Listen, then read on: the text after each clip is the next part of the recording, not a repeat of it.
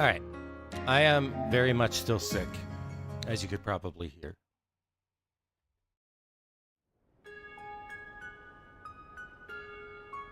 But I do not want to wait another week to keep playing. So I'm just going to push through. Going a week without video games sounds like hell to me. Anyway. At the end of our last stream, we visited the Bracer Guild and they told us that Elaine had gone missing. And in this run, we are allied with the Bracer Guild. So that means we're down one person for our dungeon exploration and game.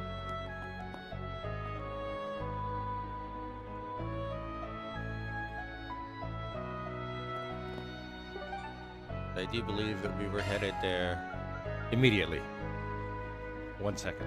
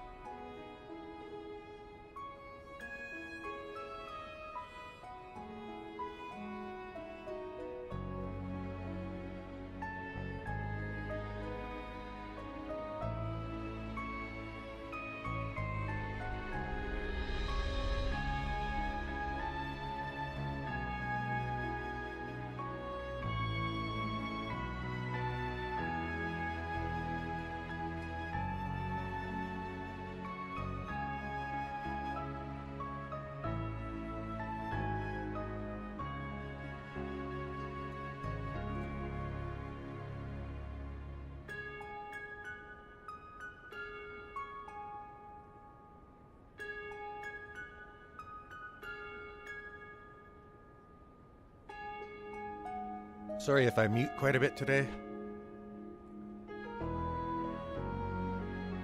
Need to blow my nose, clear my throat, etc. I will try to mute whenever I do so. Alright.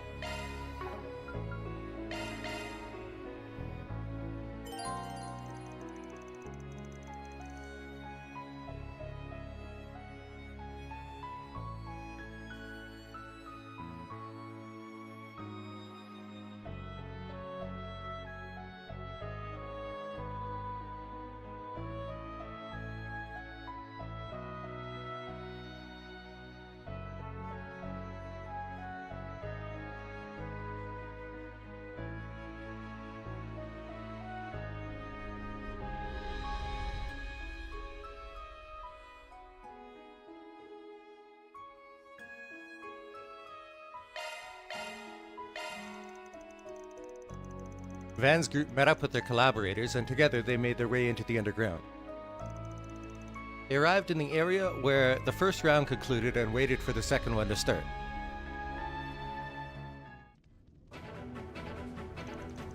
November 21st, 12 p.m.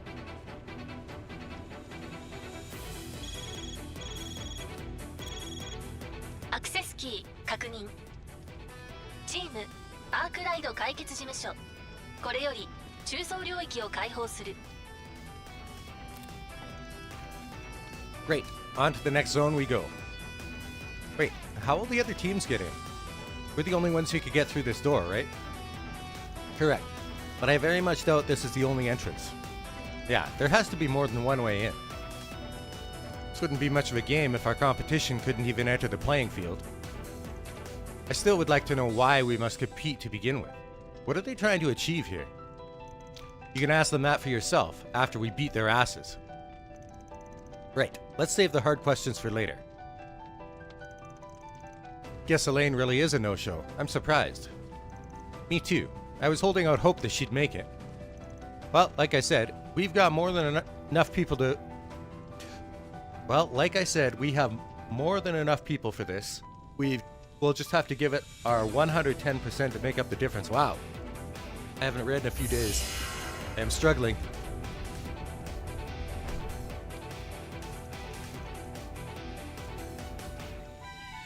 Alright, gang, let's roll.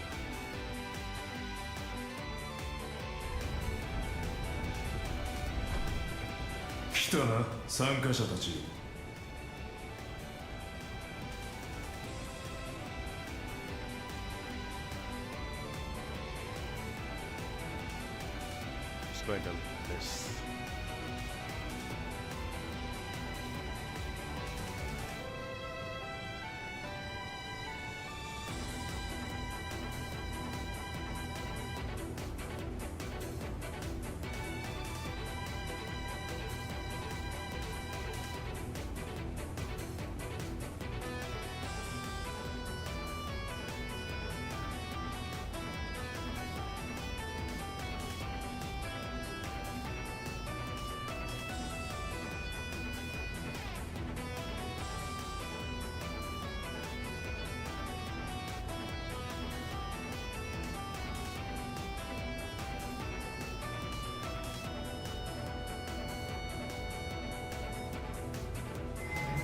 自分はアレクサンドル第2フェーズ中層領域を担当する。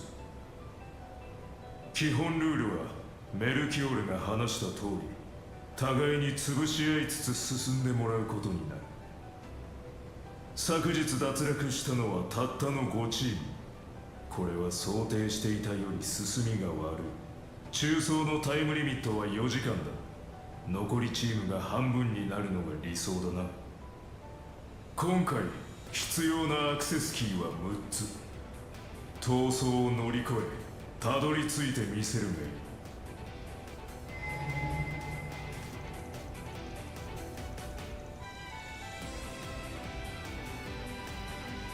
We have 3 from yesterday, so we just need to get 3 more. It's essentially the same deal as before. Our competition will be much fiercer, however. We may be fighting a more uphill battle to acquire them. Cool with me. I like a good challenge.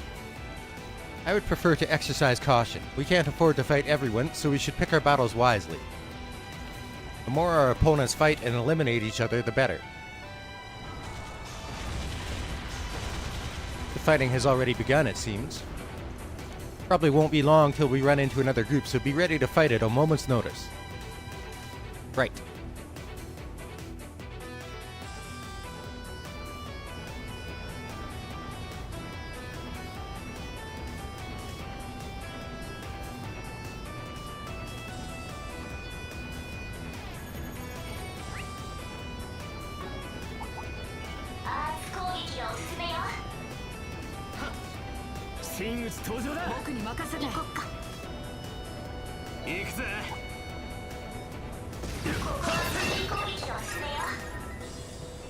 Should be noted that on the previous day, Lane was the only person from the Bracer team that we could control, and Fee and Zin moved automatically, but now that Elaine is gone, I have control over Fee.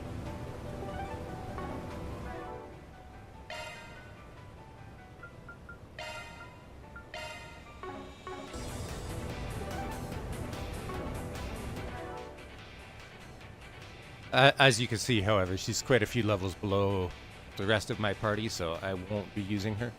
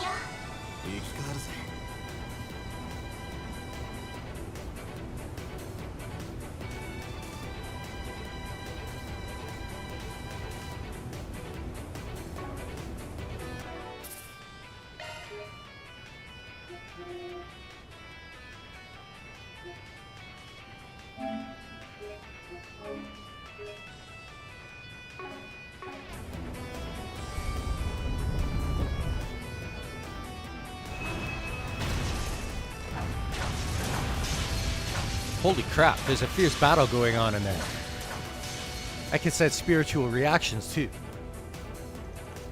Seems like one group is significantly larger than the other. この剣撃の音、もしや。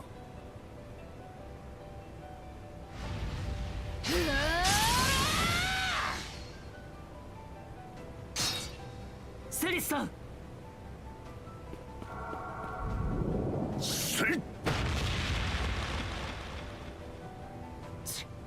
さっきからちまちまとネズミらしい戦いぶりじゃねえか。これも戦法。真正面から挑むなど愚の骨頂。猛牛がごとき守護騎士殿に理解できると期待はしていないが。んだとてめえ。落ち着いてください、セリスさん。彼らもある程度は分かっているでしょう。手だれを集めて策を浪したところでセリスさんと僕には届かないことを。We'll see about that. Sir, I believe now's the time for... Oh, I know that much, Leon, and that's exactly why I'm so confused. You're part of the Iscariot unit, ain't you? Then why didn't you tell the Congregation for Divine Worship about what you're doing here? Just what the hell are you thinking? We have no obligation to inform you of our reason for being here, and for the record, we know not of this Iscariot of which you speak. We are merely humble travelers whose curiosity led us to this place. Is that explanation satisfactory? Hell no. I'm not buying that for a second. Our commander requested that we avoid quarreling with you wherever possible. But if a fight is what you want, who are we to say no? I would rather not, but I'm afraid I see no other choice. It is a pity. I would much prefer the Holy City not lose two of its precious dominions. Don't get ahead of yourself. You don't got a snowball's chance in hell of beating us.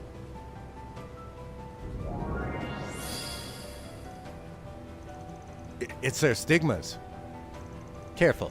The signs of the 4th and 11th are capable of immolating and freezing all in their path. We have no choice but to pull out our secret weapon. Huh? What is that? Looks to be a multiplex spiritual mark, which is made manifest using their xiphas. I presume that is the fruit of your research into our own blessings?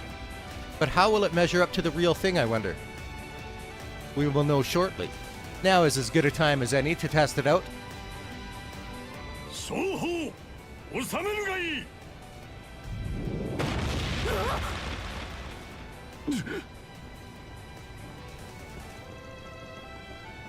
Master, what are you doing? That's one way to make an entrance. 見つかっちまったか。バルク、いえ、ベルガルド先生。Is it really him? Then the rumors were true.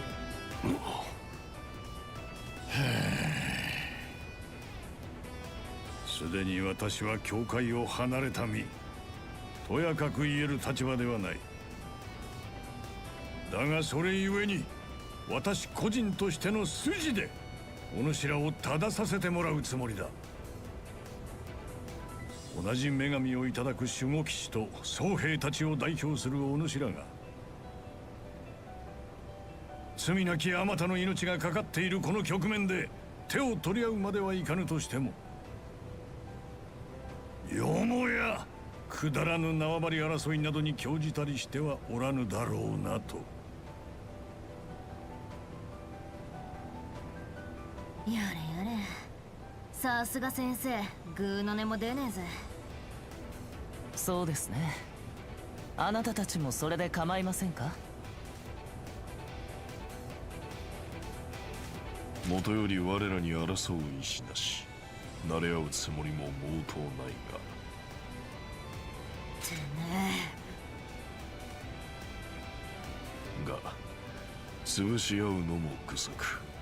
そこは死のおっしゃる通りだろう。我らは失礼する。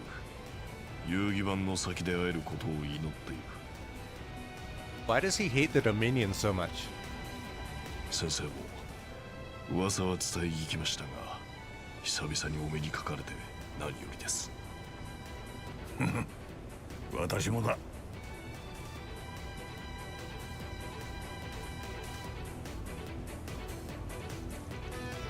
We'd only learned he was still alive the other day. But it sounds like they've known for a while now. Indeed, and I have a good idea as to who their source is as well. Glad I wasn't the only one out of the loop. So, could we pass on a fight this time? Not up to fighting a Stigma user right now, let alone 2 of them. Yeah, that's cool. I kinda don't want to go up against Master Burgard anyway. Though, you aren't getting off so easy next time. If you find us in the final round, prepare for hell on earth. A pity. I would very much like to give you hell on earth this very moment. Excuse me? Still, that can wait for after this is over. I sincerely doubt I could beat you while you have the guild by your side, so we shall bow out for now. I'm good with not fighting you guys too. Same here. I met one of the guys in your group during that whole thing with the tower last year. He was a big help. Is that right? Huh. You were leading another unit at the time, so it's no surprise you weren't aware of that.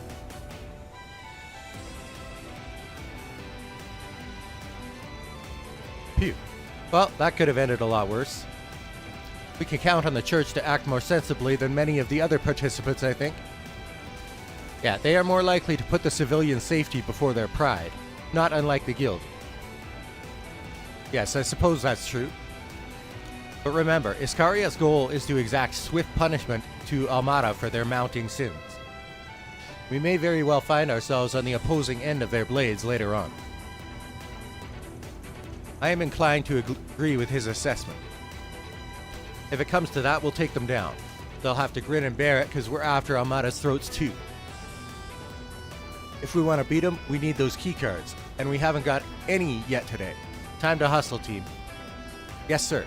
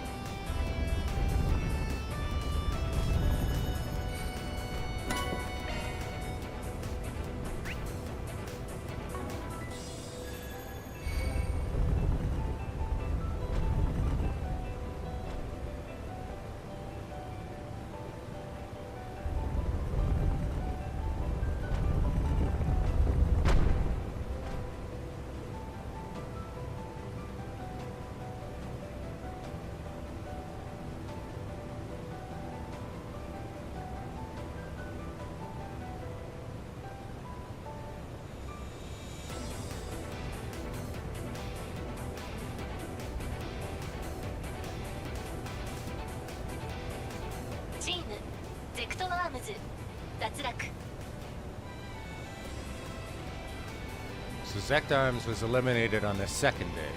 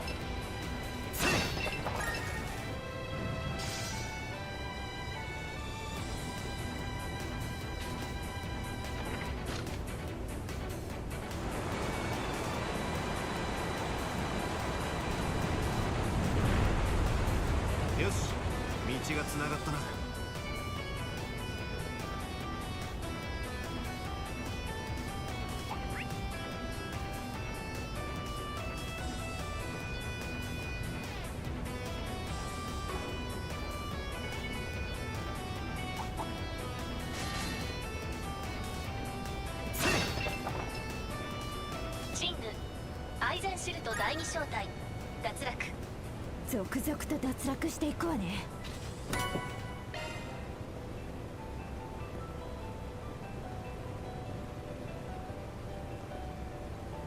区切りですね。休憩なさいますか？生き返るぜ。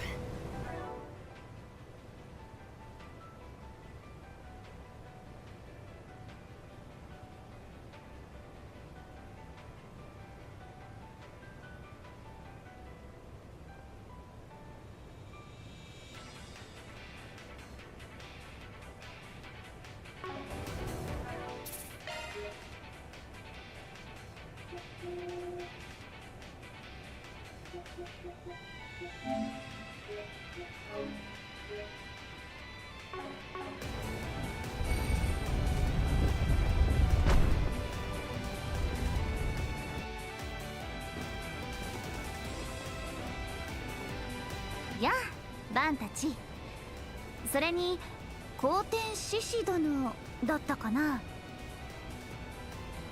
それぞれ数日と半月ぶりだから久しぶりってほどじゃないけどね。 Hang on, you met my master? Met isn't the word I'd use. We merely exchanged glances from a distance. I regret that I was unable to greet you directly, Divine Blade of Silver. こちらこそさ。それじゃあ早速始めるとしようか。 What, like right now? 先日はちょっと消化不良だったからね。続きを楽しみにしていたんだ。楽しめそうな顔ぶれなんかもさらに増えてるみたいだし。白金の牽制、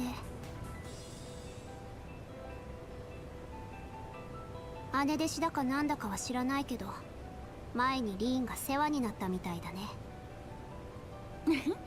彼の関係者だったっけ。両兵王殿にもまみえたことがある。成長ぶりを見せてもらおうかな。なんかムカつく。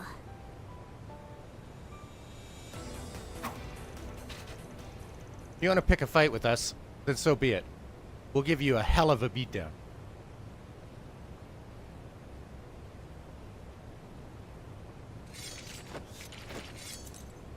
姫、お供いたします。一人でいいと言いたいところだけどこんなメンツを独り占めしちゃさすがに食い意地が張りすぎかな。存分にイカルガの力を示すといいよ。承知。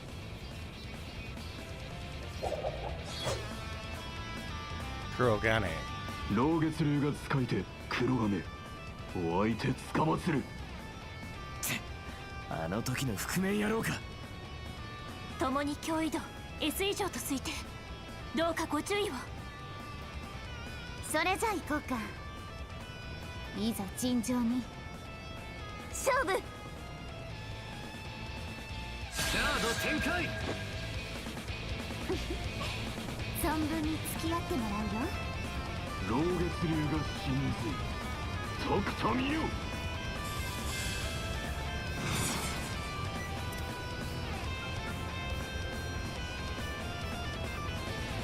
ガンガン行くぞ。どこだ。影決まりの手。上等だ。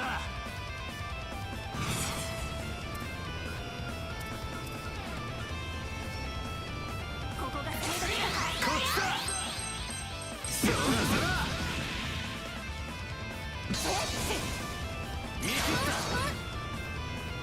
た。なめんじゃねえ。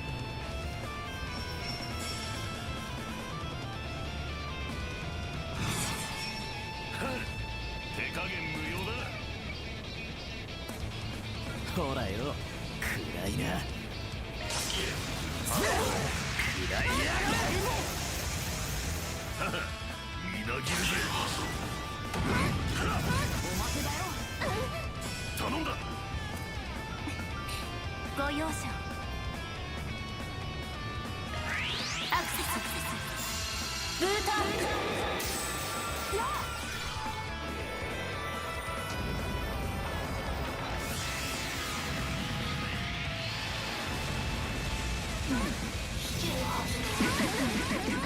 行くよ。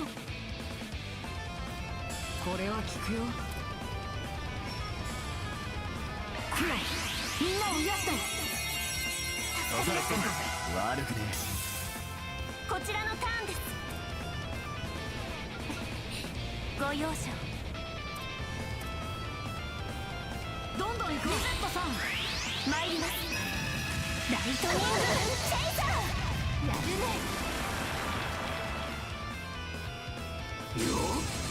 こちらの番だ。こいつは効くぞ。かかってくるがいい。機内にしようぜ。せい。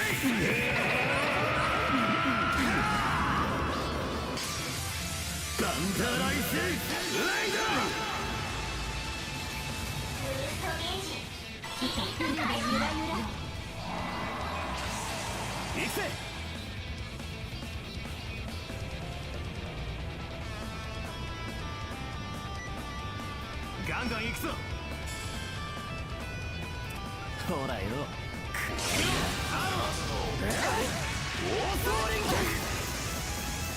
頼んだぜ。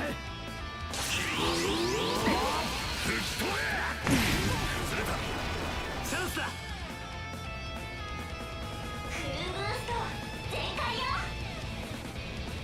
こいつは効くぜ。手加減無用だ。覚悟を決めな。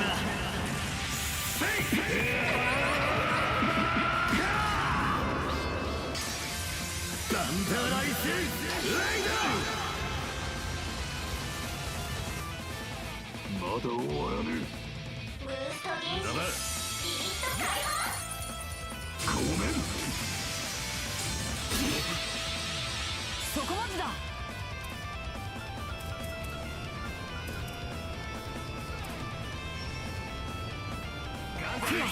みんなを癒して。悪くない。この機は逃しません。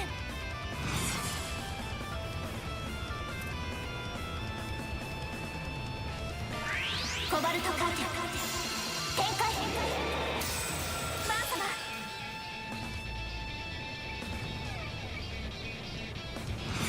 こいつは効くぜ。かかってくるがいい。こいつは効くぜ。こっちだ。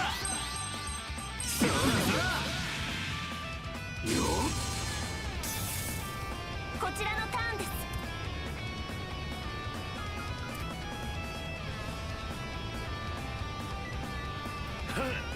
手加減無用だ。参ります。ライトニングチェイサー。やるね。いいね。想像以上だ。フィーバータイムだ。ほらよ。食らいやがれ。続け。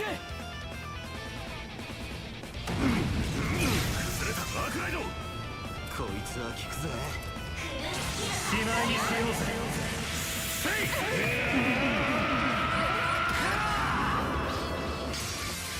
ガンダライスレイダー。任せた。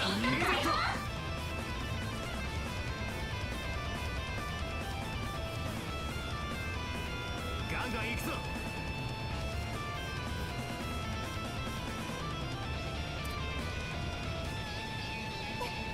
盛り上がってきたね。始まるよ。つくよにない我がたちは虚にして実。そこだ。奥義霊月一閃。そこまでだ。ドライブ開始。サテライトキュア。悪くない。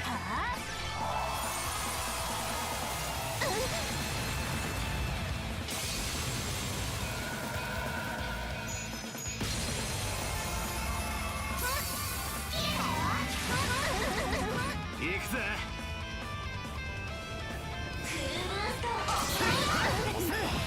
グッときたよ。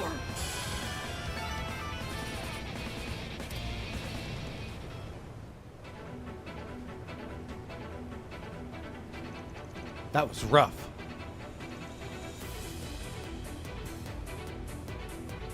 But I think we got them at least. Yeah, it doesn't look like they have any reinforcements, so I think we're in the clear. Good. I got some long overdue payback for Reen, so I'm pretty happy. Wait. いいね。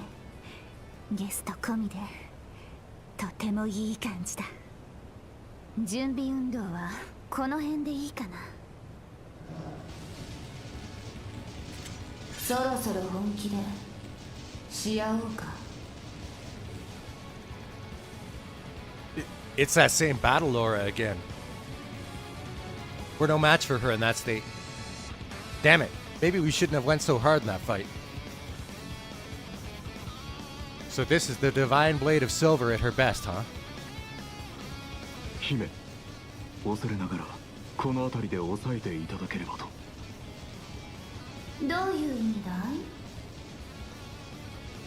これ以上は主契約の方に支障をきたしかねません。どうかこの場を。いや、いけないなあ。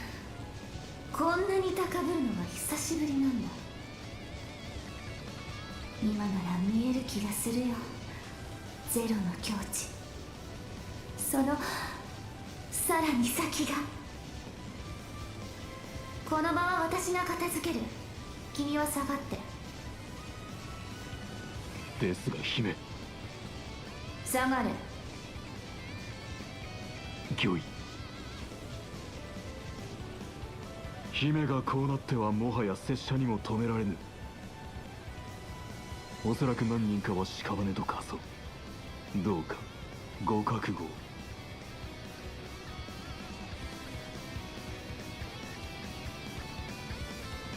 Thanks, I think. Should we fall back? No, she'd just chase after us, and I don't like our chances of outrunning her. We'll just have to stand our ground and fight back. Right, we could do this. さあ、始めようか。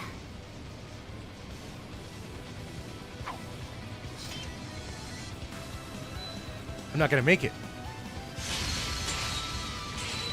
What?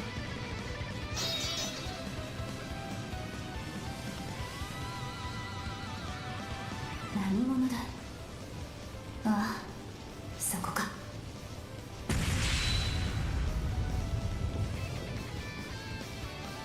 The Xiang Show? What are they doing here? まだいるね。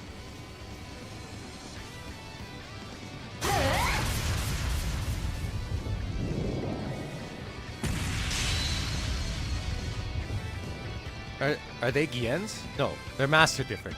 These Xiangsho must be serving one of the other elders. いい感じで濡れていたのに、よくも水を差してくれたね。I fear we underestimated her true capabilities. You may be right. Let's retreat for now. We have to protect our key. キー？ああ、アクセスキーのことか。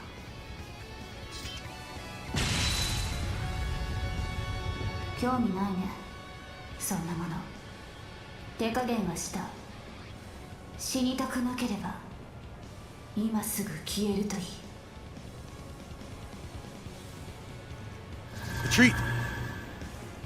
Phew. So this is what it's like to see a divine blade in action. I don't believe any of them are quite like her. 邪魔が入ったけどもう大丈夫。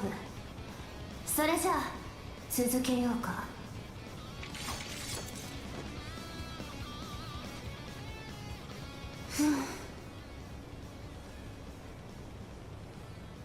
ダメだ。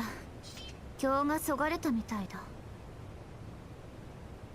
はあ、あんなどうでもいい連中に心乱されるなんてまだまだかな。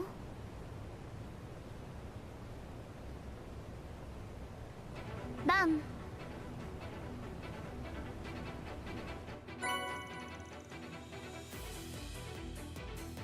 Received 3 keycards. Wait, what? Let's just call this our loss, okay? I lost the will to keep going, and that's all she wrote. チームイカルガ脱落。 You sure about this? Uh-huh. Taking part in this game wasn't even a part of our contract. I was just here to have a bit of fun, and I got my fill of it. And now that she has, we shall return to the city and fulfill our contractual duties. You may do as you please. Alright, as long as you're cool with the result. I am still disappointed that our fight ended before you could pull out that other form of yours. I'd love to see it sometime. Anyway, we're off. If you see us in the city, give us a holler. Don't be a stranger, okay?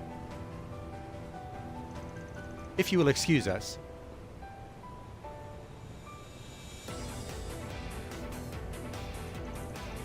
My legs are still shaking. God, that whole thing pissed me off. She got to flex and save our asses from the Xiangshu. That girl is something else. She hides a great deal of power behind that innocent smile. In any case, we nabbed ourselves some key cards and a dangerous team's out of the running. I'd call that a huge win. But we can't rest on our laurels, so let's get moving. Right. So,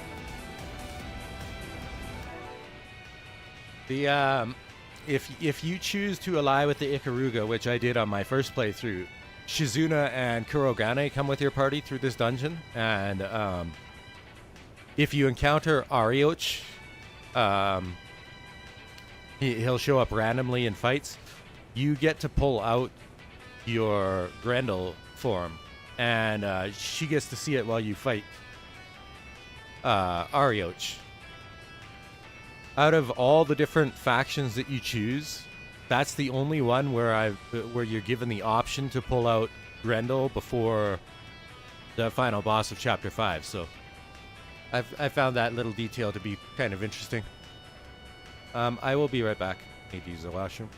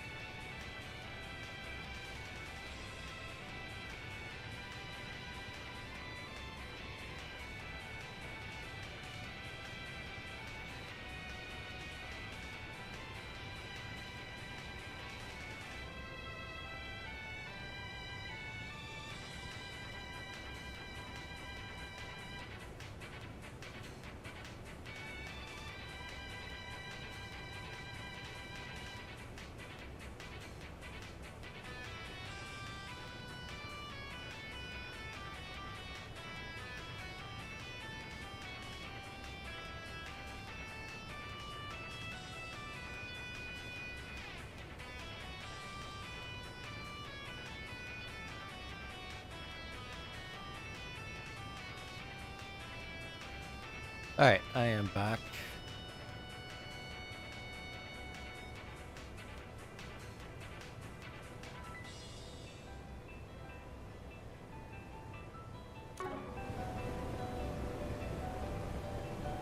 Before we go to the next boss, need to recover my CP and S boost gauges. Sorry, moving my mic.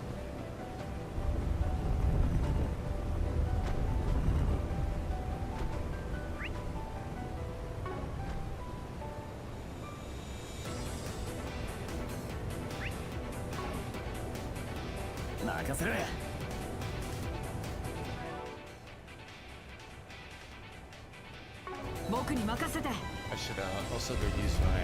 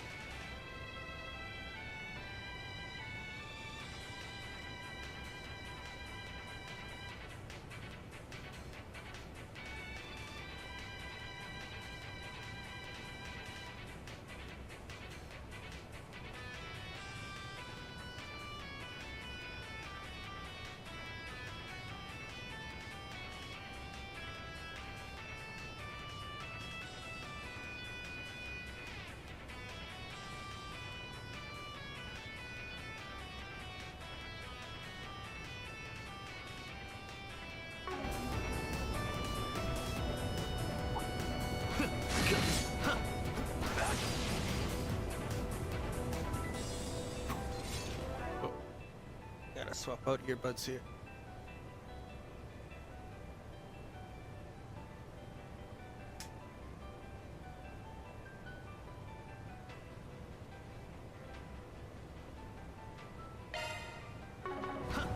Right.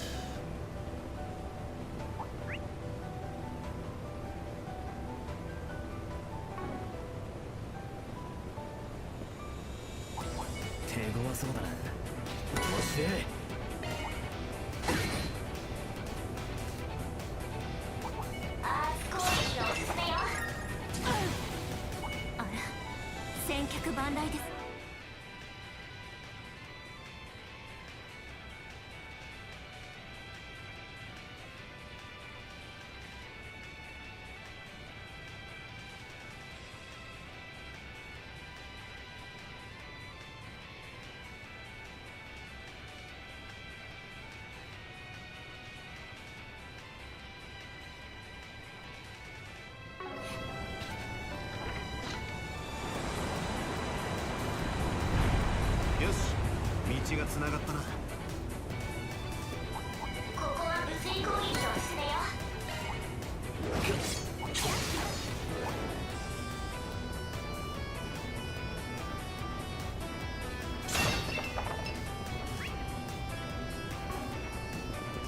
お宝じゃねえか。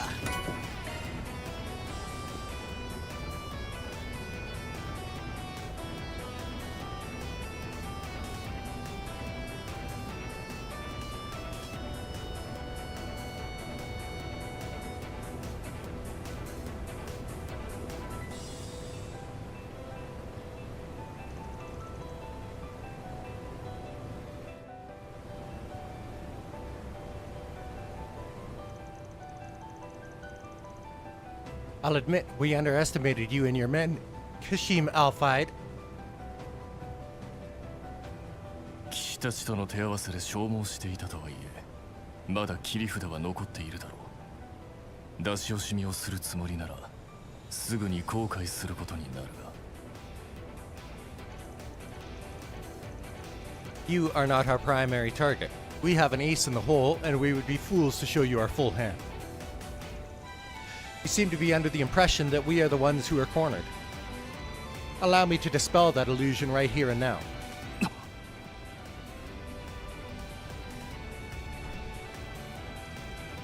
Another of Iscarius' units is on our 6. そうか。最初から2つの部隊でゲームに参戦していたのか。ならば、騎士たちとの手合わせは他のチーム、いや、我々を欺くための。Up to this point, we only showed our right hand. We kept our left firmly in the dark so we could pull it out at the opportune time. There are many formidable foes here, Heiyue, Ikaruga, and the Society included. But you are without question the greatest threat of them all. That was why we led you here, using ourselves as bait, and now the tables have turned. いい作戦だ。だが、こちらの対応力を甘く見ている。総員、A6 から A4 にシフト。弾幕を維持しつつ、戦線の再構築を急げ。Sir.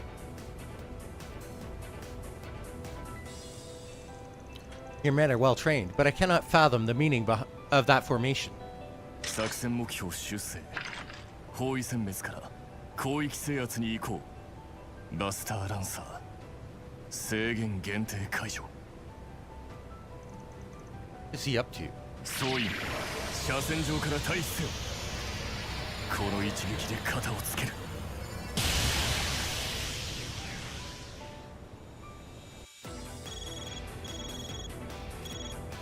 イスカリオ本隊、イスカリオ別動隊、以上2チーム脱落。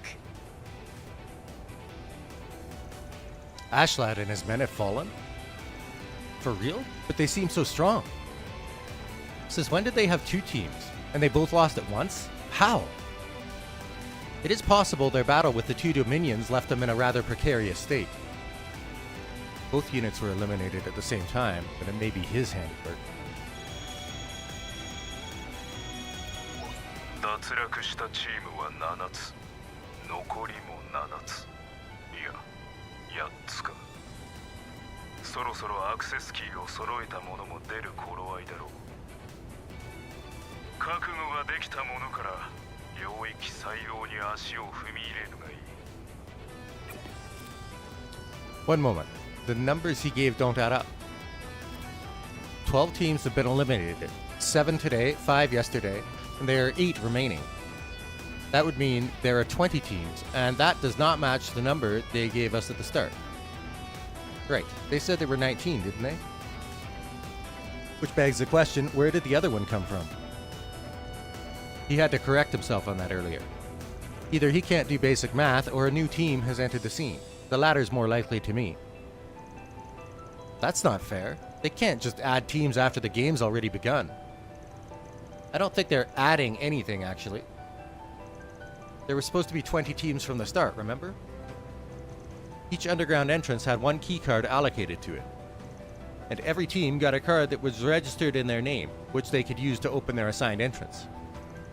But one of those entrances went unused, and that was The one we were meant to use. Yeah, everyone was working under the assumption that the guild was using that entrance. Of course, you guys had already snagged its keycard at the time, though it probably became invalid once you joined our team. My theory is that the surveillance system issued another one once that happened. Oh, I didn't even think of that. The surveillance system favors fairness above all else. So it logically follows that if someone obtained that newly issued replacement keycard, they'd have been registered as the 20th team. So now we have another team to worry about. If it was a violation of the rules, we would have been informed of it this morning, which tells me that this must be a loophole. I haven't a clue as to their aim, but I can't help but be impressed by their ingenuity. If we take all of these facts into account, there are only a few possible candidates. There must be someone we met in the game that knew about us joining forces with another team. Yet another mystery to add to the pile. That's the last thing we need right now. Wait, it couldn't be... Well, there's no point in stressing over it. If they're starting out today, they're going to be short on cards. We've already got the 6 we need, so we just need to book it to the end of the zone. True enough. Time to put that soldier boy out of commission. Let's do this thing, you guys. We better hurry. The time limit is creeping up on us, so let's get moving.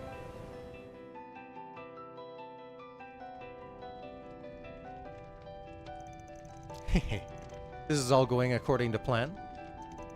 At this rate, though, the team that'll reach Alexandria is sure to be.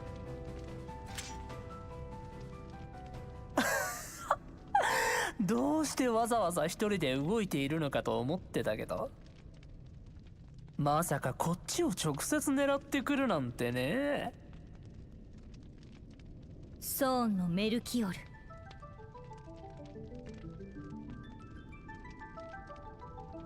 Melchior of the Thorns.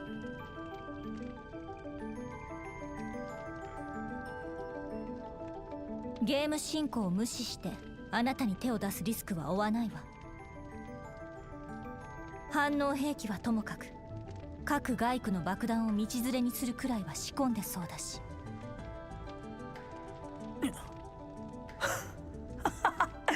ほんと大したもんだよね。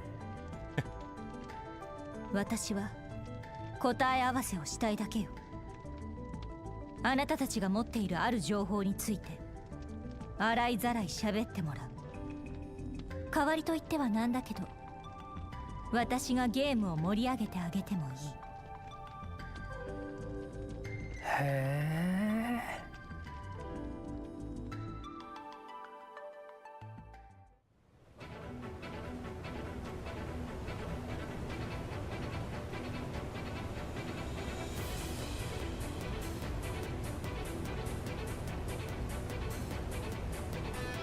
Alright. So Elaine took the extra key card and she went and hunted down Melchior. Not to beat him, but to threaten him. Bargain with him. トレジャーを感知してね。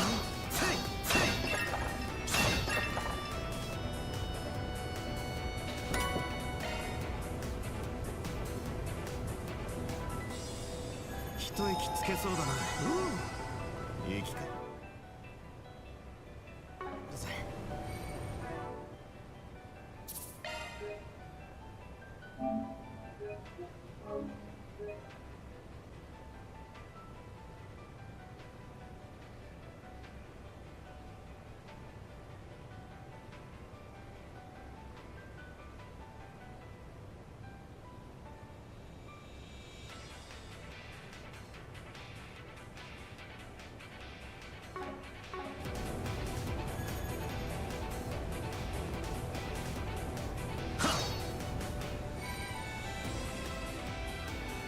規定数のアクセスキーを認証。ロックを解除。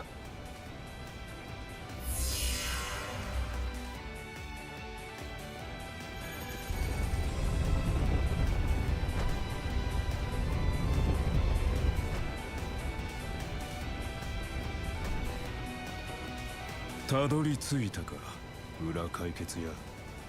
上層に続いて一番乗りとはな。You're one of the people responsible for the incident in Basel. About time we settled the score, you son of a bitch. あの時ラングポートで会ったお前たちとここまでの因縁になるとはな。だがこれも定めか。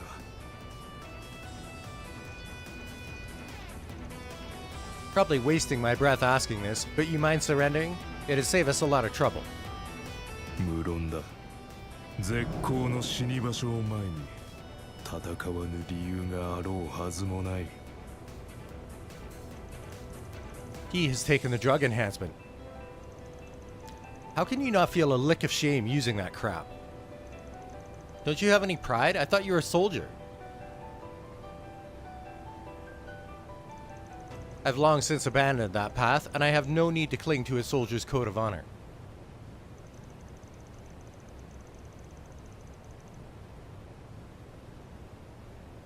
I left all behind the moment I murdered my own father and betrayed the man I swore to serve.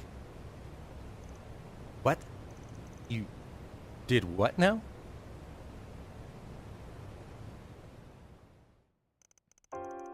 My lord was among the vilest of men. He cared not for anyone but himself. When his own country turned to salt and collapsed, he turned his back on his people and fled. My family, his royal guardsmen, followed suit. I was only 5 at the time. My father trained me in martial arts so that I could serve our master. Though, as my lord grew in age, so too did his greed. He longed to reclaim his home. And his moment arrived when a leader of the northern Jaegers who ran the country in his absence fell in battle. He seized the moment to begin his conquest. Moving to occupy the city of Haliask, he ordered us to assist. His lofty ambitions had no hope of coming to fruition, though. We quickly found ourselves surrounded. As we scoured for any means of escape, our lord gave my father and I another order: forge an opening by slaying our poverty-stricken countrymen. That was one order I could not carry out. I may not have lived in the city for long, but they were still my people. My father sensed my hesitation and branded me a traitor. Then he challenged me to a duel to the death, even though he did not wish to do so. I fought like my life depended on it, weaving between strikes from his iron fists and trading blow for blow. In the end, I was the victor. As my fist pierced his chest, his final words were, "Be a prisoner no more." Then, I fled. I abandoned my master and became a soulless wanderer. I lost everything: my people, my home, and the place where I was meant to die. Then 5 years ago, I met my new master here in Calvard.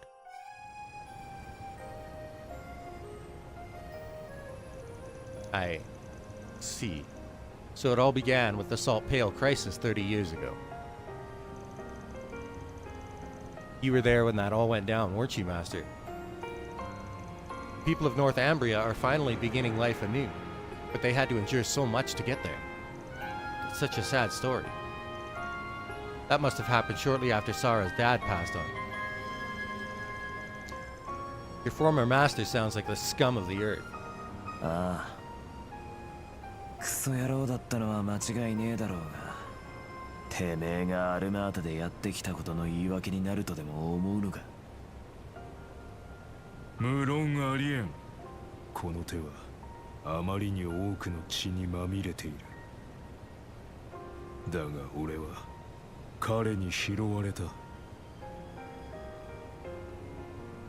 恐怖を振りまいて歩く死そのもの。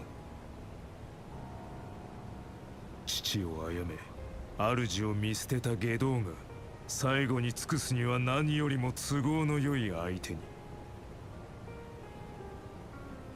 俺が死に場所を探していることを見抜き、絶好の機会を与えてくれると約束した彼に。ああそうかよ。ようやくこれで生たちの仇が討てるぜ。てめえみてえな勘違い野郎の目を覚まさせてやることでな。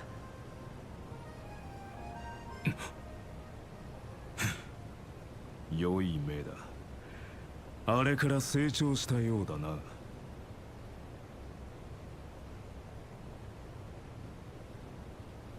ならばこれ以上の言葉は不要。確かめさせてもらうぞ。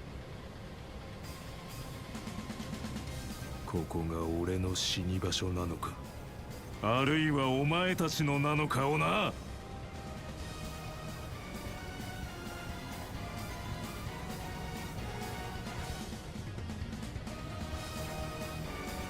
上等だ。相手は紙幣。何としてもねじ伏せるぞ。シャード全開。質量とスピードに気をつけろ。かか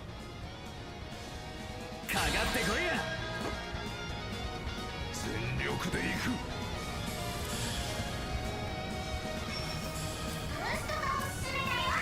コバルトカーテン展開。バン様。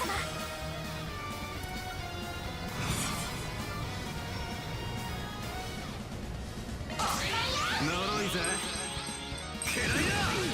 フィーバータイムだ。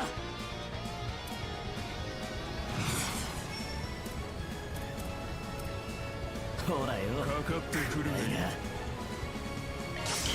オーコーリング。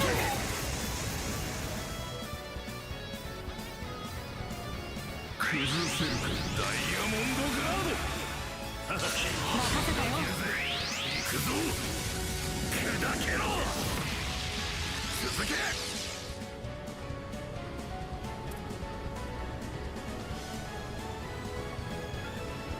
ガンガン行くぞ。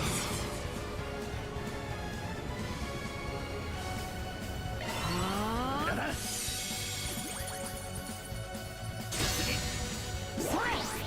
頼んだ。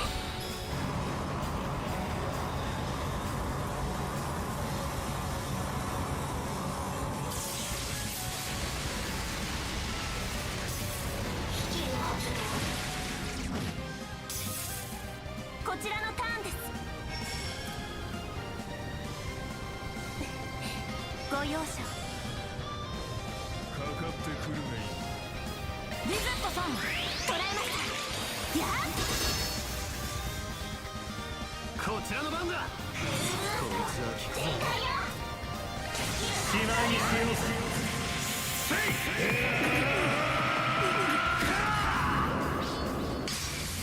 バンダーライスライダブーストゲージリミット解放。ー。行くぞ。吹き飛べ。負けないよ。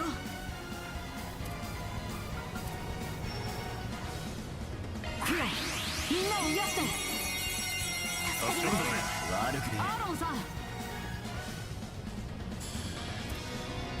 ほらよ。暗いな。任せたよ。暗いやこの程度。続けやバン。フルブースト。覚悟を決めな。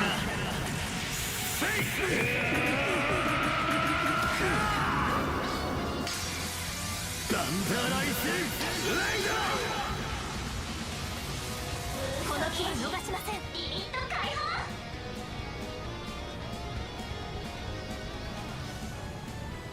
どんどん行こう。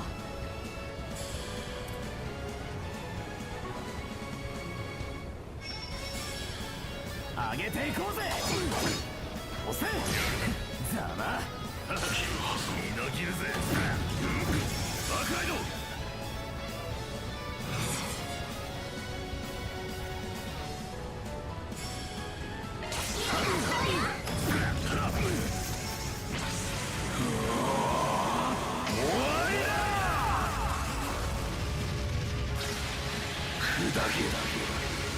ボルテキスブレイカー。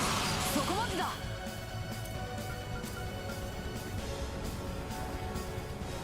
クロ、みんなを癒して。助かったぜ。悪くねアーロンさん。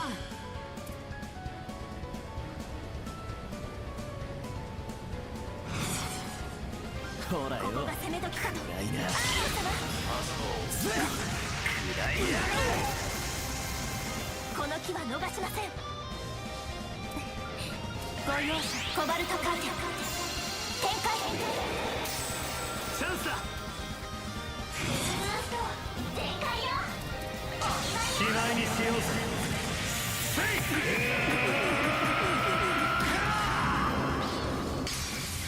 ダンダーライスレイダー。ただではやられん。ブーストゲージリミット解放。覚悟はいいか。そりゃ好きにはさせん。ここです。この木は逃しません。もらった。バン様。フルブースト全開よ。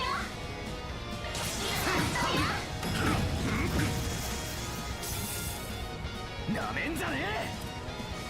ほらよ。オースモリンケ。チャンスだ。これは効くよ。ここがその時は。悪くねリゼットさん。チャンスです。押せ。チャンスだ。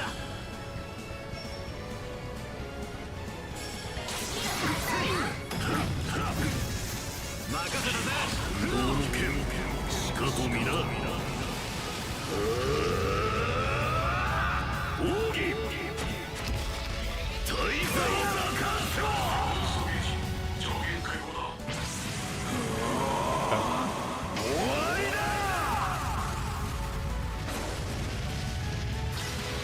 砕けボルテキスパイカー。フィーバータイムだ。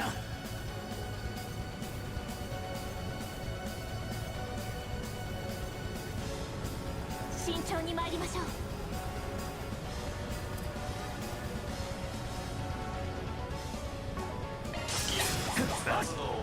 リゼット頼むぜ。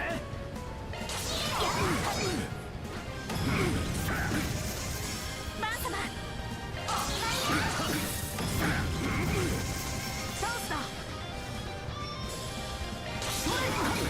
こせ。までか。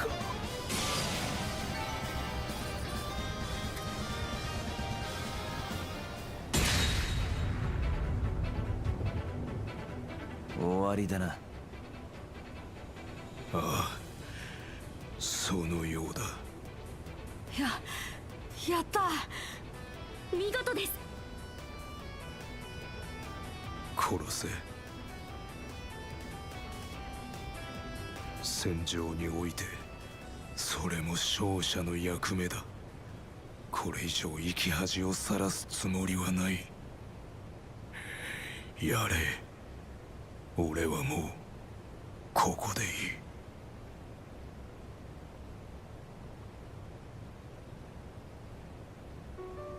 断る。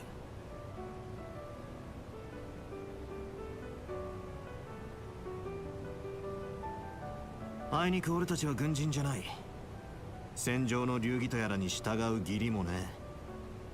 そもそも無用な殺生は静止団の流儀でもありません。まあそういうこった。誰がてめえなんぞの言いなりになって解釈なんかしてやるかって話だ。俺はまた死に損なうのか。ああそうだ。死に逃げなんてふざけたまね。誰が許すかってな。一生背負ってもらうぞ。てめえの親父や生たちの死を。アルマータでやった全てを。そうだな。そうやって背負い続けて生を全うしたら、今度こそあんたの親父が言ってたもう囚われるなの意味がわかるんじゃねえか。不思議な連中だ。故国を去った後、ボスではなくお前たちのようなものに出会えていたら。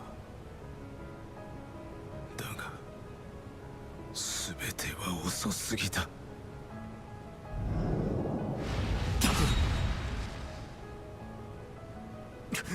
バカ野郎。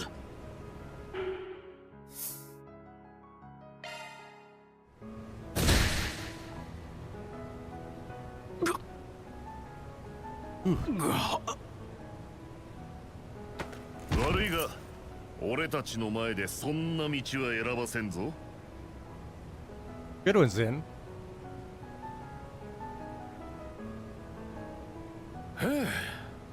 大丈夫かお前さんたち。ああ、助かったぜ。くそ、油断したぜ。人を出しに使いやがって。ヴァンさんに倒されるのを見越した最後の悪あがき。あくまでも戦場でか。軍人としての矜持であろうな。はい。でも止められてよかった。中操担当者アレクサンドル脱落。領域クリア。第2フェーズ終了。やあやあ、お疲れ様。ついに中層領域も突破か。やるね君たち。ゲームも順調。このままぜひとも最後まで駆け抜けてほしいものだよ。メルキオル。ほんと虫唾が走るわね。そう邪険にされると嬉しいよ。さて、ついにゲームも明日が最終日だ。まさに佳境ってやつだね。午前7時、それが第3フェーズの開始時刻になる。残りの8チームの中で誰がボスの元にたどり着けるのか、今から楽しみだ。それじゃあ、オルボール。明日で最後ですか。残るは仮想領域、そしてキャツラの狩猟が牛耳る王宮跡のみか。ここまで来たらあとは駆け抜けるだけです。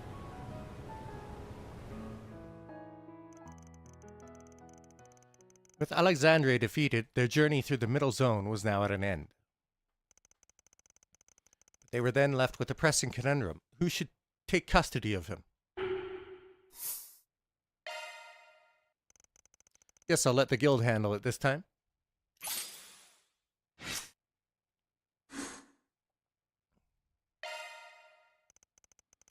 Not long after, that concludes our report.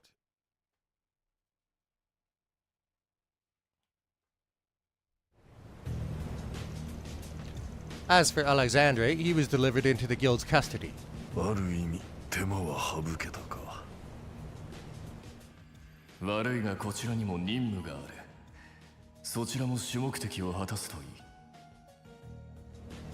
我々のやることに変更はない。もう一つの標的の裏取りは。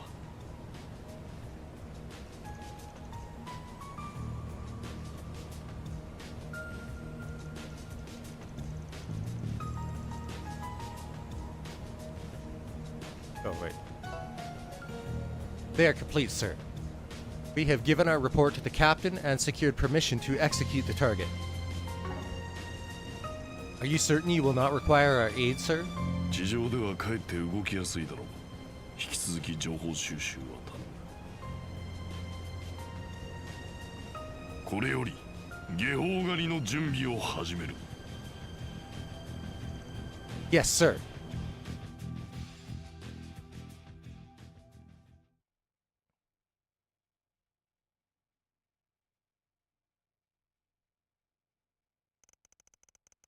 After the second round came to an end, they parted ways with their allies and returned to the hotel. However, they would have an early start the following morning, so they decided to prepare for the next round in advance. As such, they took a short rest and set off again that evening. November 21st, 6 p.m.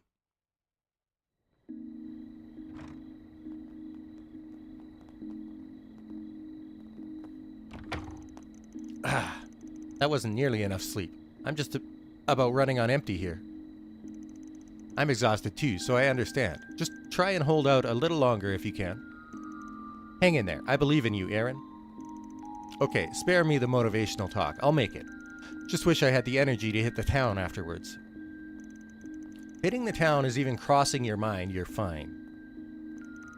It's only 6 p.m., so all the shops in the city should still be open. Good deal. Let's do as much prep as we can, and maybe we could take on a request or two if we're feeling up for it. Don't overdo it with them, though. Getting through tomorrow is our top priority. I'd rather not stay up too late if I can help it. It's bad for your skin. Unless there is an urgent matter that requires our attention, we should make it back to our room at a reasonable hour. Alright. I am going to run and grab a drink because I need to stay hydrated while I'm sick.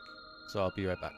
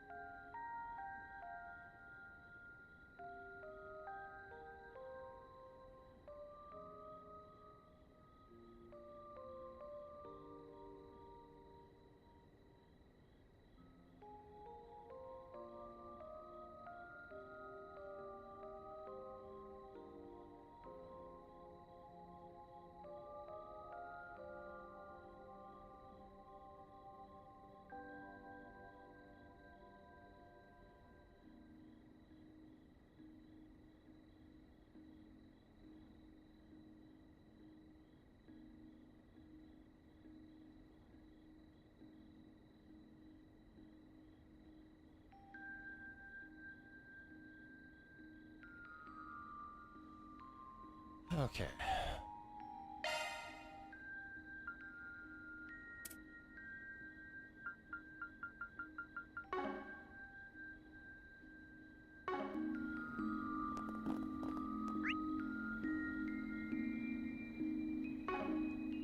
Now,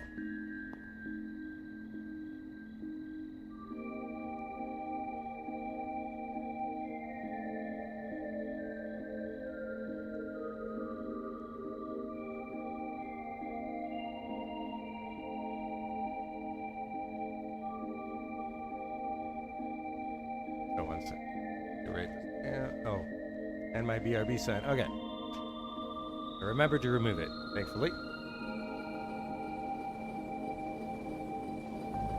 Now, there's a couple of side quests tonight. I am doing all of the side quests on this run, but in addition to just doing them for story reasons, there's an event on the next day where you cannot get the best version of, or you can't even answer the question that you're asked correctly without having done 2 specific side quests while you're here. I keep forgetting to sell some of my Curio bombs, so I'm going to do that now. There's a bunch of chests that have them inside, and you cannot pick them. You cannot take the contents without discarding them. If you have too many. Alright. Oh, hey, look who it is. Ah, it's you. We owe you for yesterday. Seeing my daughter make strides on the battlefield filled me with pride. Abby. 2 Jaeger commanders out shopping together? Did Gehenna freeze over or something? Or are you guys just prepping for the battles ahead? The latter. Well, with Farida's help, and yours as well, we were able to attain victory. but there are still fearsome foes ahead, Marduk being one of them. Should we be unlucky, I may have to face my own son. I really hope it doesn't come to that. Well, if it does, don't worry. My blade will not yield to my heart. I would relish the opportunity to witness his strength for myself. We may have been eliminated, but we still must remain vigilant. Based on what happened to Aida, we know Almada will attack when we least expect it. You and Farida have done well so far. The greatest of soldiers revel in overcoming insurmountable odds to achieve honor and glory. If you aren't careful, however, someone else may steal the killing blow and claim victory for themselves. If you do not wish for that to happen, then win. さてと Encouraging words. Okay. So.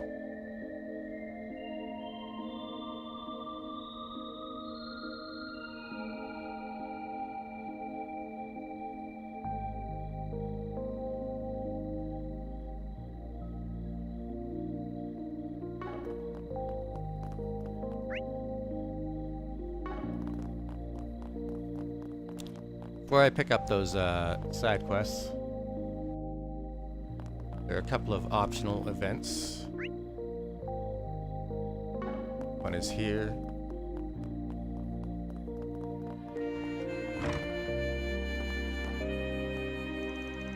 Oh, hey, you guys. It's good to see you again, Judith. What the hell are you two doing together? They're catching up, of course. They fought side by side together back in Crossbell. You sure met a lot of people since you moved there. Yes, although my reasons for moving there were self-indulgent, a lot of good came from that decision, including meeting the members of Thor's Class 7. Oh yeah, weren't they the people who put a stop to the Great Twilight? Yep, and I was one of them. If you'd like, I could tell you more about my classmates someday. Lots to talk about with them. That sounds great, let's do that.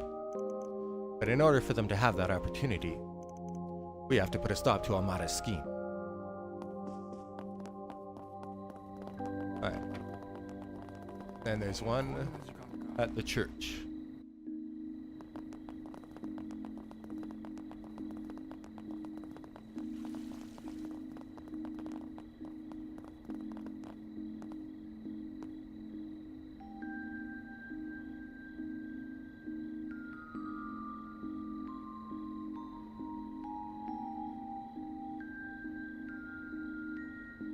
そうですね。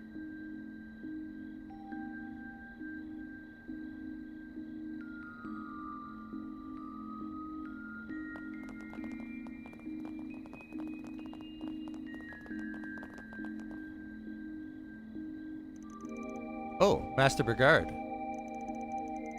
So you're with them now, huh? Indeed. I am aiding the Spriggan and his friends with their work.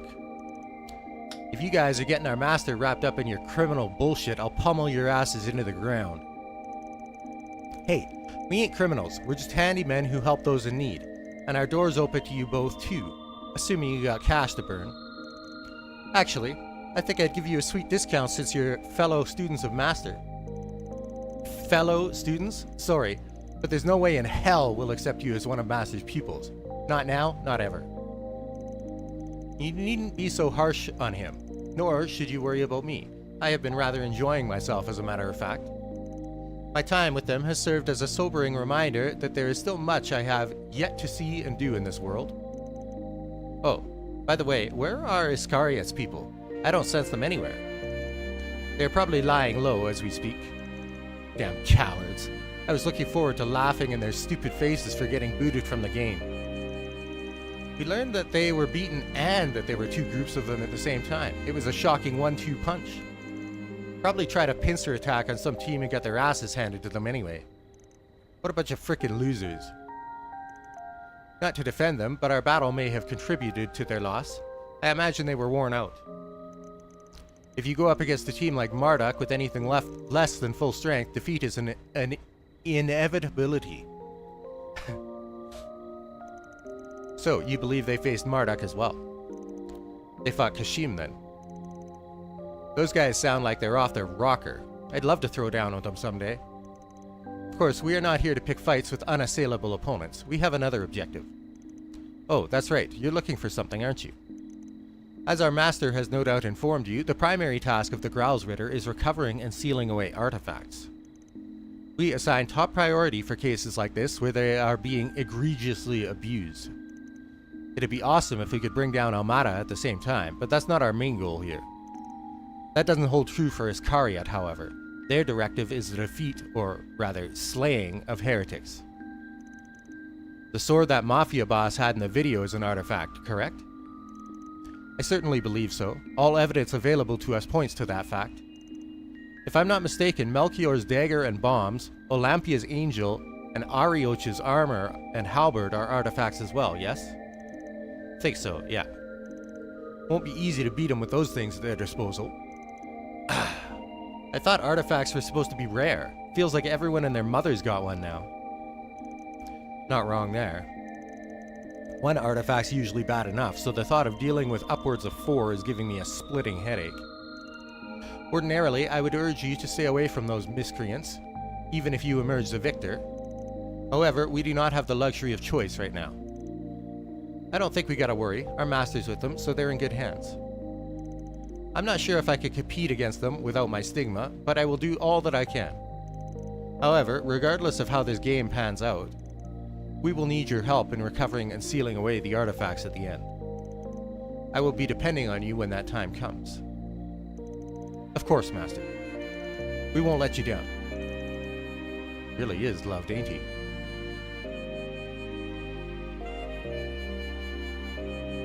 Drink time.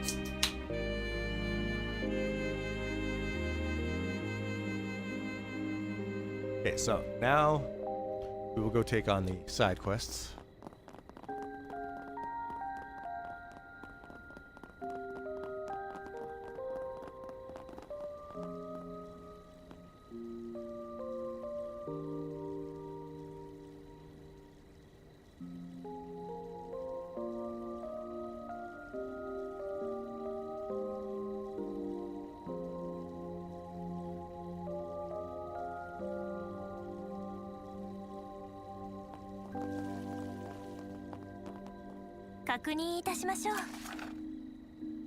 Lost Lord Lucio. Lord Lucio and his friends have gone missing. I humbly request that you begin searching for them immediately. I will be waiting in the first floor lobby of the hotel in the Eastern District to explain the details. Secretary Ino.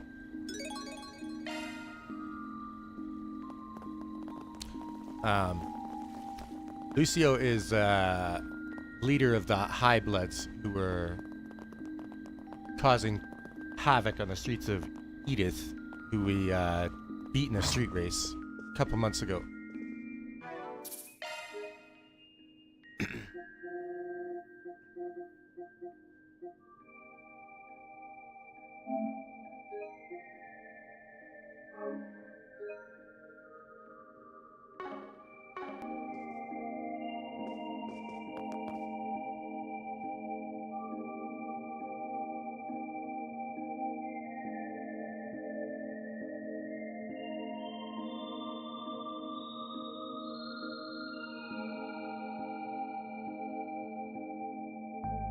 さてと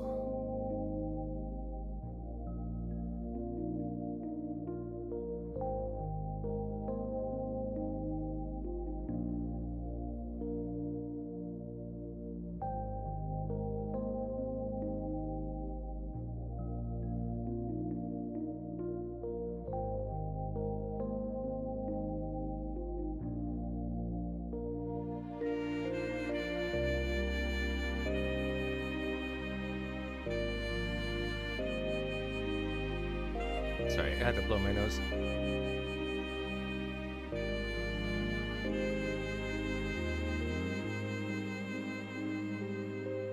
さて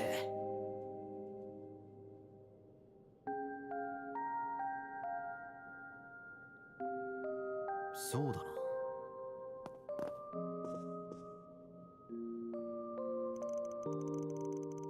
Ah, you must be the fixers. I've been awaiting your arrival. My name is Ino. I'm the executive assistant to the president of ETWS. You're the one who issued the request, yeah? Mind telling us more about it? Can you fill us in on who you're looking for? Certainly. We're trying to find the president's grandson, Lucio, and his friends. Wait, ain't that the name of the High Bloods brat? Ah, so you know him. You mentioned in your request that they went missing. When's the last time you heard from him? That's not the issue. Even if he had gone a month without contacting us, we wouldn't consider it a cause for concern. Lucio spends most of his time riding with his friends and causing trouble every which way, so he rarely ever comes home. So why put out a missing person request? We received a call from Lucio a few hours ago. There was a lot of interference, so we couldn't make out what he was saying. Then the call was abruptly cut off. I tried to call him back several times after the fact, but there was no response. That's definitely concerning. You sure he wasn't just screwing with you? That's entirely possible. It is. However, just before the call ended, I swear I heard him say, "Save me." After discussing the matter with the president, we decided to request your assistance. If what you say is true, then we must act swiftly. Have you considered contacting the guild or the police about this? I discussed that possibility with the president. He determined that this was a matter that required discretion. If the media catches wind of this, it could turn into quite the scandal. Oh, so the president values the company's reputation over his own grandson's safety. Please don't hold his decision against him. He's in a position of responsibility, so he's stuck between a rock and a hard place here. What should we do, Mr. Arkwright? We will accept. Sure, we'll take the job. Not every day you get a request from the family that runs ETWS. Hope you got a nice reward in store for us. Of course. So, where should we start looking? What if they've already left Erasion? Then the High Bloods are as good as gone. Let's not go there just yet. We haven't even begun our investigation. I'd like to inspect the data on the phone that received Lucio's call. May I see it? I promise I won't look at anything unrelated. Understood. Let me go fetch it. Here you are. Cotter took the communication device from Ino. I need to return to my work, so I'll leave the rest of this to you. Good luck with your search. I hope you'll find Lucio safe and sound.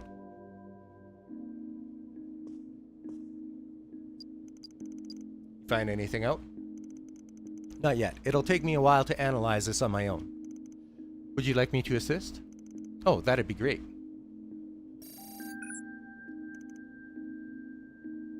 Got it. Signal from the source transmission is weak, but fortunately for us, there aren't any devices interfering with the connection. Pinpointing their location was much easier than I thought it'd be. So where are they at? They're in the North District. We'll find them in the labyrinth entrance that's next to the exchange shop. That just so happens to be the entrance the Society is using. What? Is the Society involved in this? I guess it's not impossible, but I don't think they'd waste their time messing with some punk-ass kids. Regardless, I suggest we make haste. Great. Let's head out over there. 解決業務開始だね。Think? Oh no, not today. Yeah.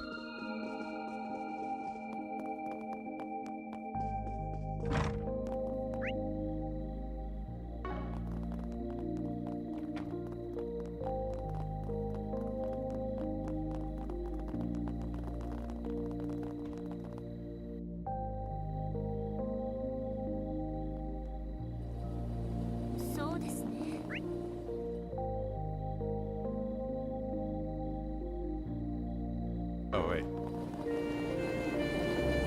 I was in the East District.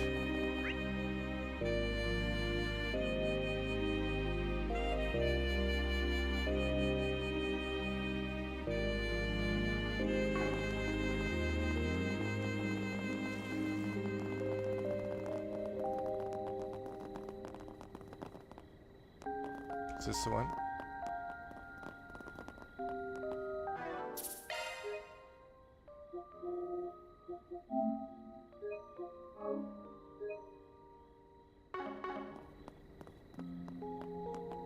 No. It did say East District, right? It's a exchange.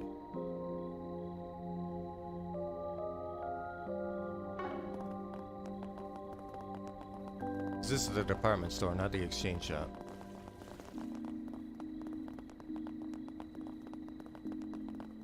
Okay.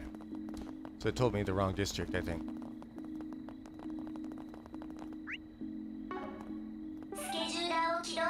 Or I misread.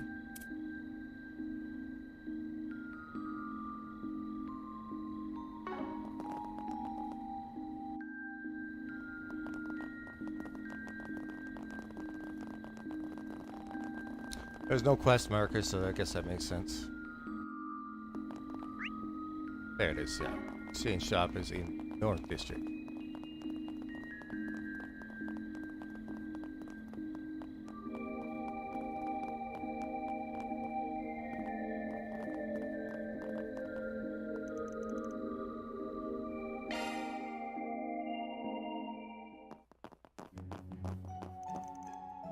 There they are. That doesn't look good. We should probably keep our distance. Oh, what in the blue blazes? Hey there, how's it going? Rather poorly, as you could plainly see. Why don't you cease with the pointless questions and help us? Will do. We are being paid to get you out of this jam, after all. Then hurry the hell up and do something about this. Would you mind explaining the situation first? Are you blind, woman? We're being held against our will, so just get us out of here already. But how can they? We've got these restraints, and if we force them off, they'll blow up. I recognize that machine. Looks just like the one we saw earlier today. And those look like Melchior's bombs. Alright, start talking. If you want us to save you, then you're going to need to fill us in on all the details. Very well. Over the last few days, some people we've never seen before started coming in and out of these underground areas. And we weren't too hot on that. We wanted to know what they were up to, so we snuck in here. That's when we came face to face with that scrawny-looking psycho. Had some weird-ass mid-hair. And he said something about wanting to drown us in our blood for trespassing, and then he attacked us. We tried to gang up on him, but he just knocked us all out with one swipe. When we came to, we were here. Well, I think the culprit is fairly obvious. Yeah, this case has Melchior written all over it. Hate to say it, but it, kinda sounds like you brought this on yourselves. Yeah, this whole room reeks of dumbassery. Did you only come here to mock us?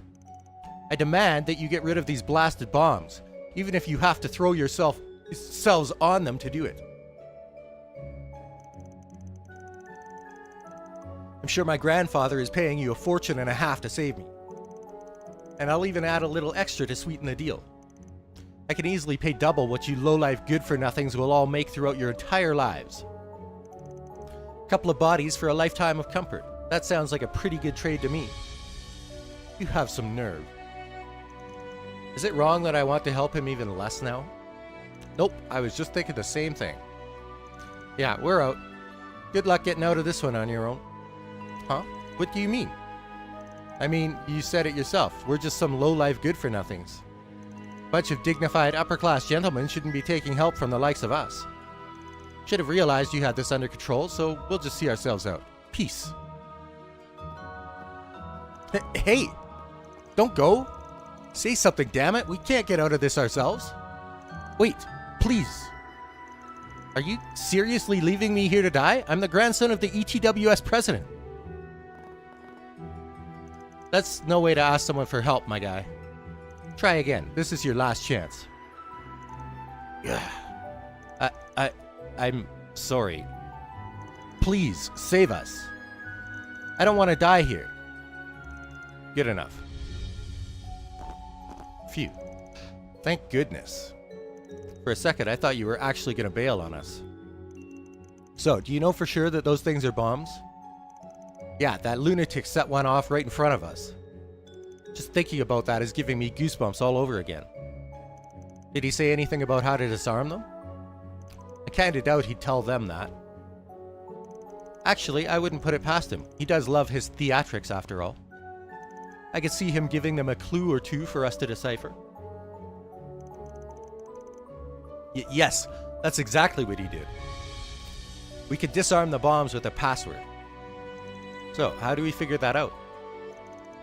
You have to solve an Erasion quiz. A what now? I said an Erasion quiz. Don't make me repeat myself. That rat bastard made us memorize the questions. He said the answers would help you find the password. That guy loves screwing with us, doesn't he? Why am I not surprised? So, what are the questions? For your sake, I really hope you didn't forget them. Of course not. There were 4 in total, so each of us committed one to memory. Why did they have you do it that way? Couldn't you just remember them all? That is likely beyond their capabilities. We shouldn't expect so much of them. Shut the hell up. Thanks to all your rambling, I went and forgot it. What the hell, Damien? If you forget your question, we're all doomed. Oh, wait a sec, it's on the tip of my tongue. Ah, I remember now. First question was, what is the height of the tallest cathedral in the city? You scared me half to death. The second question was, how many films are currently screening at the movie theater? Third question was, how many years has it been since the Opera House was renovated? The last question was, what's the number on Erasion's one and only red tram? Oh, and he also mentioned the question order doesn't matter. Got it, I've memorized them all. I sincerely doubt we'll be able to guess the answers, but we should be able to figure them out without too much trouble. Yeah, those questions don't sound too tough. You guys happen to know any of the answers? Surely they teach some of this in school around here. You seriously expect us to remember such trivial numbers? The only numbers that matter are the ones on our speedometers. Should have known these dumbasses would know nothing. We'll just have to go find them ourselves then. Just sit tight until we come back, and don't move a muscle, unless you want to be blown to Kingdom Come. You will come back, right? What kind of heartless monsters do you take us for? That said, there's a sliver of a chance we'll forget about you guys. If that happens, then, my bad. Please don't forget us. Shall we search the movie theater first? It's close by. The order doesn't really matter, but yeah, might as well. We'll have to head to the other 2 districts for the Cathedral and Opera House questions. We'll save the red tram for last. It's rare as hell, so we may have a wild goose chase in our near future. Now that you mention it, I don't think I've ever seen it. Me neither. We'll worry about it later. Let's go to the other 3 spots first.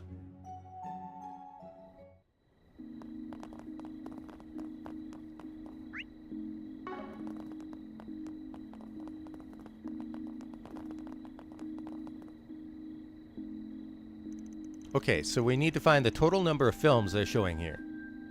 Let's ask the receptionist. Ready to go in? I think it might be best for me to wait out here. Ah, right. You might be recognized in there. Nah, I think she'd be fine. She ain't wearing anything too sexy, so I doubt anyone would connect the dots. Excuse me? You seriously think sexy outfits are tied to my identity? Zoe! Oh, I'm sorry. I mistook you for someone else. Zoe always dresses in much more revealing outfits. Oh, it's fine. Do you like movies, ma'am? Yes, I do, young lady. I've seen every film that's in the theater right now. Well, that's convenient. Could you tell us how many films are presently being screened here? Of course, they're showing 8 films right now. If you haven't seen it, I'd highly recommend Climber's Story, by the way. It's a documentary about mountain climbing. It made me want to try my hand at it. We'll consider watching it. Thank you very much. If you decide to try mountain climbing, please do be careful. Thank you for your concern, dearie. Now then, I hope you all enjoy the films here. So there's 8 in total. That's more than I had anticipated. I heard they screen them on rotation. Anyway, we have our answer now. She saved us a trip to the receptionist's desk. Thought she caused one of us a fair amount of distress, it seems. Though she caused one, yeah. I don't just take on sexy roles. Let's, leave her be for the time being. She suffered mental damage.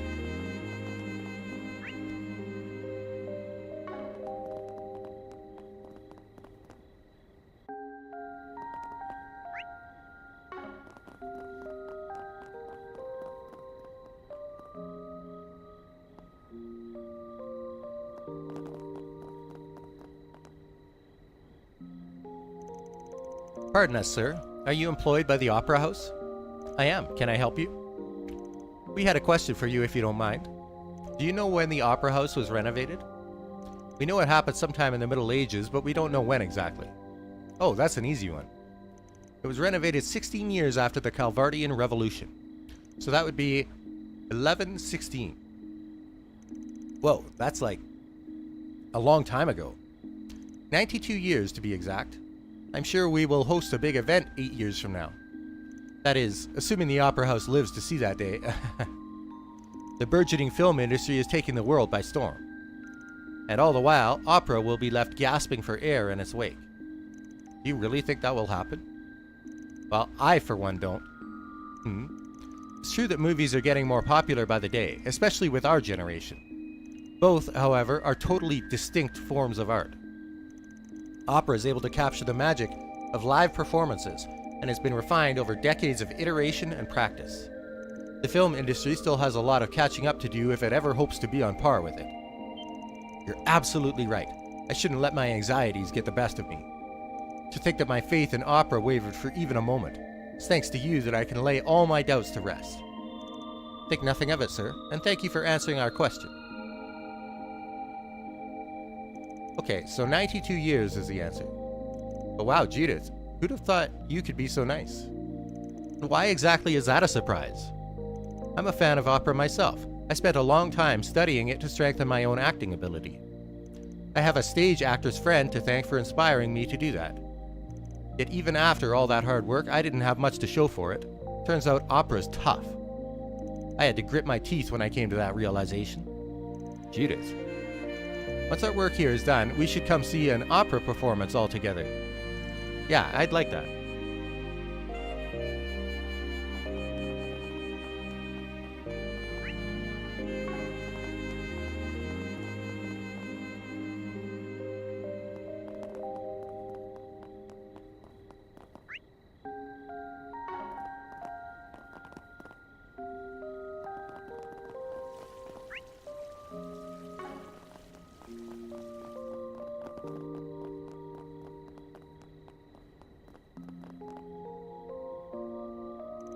Okay, so we need to figure out the height of this place.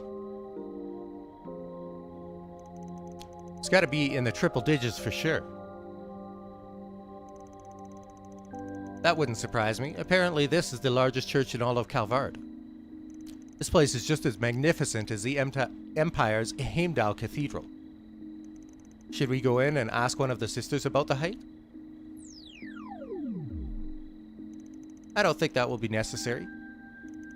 Can you get us some measurements, Theo? Of course, Cotter. Then we'll leave it to you. Understood.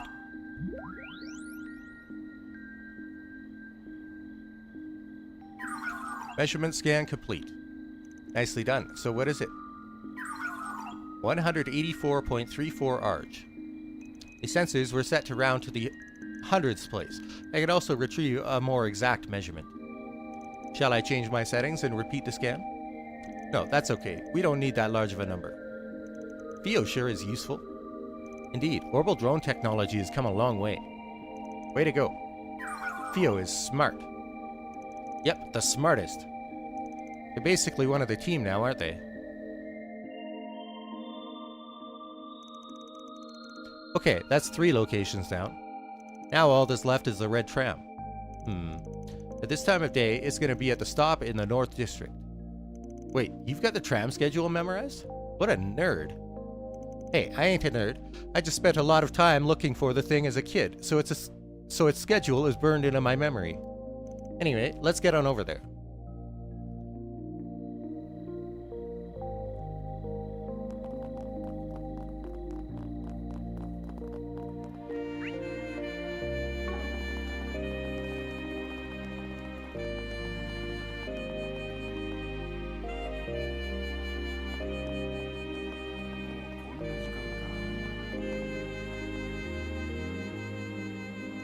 Aha! Here's the red tram. Just like Van said. The color really makes it stick out. Let's get the number before it starts moving. Looks like it's 3451. That matches the number Theo recorded.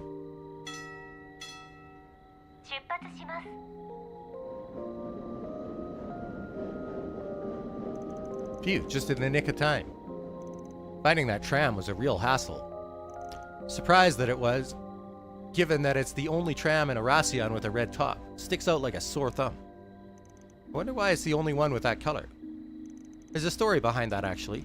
Decades ago, the painters who were working on that tram got mixed up about which color to use. It was scheduled to get a repaint job a few days later, but when it was in operation, a string of miracles was being spun. On that very tram, separated families reunited and quarreling lovers kissed and made up. People were meeting famous celebrities on it too. Soon enough, all the citizens were calling it the Lucky Red Tram. That's a cute nickname. Yeah, and it really caught on. It was so popular, the tram company decided to leave the paint job as is. Since then, they've always made sure to have one red roof tram in operation.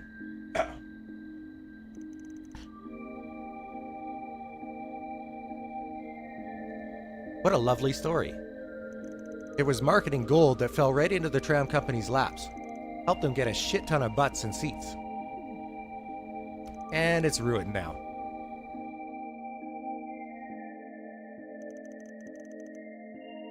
Okay, we've got all 4 answers. Let's return to our clients quickly then. Good idea. I'd rather not find a pile of splattered remains when we get back. Aaron, not appropriate.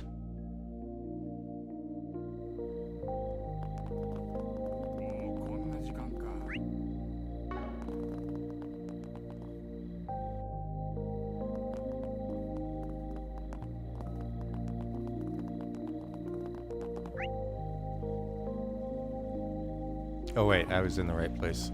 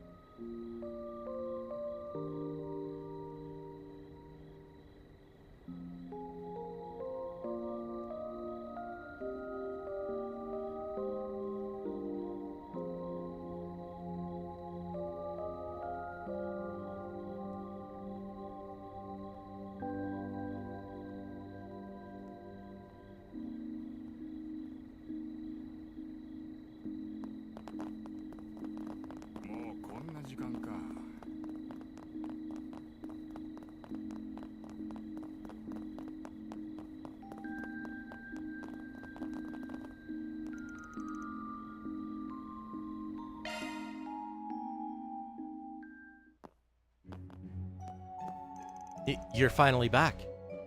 What a relief. I really thought you left us for dead. I never stopped believing. Sorry for taking so long. Well, don't keep us in suspense. Did you figure out the answers? Yes, we have all 4. Where do we put in the password? Probably in that device over there. I'll handle that. Wait a sec. We know the bombs will go off if we forcibly disarm them, but are there other trigger conditions? Yeah, they're set to explode at midnight or if you input the wrong password. I'll handle this then. No, it's too dangerous. There has to be some other way to do this.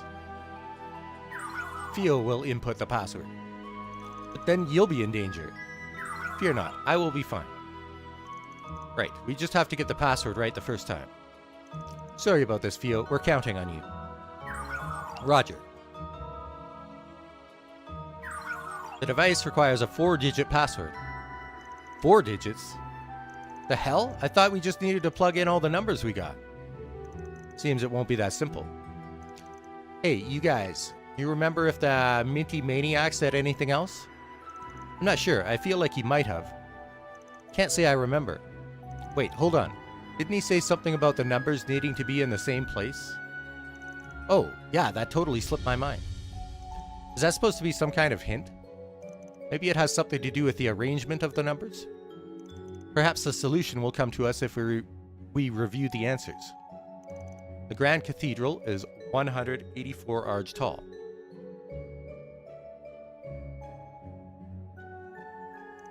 There are 8 films being shown at the theater.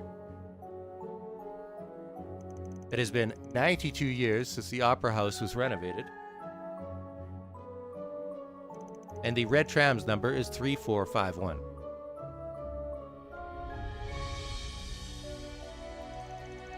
I think the password is...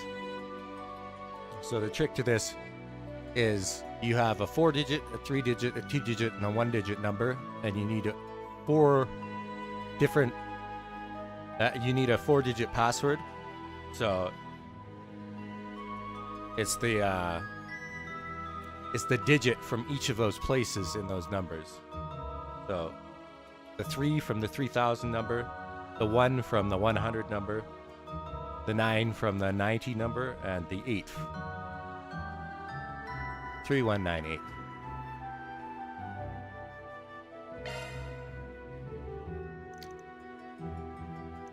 How'd you get that? I'm working under the assumption that the password pulls one number from each of the 4 answers. The tricky part is figuring out which numbers to pick and what order they go in.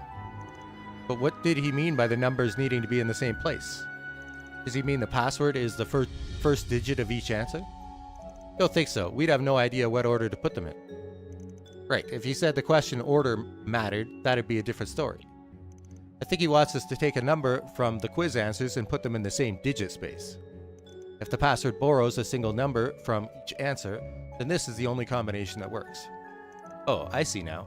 Pick the 3 from 3451, the 1 from 184, the 9 from 92, and the 8. And you get 3198. Ah, that makes sense. Well, they explained it. It's the only logical answer in this scenario. Alright, Phil, input the password. Understood. Inputting 3198. Let's pull out our shards, you guys, just in case. What the hell? What about us? Unfortunately, if we get too close, the bombs may detonate automatically. No way. Input complete.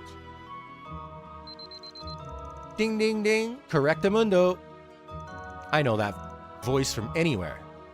Melchior. This is a recorded message from your friendly neighborhood Melchior. Don't bother responding to anything I say because, well, there'd be no point. Anywho, well done. You answered the password correctly, so our resident idiots will live to trespass another day. Whoever you may be, whether you're the guild, fixers, or another party, I want to offer you my sincerest congratulations. You narrowly escaped the most gruesome death at my hands. Give yourselves a round of applause. So help me goddess, I will choke the living hell out of that annoying little prick. Oh, and by the way, I wouldn't have actually killed you if you got the password wrong. After all, the bombs are all fakes. Fooled you. What the? That piece of shit. I'm gonna kill that bastard. Hopefully this experience has taught you a valuable lesson. Never trespass on other people's gardens. Oh, but if you're feeling a little daring, then by all means. Just know that next time I won't show you any mercy. See you later. I am so done with this. I'm never coming back to this place. Can't believe the bombs were fakes this whole time. Huh. Should have known that no one was crazy enough to murder us with bombs, especially over such a minor offense. Did you learn nothing from this? Let's just get you back to the surface. There are still monsters roaming around. After returning to the surface, Damien, Thibaut, and Roger took their leave. Everyone else made their way over to the hotel. Lucio. Thank goodness you're all right. I heard all about what happened. It sounds like you were in a lot of danger. Yeah, well, we got out safely, and I guess I've got all of you to thank for that. Where's grandfather? He's tied up with work at the moment, so he wasn't able to be present. Are you kidding me? For all he knew, his grandson's life was at risk. He should have made time to come here and see that he was okay. Huh. He's probably delivering a toast at some dinner party as we speak. The man values his company and his Mira above all other things, including his own family. I'm sure the reason he didn't contact the Bracers or the cops was to protect his company's reputation. He doesn't give a damn about what happens to me. Oh, I get your deal now. You turned into a high-blood punk just to get back at your grandpa. I see this kind of thing happen all the time. Shut up. I may be grateful to you guys for saving us, but that doesn't mean I want you sticking your noses into my business. Well, at least you got one person who is worried about you. And that's your secretary friend right there. He might not show it on his face, but I could tell he was a bundle of nerves. Really? That's ridiculous. He isn't fooling anyone. No, he is not. Anyhow, you have completed my request. Excellent work, everyone. I will wire the money to you momentarily. Now then, Lucio, I have prepared a meal for you. Follow me. Right. Another successful job in the bag. Yeah. Something the matter, Mr. Arkwright? You're thinking about the bomb from earlier, yes? Uh-huh. There's something that doesn't add up about it. I'm glad I wasn't the only one who thought so. I just can't make heads or tails about why Melchior didn't use real explosives. Even if he was only pranking those kids, it's out of character for him to use fakes. After all, he doesn't give a shit about human life. If he went out of his way to set those things up, there's no way he wasn't dead set on killing them. But he spared them anyway. Yeah, that's definitely weird. Do you have any idea why he would have changed his mind? Not really, and I don't think there's much point racking our brains about it. Our work here's done, so let's get a move on.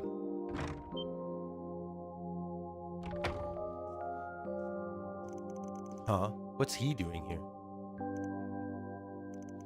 What's with the staring? Something on my face? I didn't know they let punks run amok here. The quality of this establishment has plummeted in recent years. Huh, what a jackass. Glad we avoided him. That's the second time we've run into Elaine's father today. Given his expression, I don't think he knows Elaine's back yet. Why would he be here at this hour? No, I can't dwell on this right now. Thank you for coming, Mr. Auclair. So, what was this urgent matter you wanted to discuss? Is it regarding that third-rate activist? I'm afraid so. I never thought he'd be such a liability. How many times did I warn you to keep a tight lid on your connection to him? I know. Well, no matter. We'll deal with him later. There are other people I'm more concerned about right now. I knew it. Edmund Auclair.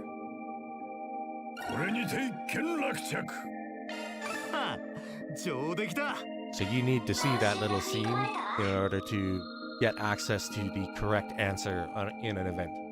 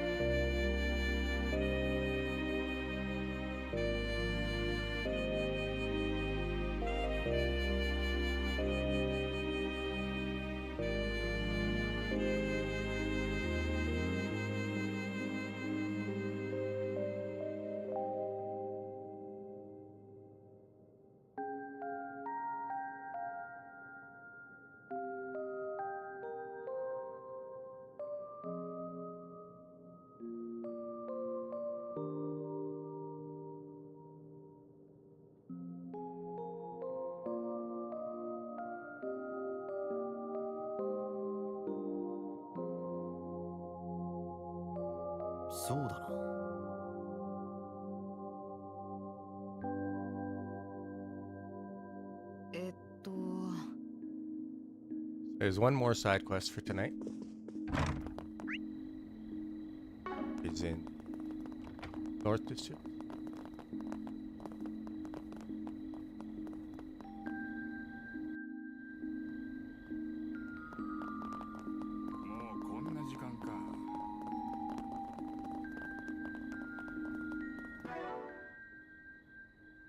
I'm just going to grab another drink. I will be right back.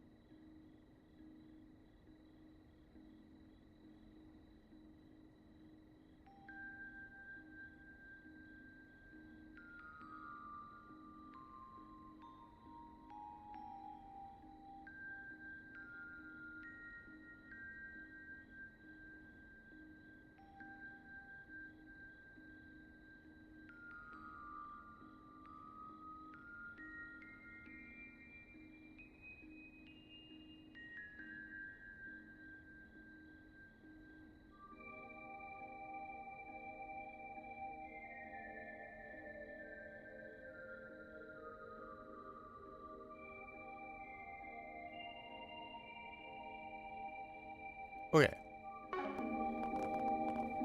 どれどれ Revenge against A. My boyfriend was murdered by A, and I want revenge. I know that you guys are knowledgeable about the underworld. I need any info you have on them. I promise I won't cause you guys any trouble. I'm waiting just outside the marketplace in the Northern District. Officer Crema. This request is alarming. Yeah, we better look into it. So if you were walking around talking to all the NPCs, which I always do on my first playthrough through a game, you'll notice that this woman, throughout the different times that you come into the city, she's brooding about something, and this is foreshadowing for this request.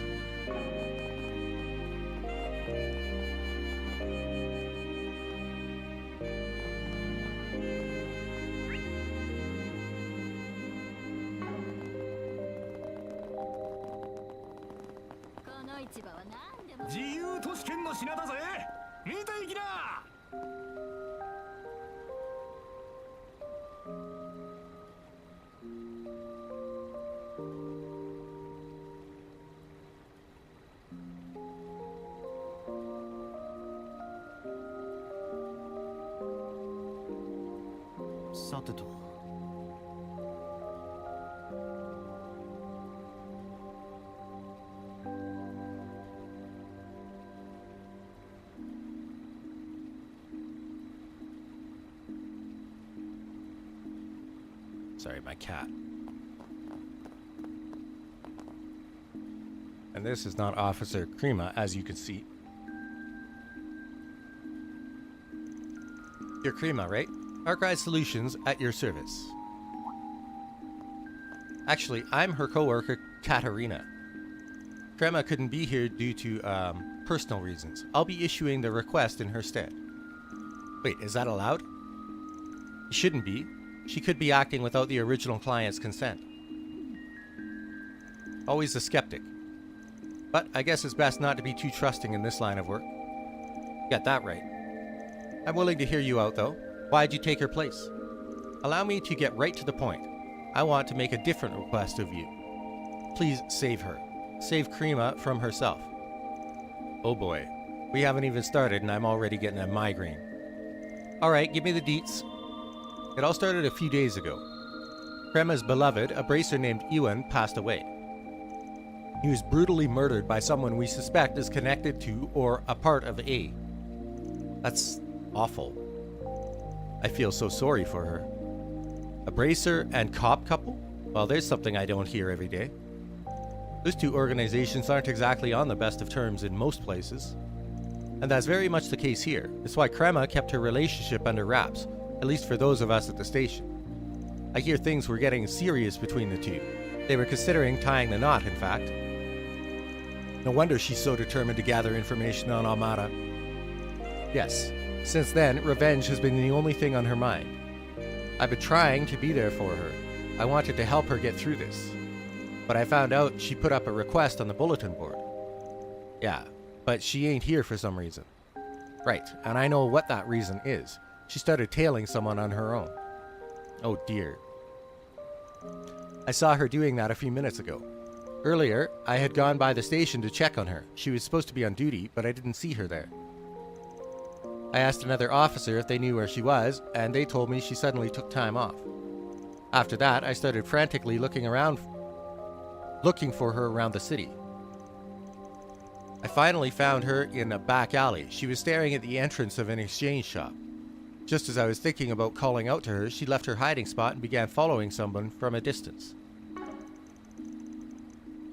I'm surprised to hear she didn't call it in. You and me both. That's what we are supposed to do when we spot someone acting suspicious. I just don't understand why she'd go off on her own. There has to be a reason behind her behavior. I'm guessing she's seeking revenge against Almada. And she must want to settle the matter personally. That's probably it. The person she's pursuing may be connected to A. That doesn't really narrow things down. There's a lot of guys in the underworld with ties to them. I'm worried about that officer. She's in a lot of danger. So, back to your request. You said you want us to save her? Yes, that's right. I don't know what her plan is, but knowing her, it'll be a reckless one. I doubt I can stop her, but I trust that you can. Well, what do you think, Van? You will take it. Alright, we'll take the job. Truthfully, I only came here to warn her about sticking her nose where it doesn't belong. We'll find her and bring her here, even if we gotta drag her back by the ears to do it. Of course, thank you so much. Let's go to the exchange shop and do some snooping around. Doubt she's there now, but if we're lucky, we might pick up a trail. Understood. Good luck, you all. とっとと片付けんぞ。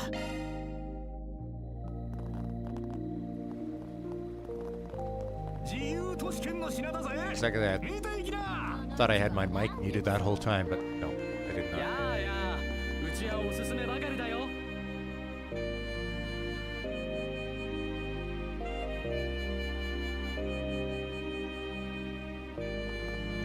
So, what are your impressions of this old city?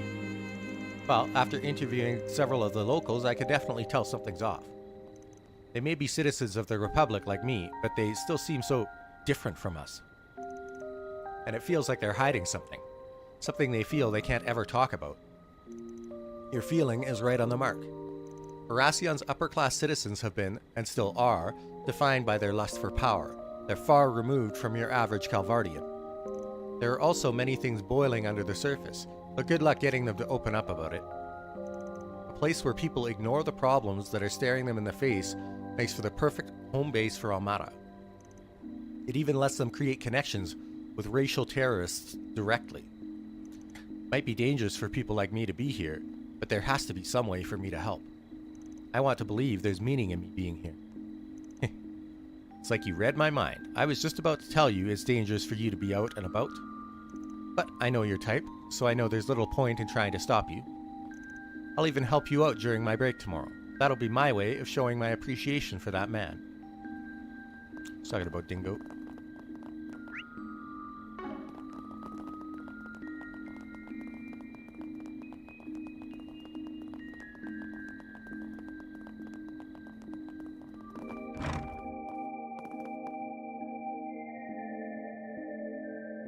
Hey, we're Arkride Solutions. We wanted to ask you something. Alright, shoot. Did you happen to see a female officer here a little while ago? Someone asked us to find her. Yeah, I did. About 30 minutes ago, in fact. Sounds like we hit the jackpot. Did anyone stop by just before her? Yes, actually. There was a man wearing a suit. He picked up a full set of quartz. Well, that's not too out of the ordinary. Is he like a businessman or something? I'm not really sure. If I'm being honest, he struck me as one of those shady types. Now that I think about it, I've been getting all kinds of suspicious-looking customers lately. I wonder if he would put us in that category. Based on his description, I think we can discount the possibility of an Almada leader being the perpetrator. Okay, so we know for sure the officer has been following a man in a suit. Now we need to figure out where they went. I think I can help you there as well. The man said he was going to hit up the weapons shop in the Quincy department store. That officer was pursuing him just like you guys. So I told her where he was headed. Great. Now that we know where they're headed, we can find her in a jiff. Yeah, let's move, you guys. We've got no time to waste.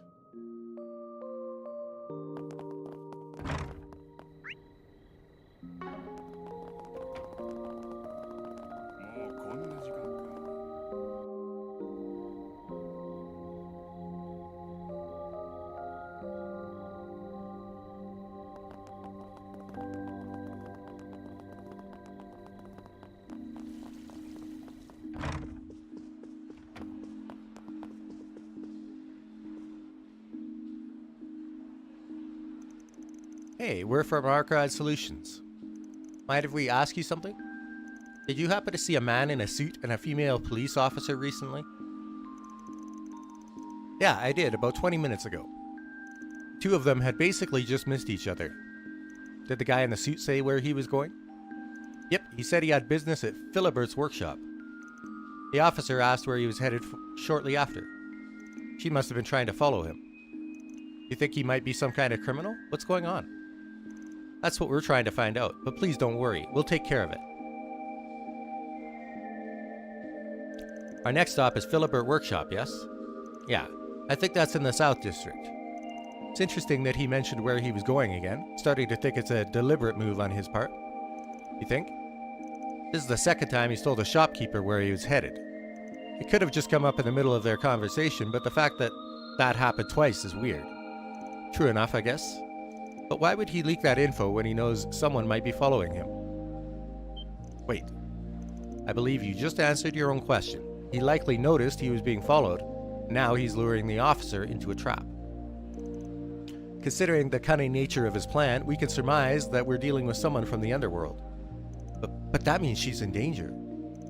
It's a little early to be jumping to conclusions. We don't know that for sure. That said, we should probably hurry on over to Philibert Workshop. Agreed.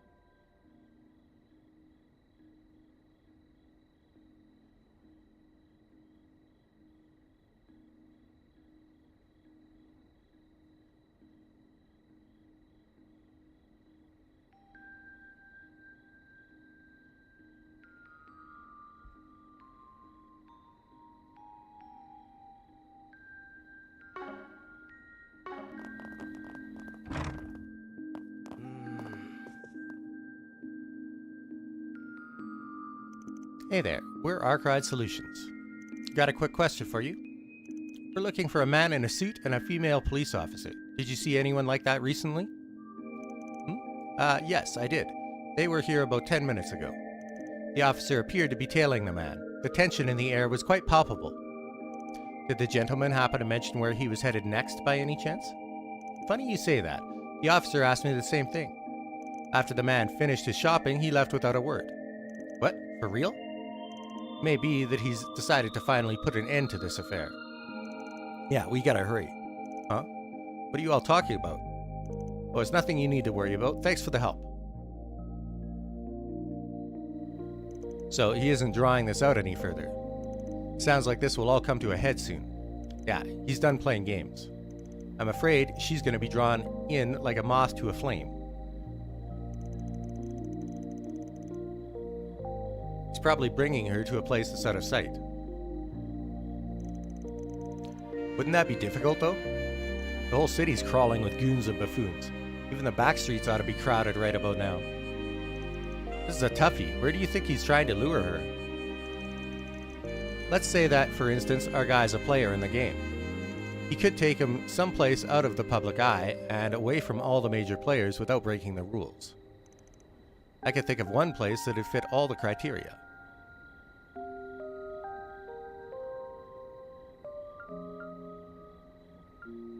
Because he wouldn't want the system to see that he's harming civilians. That might violate the rules, taking the civilians into a labyrinth.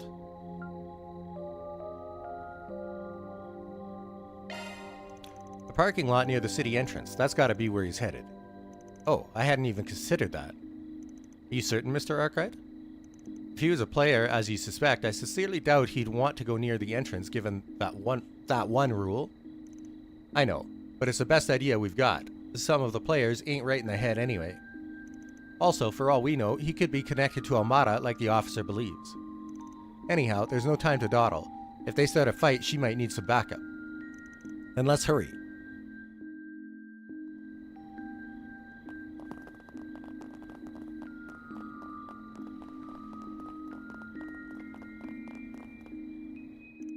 The police officer and the man in the suit should be here. We need to be prepared for a fight. Should we head in now? Oh, am I prepared for fight? Van is not. Everybody else seems to be.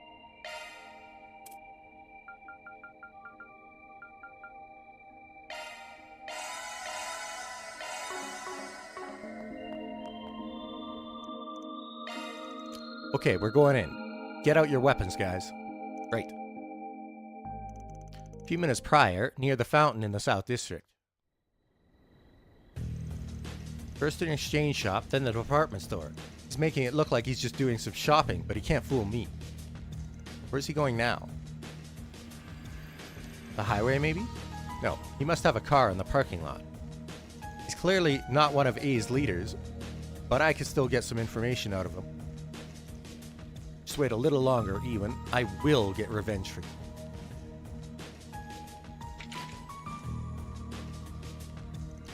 Disguise yourself as an officer, lady, eh? Surprised you went to all that trouble. Drop the gun and put your hands where I can see them, unless you want a bullet in your brain. That's my line. You got a death wish, woman? Does Armada only hire crazies? Well, lunatic or not, your plan's as predictable as they come. You're trying to pick us off one by one since we ain't protected by the rules no more. Pity you didn't bring any backup. Bad move, sweet cheeks.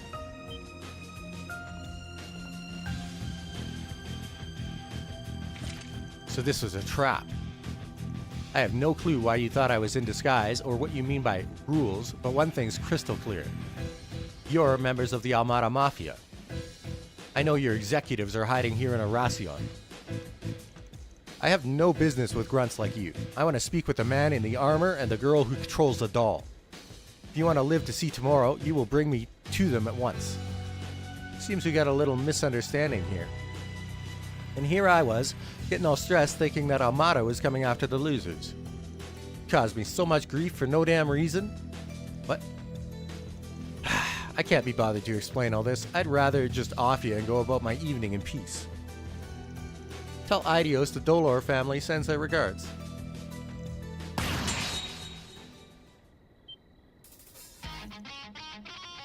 The hell? Phew, barely made it. Sorry to drop in on you. Except we're totally not sorry. We're not here to pick a fight, so why don't we all just walk away and pretend this never happened? That's not gonna fly, pal. We're gonna send you straight to Gehenna. Officer Krima, please get behind us.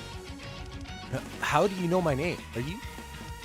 Save the chit-chat for later. We've got to deal with these idiots first. Commencing suppression of enemy forces.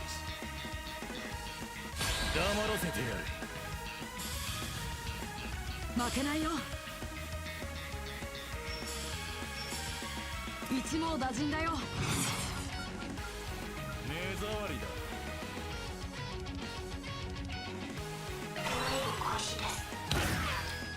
させない。こちらの番だ。まとめて相手だ。 Love this music. かかってこい。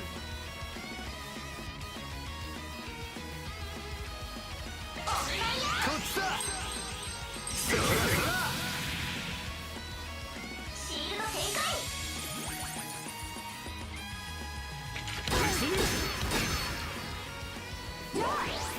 カトル様。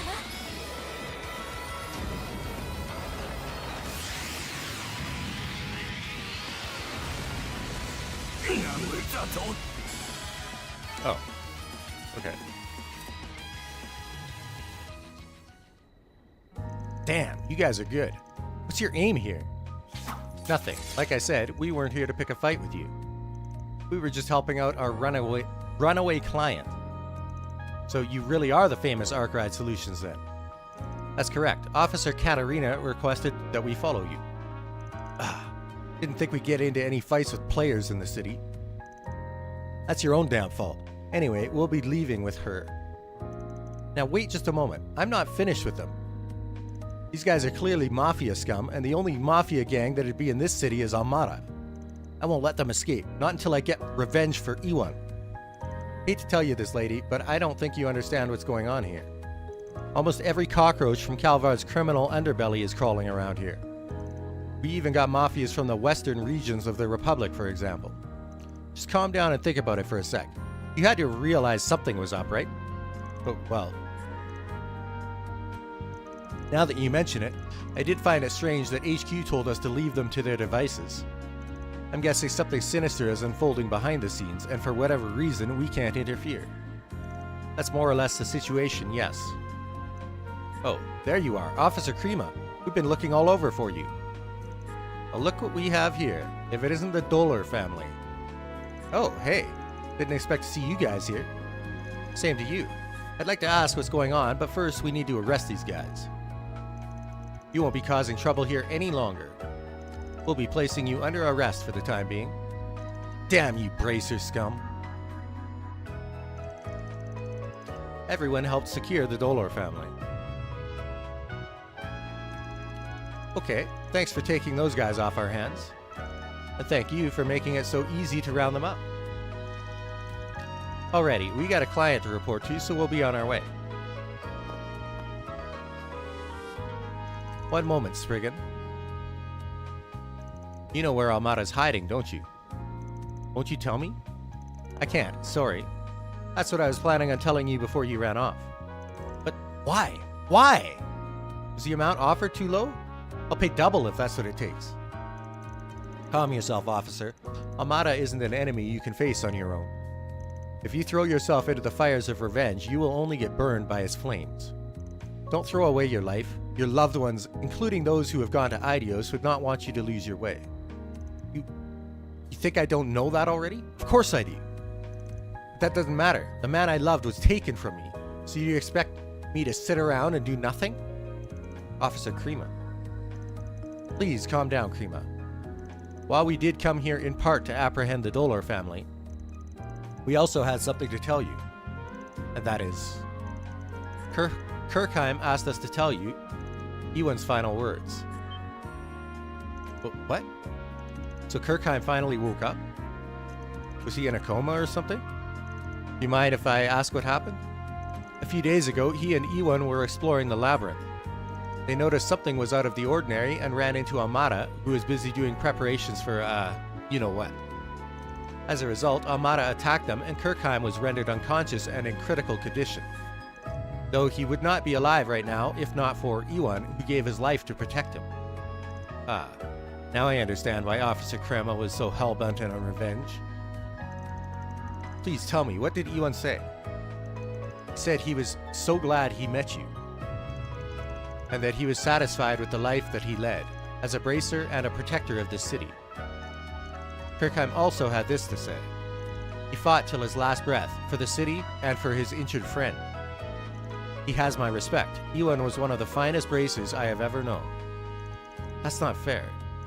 Putting on airs, acting like some cool hero, saying he was satisfied. We had a date to the movies planned. We were going to get married. So why? Why did you leave me behind? There's no way those of us left behind can ever accept it. As Officer Krima's cries echoed through the streets, Van's group paid respects to the fallen bracer. Okay, so from Gray's comment there, I assume that he mentioned a sister before. His sister was probably killed by somebody in Almada. And he's trying to get stronger for revenge.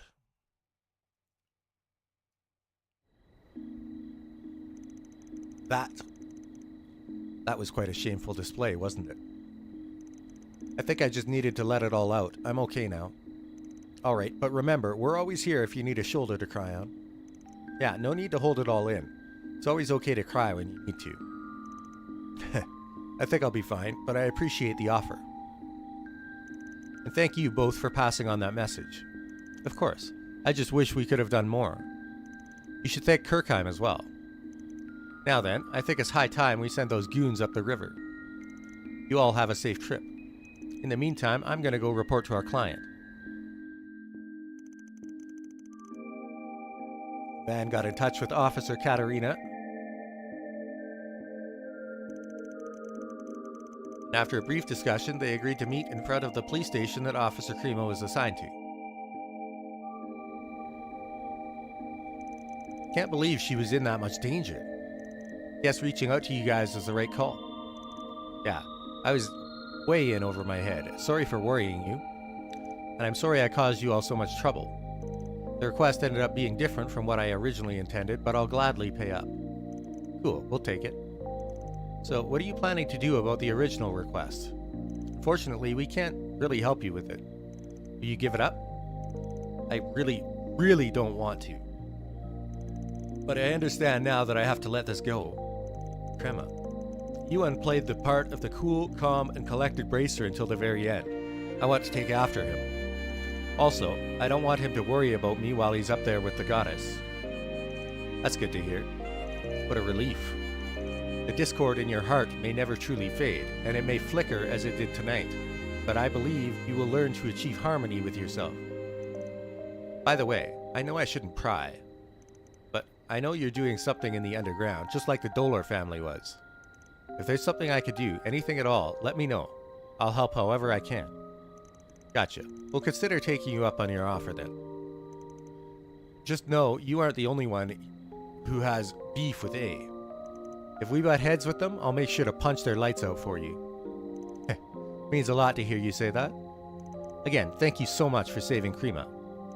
If you're ever in trouble, just give us a call and we'll rush on over. Cool, thanks for offering.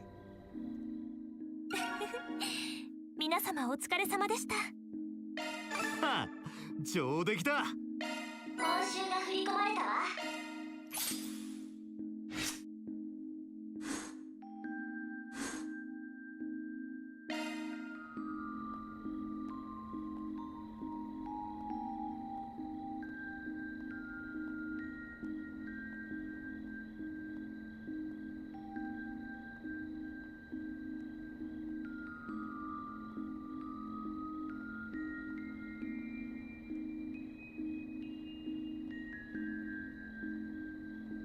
さて。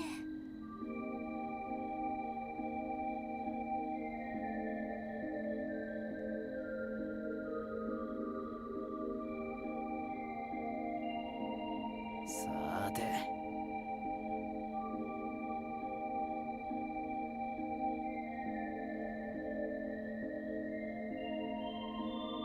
そうだね。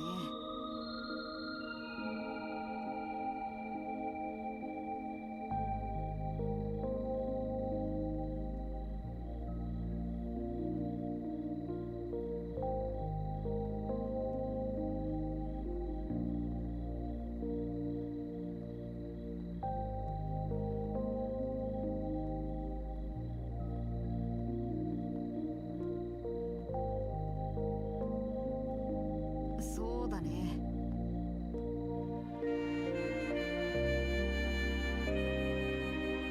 よし。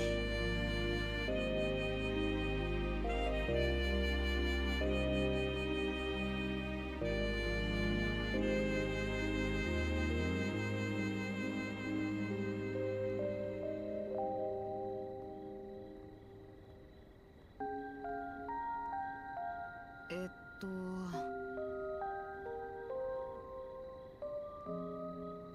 さてと。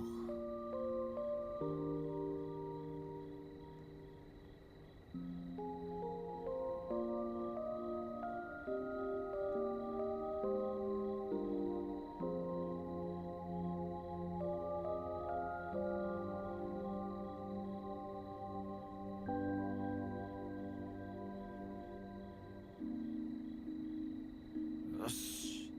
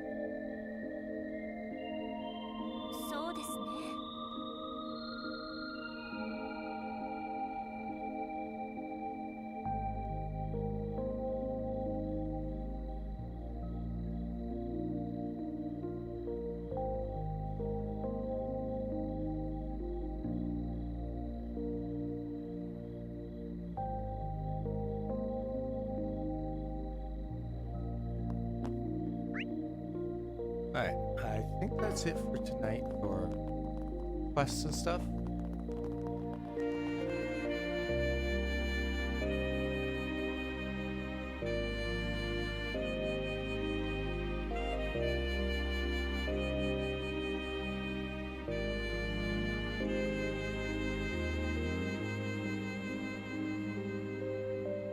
So we will move on to tomorrow, and I think the dungeon kicks off immediately tomorrow because the whole thing starts at 7 a.m.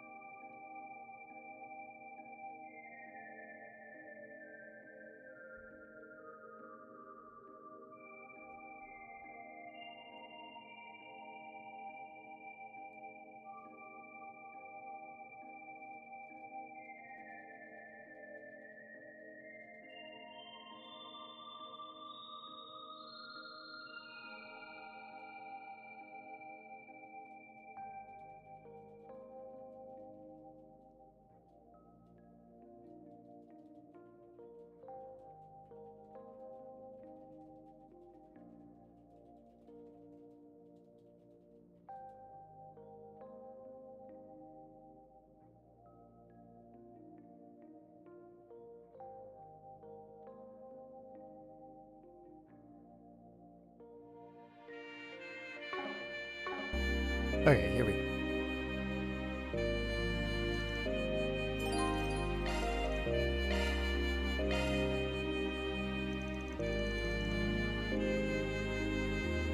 The group then gathered for dinner. After enjoying a savory meal together, they split off into their rooms to get some much-needed rest. November 21st, 9:04 p.m.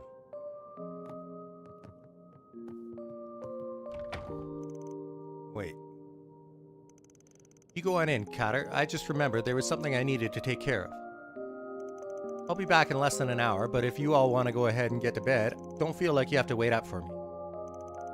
Okay, that's fine with me. Wait a moment. You're trying to pull an Aaron, aren't you? Off to enjoy the nightlife. Don't lump me in with him. We are not the same. It's just guild business, promise. If anything comes up, just give me a ring. Ah, I see. Got it. Just try not to worry the girls too much, okay? Will do.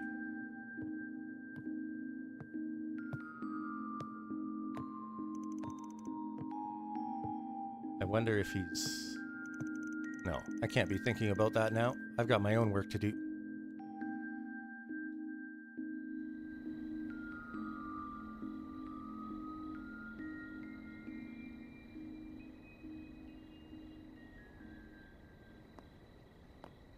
やっぱここにいたか。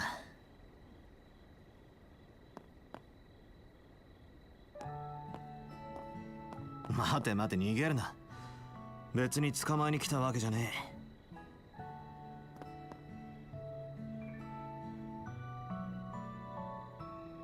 一人で来てるのは気配でわかるだろ。少しくらい話に付き合えや。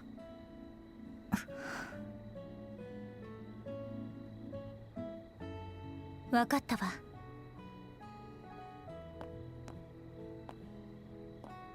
ジンさんに頼まれて私を連れ戻しに来たわけでもなさそうね。そもそもどうしてここだってわかったのかしら。Because back when we were little, you'd always come to this spot whenever you got upset. Might have been 15 years ago, but I still remember that clear as day. Also, I'm the hide-and-seek master, remember? I beat you every time when we played it as kids. ほんとずるいわね。裏解決屋さん。Of course, what are friends for?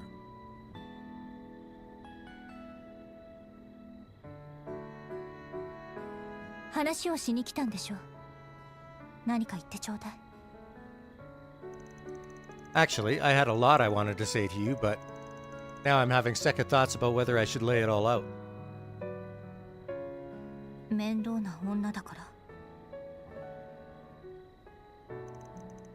I mean, you could be a handful sometimes.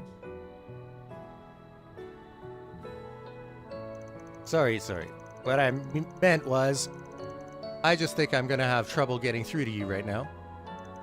Once you set your mind to something, no one, not even Eidos herself, can do anything to get you to change course. That's always how you've been, stubborn to a fault. あなたに言われてもね。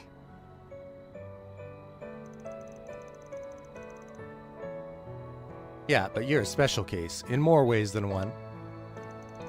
You're the daughter of the biggest family in the entire region, and you were always off playing with some problematic orphaned punk. Then, you left for Aramis and became its student council president. But after your graduation, you went against your dad's wishes and joined the guild. And from there, you went on to make great strides as a bracer and reached A rank in no time flat. And here you are now, running off on your own. You're a model student at heart, but you've got one hell of a rebellious streak. だとしたらきっと本物の不良のあなたに影響されたからよ。全部あなたが悪いわ。Pinning it all on me, huh? そうよ。あなたのせい。そもそも私が父と疎遠になったのも。14年前、あなたが突然いなくなったのは本当は父が何かしたからなんでしょう。身寄りのなかったあなたを煙たがって孤児院に里親まで手配して、それであなたは。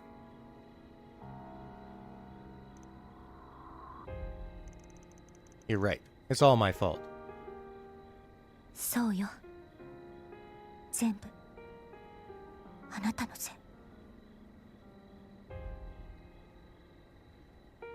ごめんなさい。嘘。本当は分かってるのよ。全部私のせいだって。本当にごめんなさい。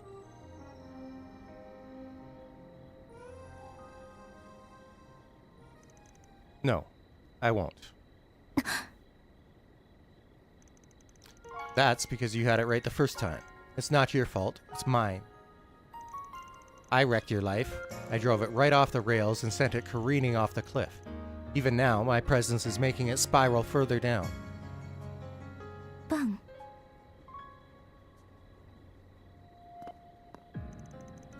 You can lift the guilt off your shoulders and pile the blame on mine. If that puts you at ease, then I'll gladly carry it for you, Eliko. If you can't rely on the pampered prince or the guild, you can always turn to me. That's what I'm here for. やっぱりずるいわ。あなたって。でも、ダメよ。今のあなたには、やらなきゃいけない大事なことがあるでしょう。But I'm not. みんなあなたたちに期待してる。ジンさんたちも、ルネも、結社ですらも。もちろん、私も。明日終わるゲーム。きっとアルマータと真に決着をつけられるのは、あなたたちだけ。だから、私に構う暇なんて、ないでしょ。一人でなんとかする。昔から散々そうしてきたあなたが文句を言っても聞かない。明日はお互い山場になるはず。もう帰って休んでちょうだい。あなたは今の私が嫌いなひどいあなたのままでいて。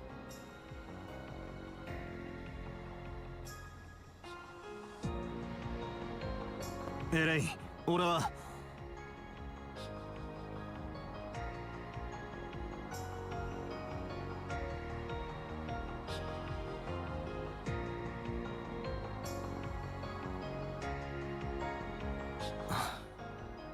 何やってんだ俺は。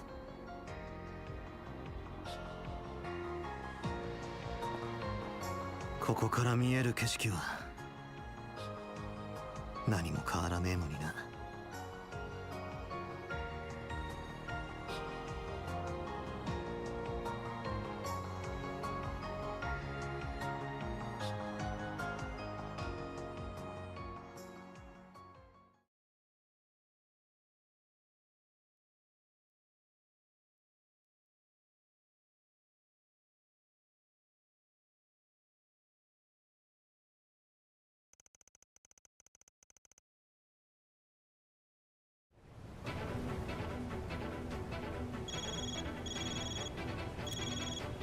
アクセスキー確認。チームアークライド解決事務所、これより仮想領域を開放する。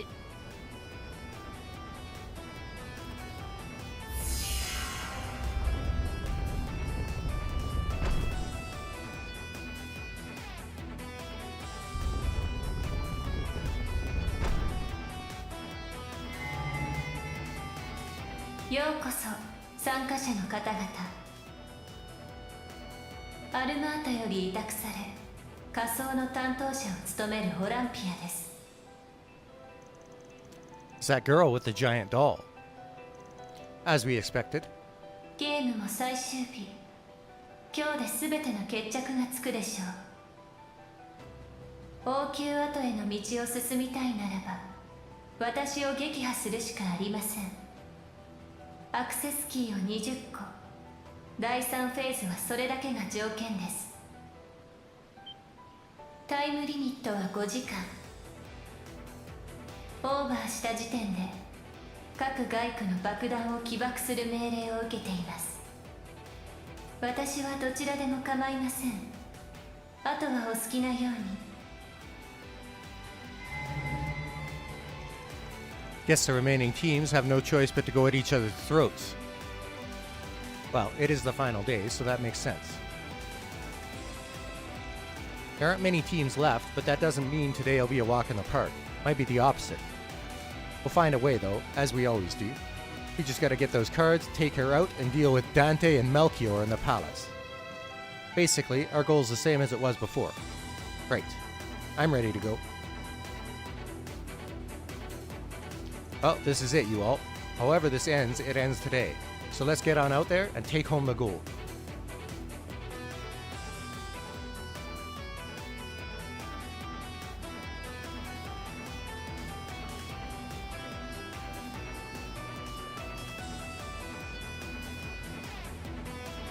Alright.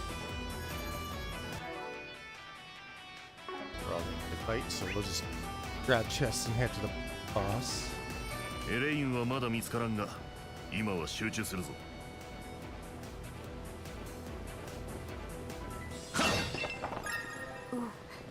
そうだね。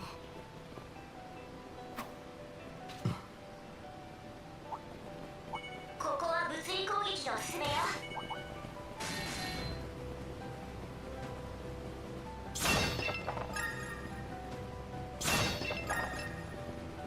脅威度 S、 要注意よ。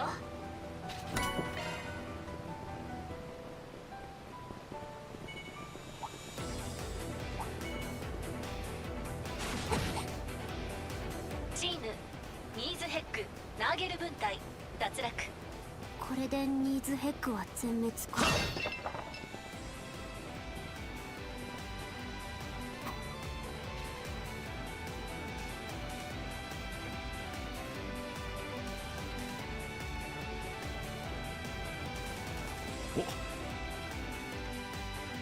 Meanwhile,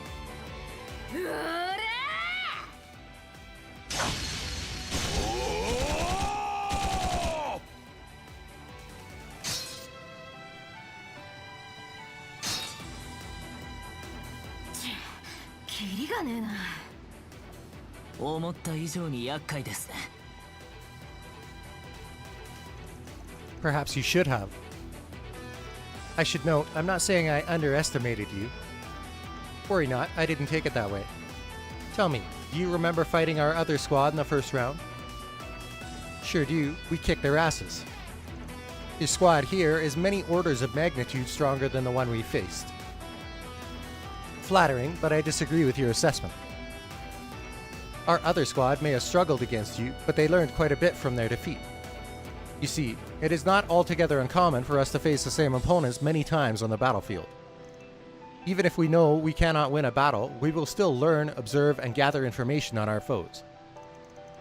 Then we share that information with the others in our tribe and ensure our victory in our next encounter.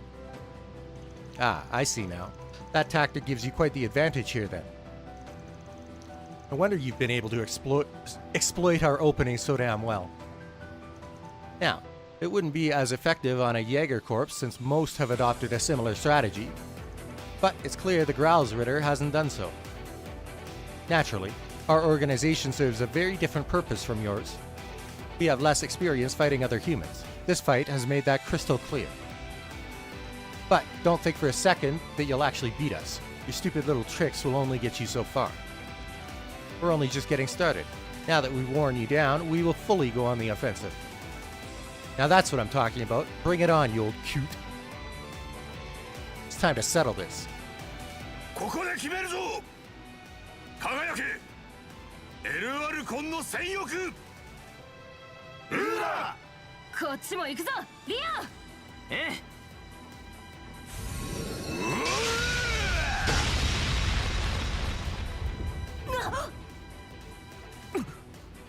これは。てめえは。王札のアリオッチ。 I don't recall breaking any rules. Nah, you didn't. I just felt like crashing the party. Grabbed myself a few party favors too. What? Ah, our key cards. How the hell do you do that? And you can't do this shit. That's gotta be breaking some kind of rule.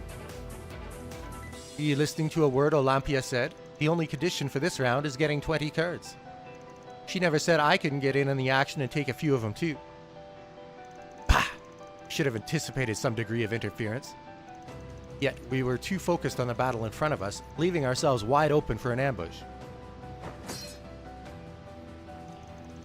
You look mad, girl. You're free to come at me, but do you really want to try your luck?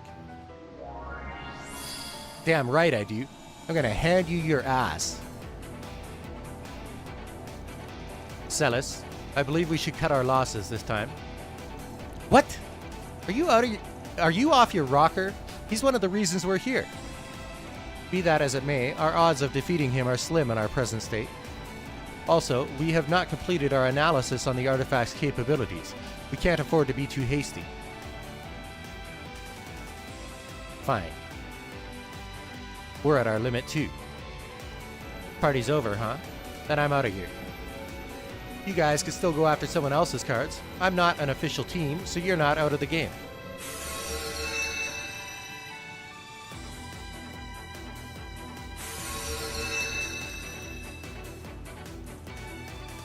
Alright, the next one on the list. 次はあなたの番よ、アリオッチ。 What's a beautiful babe like you doing here? How'd you manage to find me? あなたの襲撃頻度、ターゲットの傾向、どの方角にどれだけの距離転移するか、ある程度の情報があれば行動を予測することは可能よ。 Hot damn, that's impressive. Oh, speaking of hot stuff, look at you. They don't call you the Sword Maiden for nothing. You've got guts to spare too. Coming after me is a ballsy play, not to mention a stupid one. I do not make my decisions lightly. I've been lying in wait for you for some time. Heh. Of all the gutsy women I've met, you take the cake, even if that actress is one tough cookie too. You were talking with Melchior about something yesterday, yeah? That why you're here? I take it you were spying on us with the surveillance system? Ideally, I would like to defeat you here. But that isn't my primary objective. Gotcha. Well, you could take me on if you want. There's no rule against it. Bear in mind, though. 女相手だからって手加減できるほど器用なタイプじゃなくてね。せいぜい簡単にぶっ壊れるんじゃねえぞ。舐められたものね。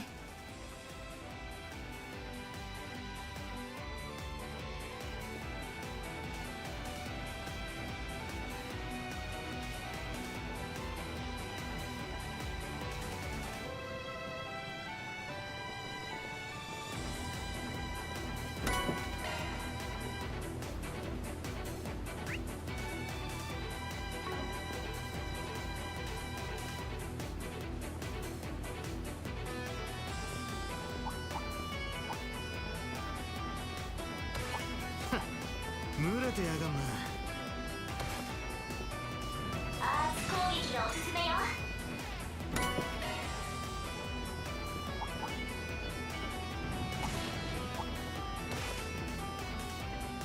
聖杯騎士団クルガ戦士団1番隊以上2チーム脱落。ハブの部隊が。あの二人までも脱落したか。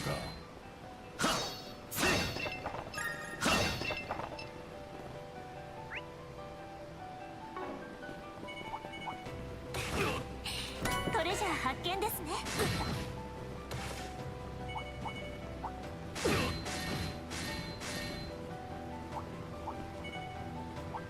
トレジャーを感知したよ。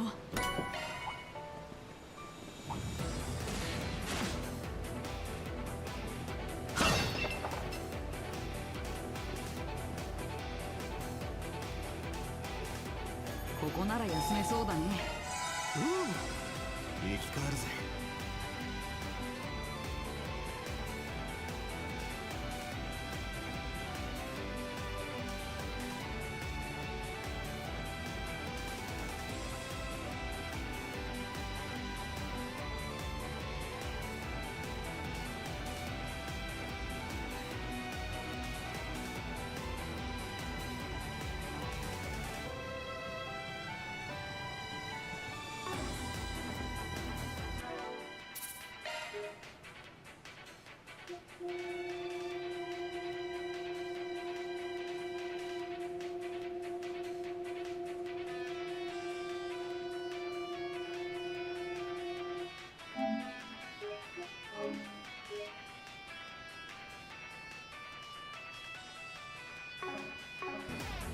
Next event coming up.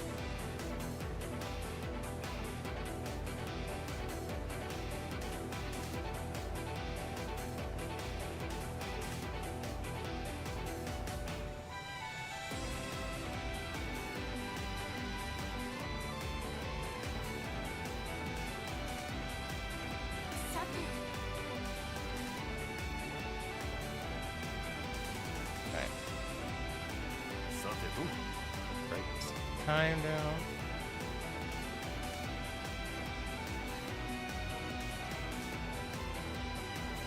For chapter purposes.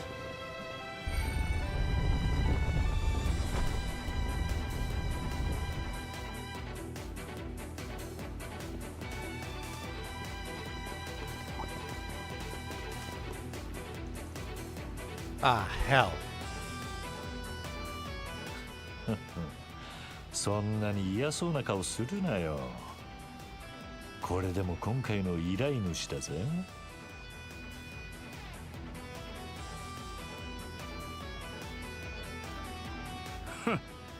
しかし賑やかなメンツになったじゃねえか。Ah, cheer up, Walter, dear. Look, it's your old rival. Aren't you thrilled to see him again after all these years? そうでもねえさ。ついこの前も挨拶したしな。Seems like they have some history. Yeah, they both studied under the same master. 来てるとは思ってたが、こうも早く当たるとはな。お互いくじ運が悪かったか、それとも良かったと言うべきか。まあ、うるせえ妹弟子もいねえし、存分にやり合うとしようぜ。あいにく今回はチームアークライド解決事務所でな。お前さんたちと違って勝手にやり始めるわけにもいかん。よく言うぜ。Anyway, I'm in the mood for a little murder spree. Would anyone care to offer themselves up for a quick butchering? Who would say yes to that? Honestly, I would rather avoid a fight if it's all the same to you. That's a pity. Seems like you kids forgot what I told you back at your office. その上で俺たちと勝ち合ったら遠慮なくやり合ってくれていいぜ。そういうのもおじさん大歓迎だ。Oh, you guys had an agreement like that in place? Guess that means you're obligated to fight me. No, we won't force them. If they aren't interested, then I'm all for respecting their wishes. Besides, they charged us an arm and a leg for their services, so there's no sense in eliminating them now. You really gonna let us go? Of course. Defeating you here would give me no pleasure anyway. You'll have to excuse me for finding that hard to believe. I have no reason to lie. I'm simply the kind of man who saves the tastiest treat for last. Let's just pretend we never saw each other and be on our merry way. Does that sound fair? Should we take them up on their offer? I believe we should, if only to conserve our energy for the battles ahead. Fair point. Good. Glad we're in agreement. Let's go, you two. We're leaving. Whatever you say. Best of luck, everyone.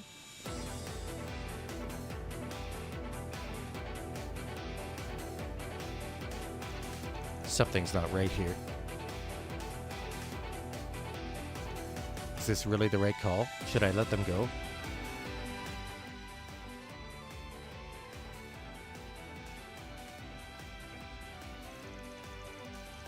I will share one little known fact. The Thousand Oathbreaker isn't his only title.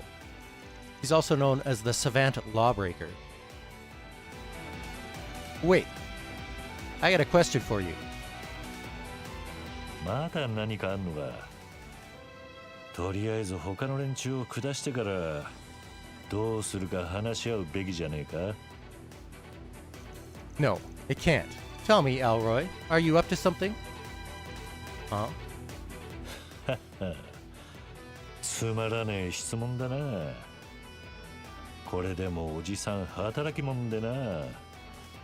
企んでねえ時間の方が短いぐらいだぜ。Okay, let me rephrase. What's your real reason for avoiding a fight? レンあたりの忠告ってとこか。あいつがガキの頃、博士よりは優しく接してやったつもりなんだがな。If you thought you could fool Ren with fake smiles and honeyed words, then you clearly didn't know her.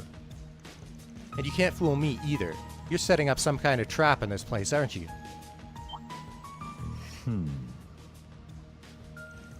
Wait, really? The only abnormality Theo picked up was the presence of the higher elements. I'm not exactly sure what stunt you're pulling here, but I'm on to you. We know that most groups that have opposed you got silenced permanently. Their cases were labeled as accidents, resulting from internal conflict and other things of that nature. The authorities wrote off every death in those cases as cause unknown or coincidental. Though I'm thinking you're using some kind of unknown bacteria or virus, or an untraceable poison. Oh my. He's using what? So he possesses biological and chemical weapons. Those are illegal under international law. おじさん驚いちゃったぜ。どうやらマジで鼻が利くようじゃねえか。ああ、ちなみに基本は C だ。B もたまに使うが扱いが面倒でな。Now you know why I said there isn't a bigger monster in all of Zemuria than him. Nice detective work, Arkwright. Looks like you might walk out of this alive after all. Now you won't have to die in the most painful way imaginable. Death by asphyxiation is a dreadful way to go. So your plan is to win the game by murdering all the players at once. The rumors don't do you justice. You're far more evil than they make you out to be. 一応連中の提示したルールには抵触していないはずだぜ。ま、破壊としては破っちまうのもありだとは思うが、連中込みで手っ取り早くゲームを終わらせるいい方法だとは思わねえか。見抜いた得点としてお前らは助かる。4SPG をやりながら朗報を待ち合い。どうだ、お互い悪くない落としどころだろう。 Not a bad deal, my ass. You're no better than Almara. There are rules that have to be followed, even during war. We won't let you get away with this. Well, at least you're not involving innocent civilians, is what I'd like to say. But you and I both know that the rules are the only reason why you're leaving them out of this. そりゃ状況次第だろう。 And I'm making the executive decision to smash your face in. As soon as you're out of the game, you can't interfere with any of the players, which means your plan will be dead in the water. 通りだな。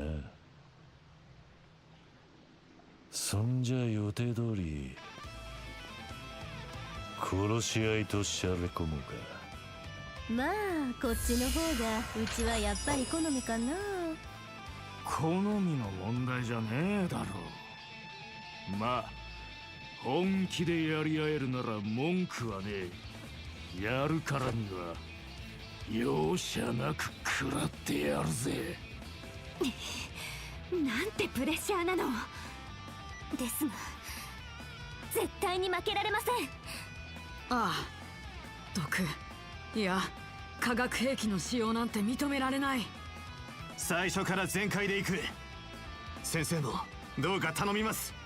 うん、任せるがいい。相手になるぜ。死んでも恨まんといてな。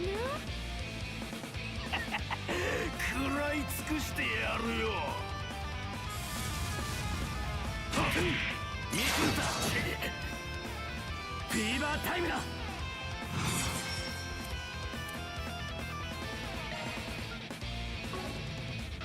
どんどん行こう。ほらよ、嫌いな。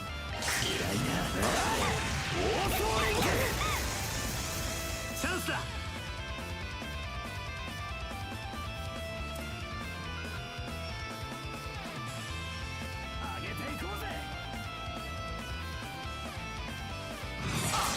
呪いぜ。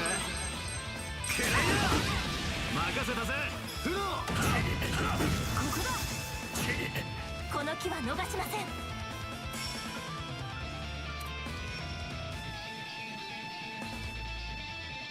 ガンガン行くぞ。コバルトカーテン展開。カタル様。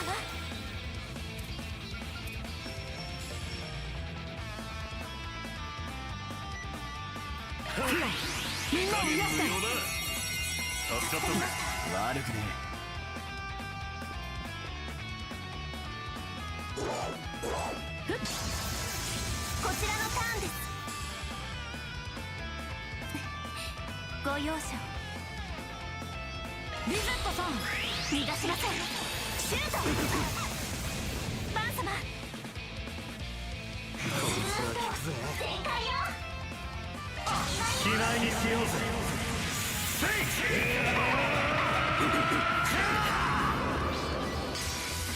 ダンダライスレイダ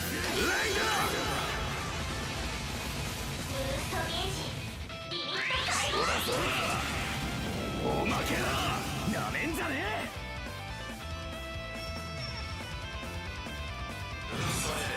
最大どんどん行こほらよ、暗いな。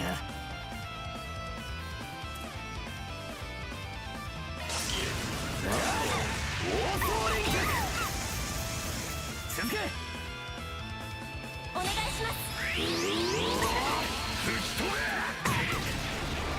チャンスだ。こいつは効くぜ。クルーブースト全開よ。覚悟を決めな。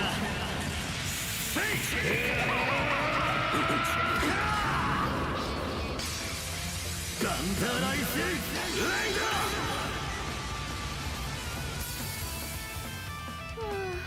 しんどいわ。ブーストゲージリミット解放。う。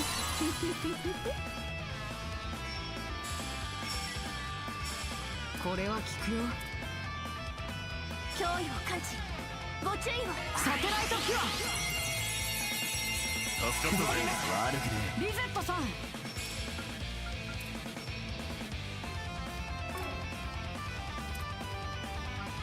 仕掛けてくんぞ。気ぃつけろ。ご容赦を。任せたよ。捕らえました。やっ。チャンスだ。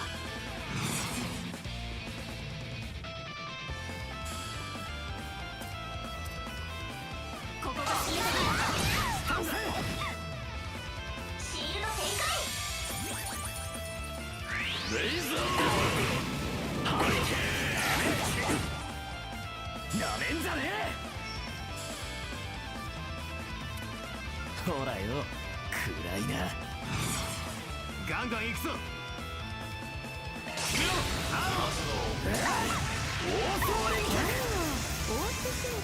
続けやバン。押せ。崩れたぜ。任せたぜ。ここだ。続け。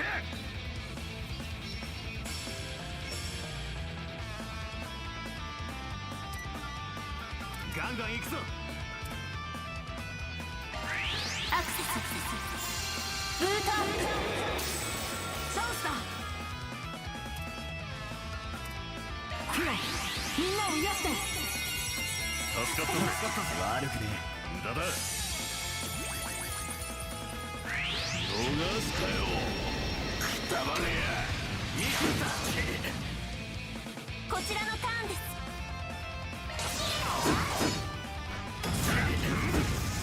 バン様。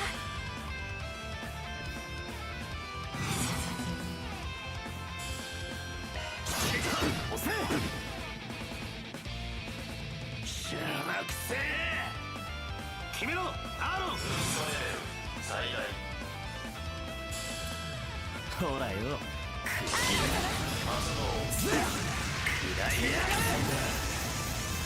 頼んだぜ。さあこれで終わりだ。 S-Craft. 奥義大山羅漢上限解放だ。 Oh, さあしまいにしようよ。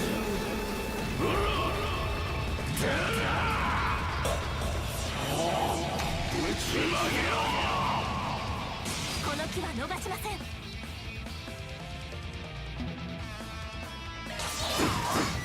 もらった。チャンスだ。押せ。なるほどな。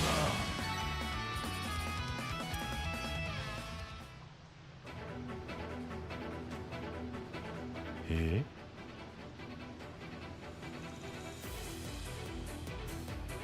Those guys are inhuman. At least we took 2 of them down. I'm not so sure about that.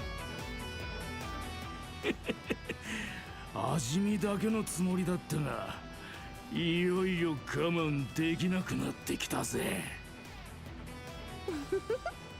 ダンサーを止めてもいいさかい、もうちょっとだけ付き合ってもらおうかな。You gotta be kidding me. I can barely move a muscle.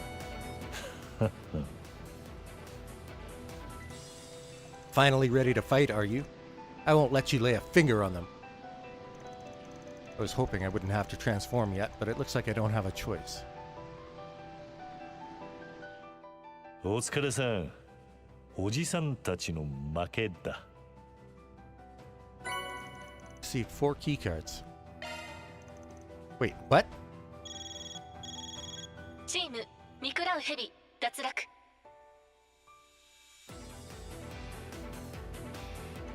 Huh? I don't understand. What? You're forfeiting? Are you for real? I should have expected as much. He is nothing if not capricious. This is a trick, ain't it? What are you plotting this time? Nothing. I'm just bored. I doubt we could kill all of you, and if word of my plan got out, everyone and their mother would come out to try and stop it. If I can't have my fun, I'd rather bail. Then why did you pick a fight with us in the first place? Because sitting back and watching you kids go at it sounded like a good time. I never wanted to go along with this plan in the first place, and now I can't even have the joy of fighting you. This sucks. I need to go hit something. Maybe I'll beat up some monsters or something. Catch you later. Never thought I'd say this, but I kind of feel bad for him. I suppose we should get going as well. Toodaloo. We're counting on you to bring down the house. You better earn that Mira we're paying you. Make this game exciting until the very end.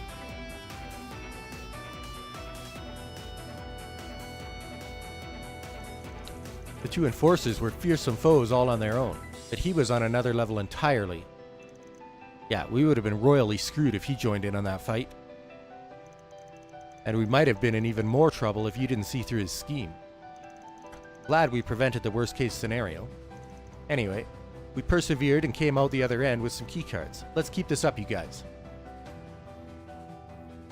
With that, I'm gonna run to the bathroom and grab another drink. I'll be back.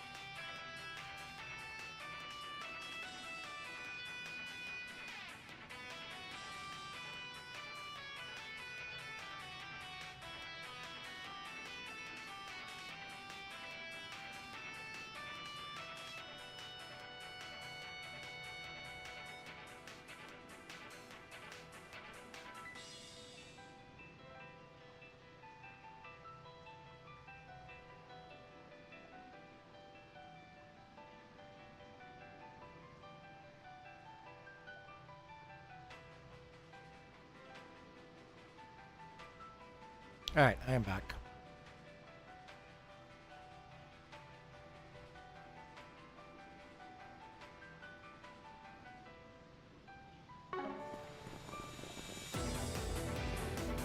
To get my CPU, actually no, I could just use items for that. So we'll just hurry on to the next event.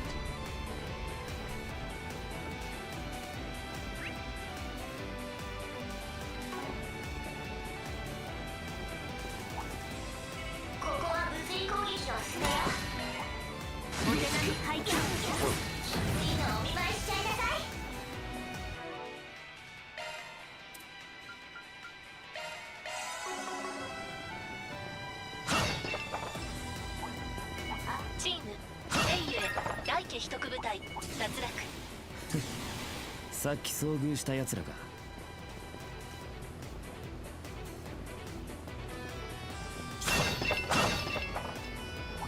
手強そうだな。面白い。あら、千客万来ですね。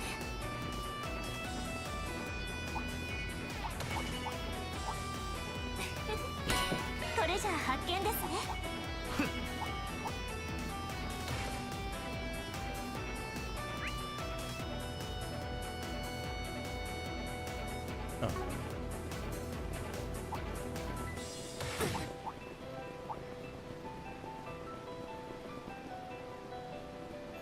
さてと、中休みすっか。生き返るぜ。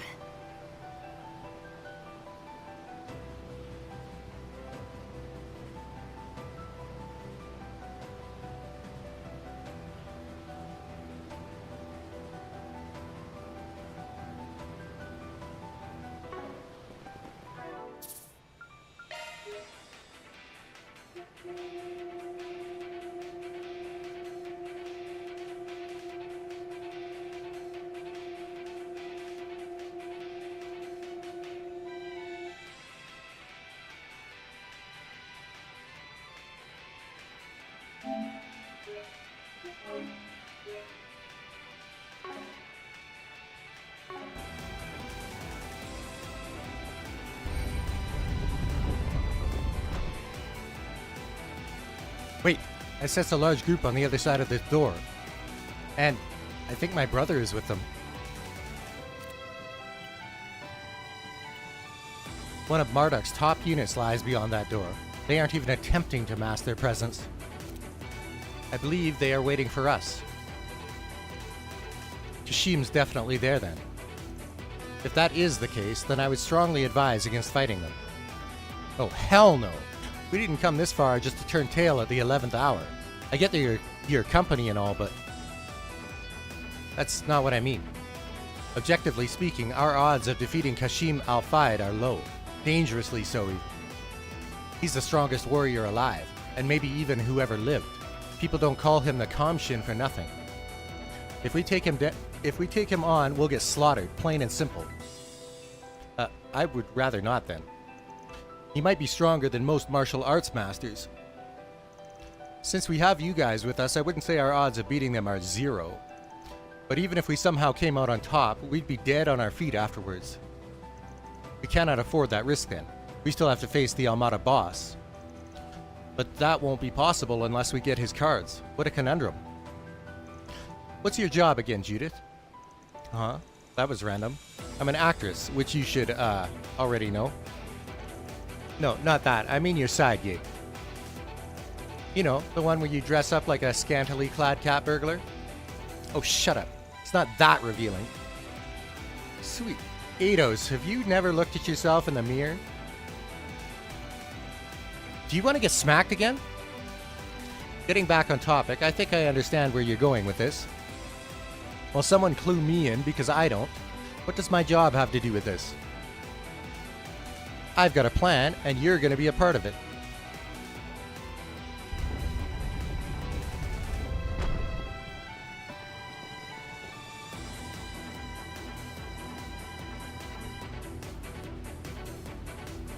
Hitaka, フェリーだ。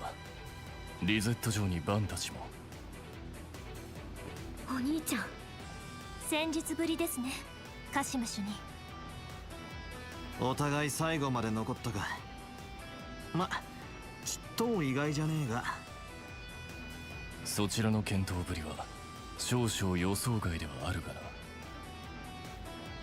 だがそれもここまでだ。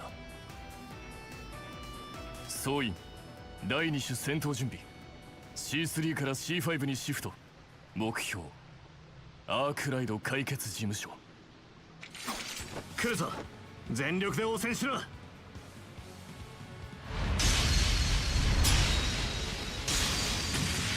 変わらず無駄口は嫌いみたいだな、カシム教官。工場ごとは専門外だ。そちらは障害担当に任せている。俺はただ作戦を完遂させるのみ。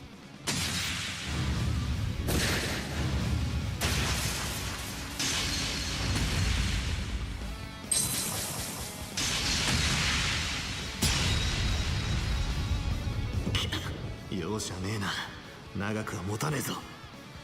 だがまだだ、なんとかこのまま。マルドゥックも随分と今回の件に力を入れてるみたいだな。何せ最強のエースをよこすくらいだ。反応兵器のリスク、実際にそうなったが、普通なら様子見でもおかしくねえだろうに。社の方針だ。返答しかねる。依頼として受けた以上達成するだけだ。前回同様大統領府なんだろ。また随分と仲がいいじゃねえか。それでどのくらい前からお得意様なんだ。それも同様に社外費だ。それと戦闘中でも舌が回るのは君の大きな武器だな。格上相手には通じないと教えたはずだ。ここだ。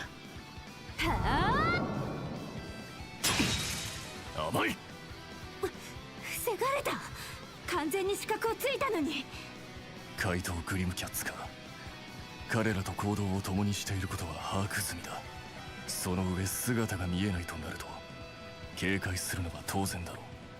そう、彼女の不在をそんなに気にしてくれるなんてありがとね。無駄だ。アクセスキー5つゲットです。フェリーだ。怪盗の方がおとりか。そういうこった。目標達成、撤収するぞ。まさか逃げられるとでも。おっと、少しばかり俺たちの相手をしてもらうぜ。不動に西風のバンたちの邪魔はさせない。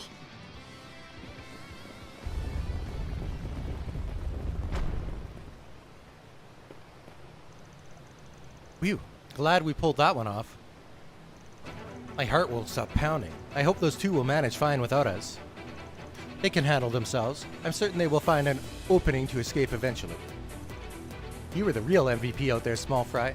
It was a treat seeing the world's strongest warrior look like he just got caught shitting the bed. For real though, you did really well. バンさんの作戦勝ちですよ。それとお兄ちゃんが鍵とか入れる場所の癖が変わってなくてよかったです。Old habits die hard, I suppose. And we are more than happy to take advantage of it. Yep, good work, Fairy. Okay, time to get moving. Sucks that we have to leave those two behind, but we gotta press on. はい。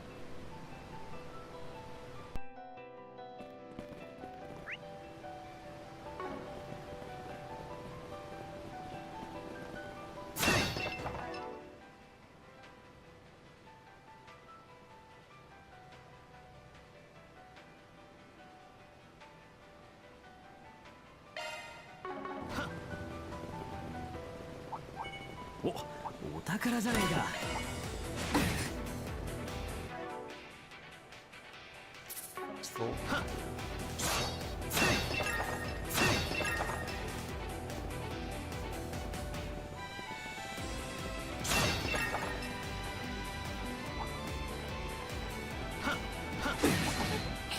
トレジャー発見ですね。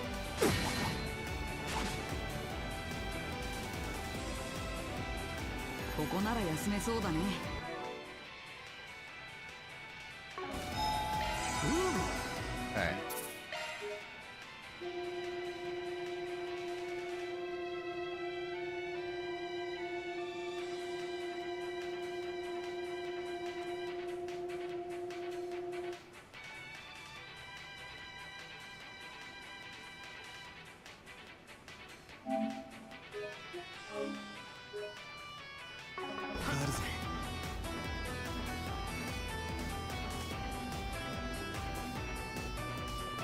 待ちなさい。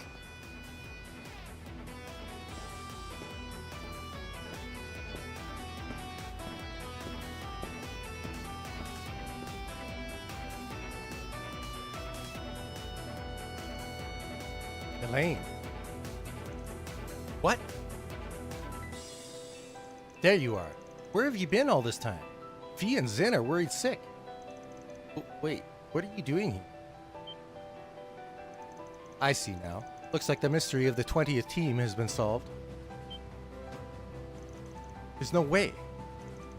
We're looking for someone who knew we paired up with another team, right? Miss Bright would fit that description, but she is currently on the surface, which leaves only one other possible candidate. That's you, isn't it, Elaine? ええ、その通りよ。だから勝負よ。アークライド解決事務所。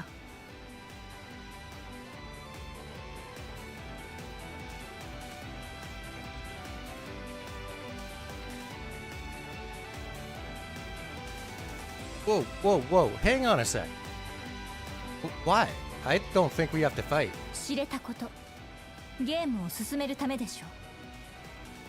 ちなみに私は今アクセスキーを数個持っている。Guess there's no way around it then. So it seems she is laying all her cards on the table, literally and figuratively. ええ、剣の乙女のあだ名と永久としての肩書きをかけてでも。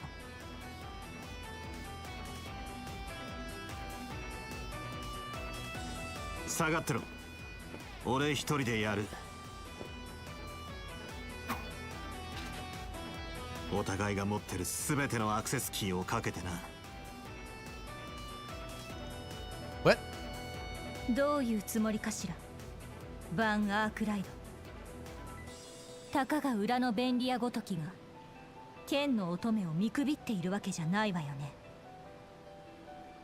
そういうセリフはせめて調子が万全の時に言え。何をやってきたか知らねえが、お前かなり消耗してるだろうが。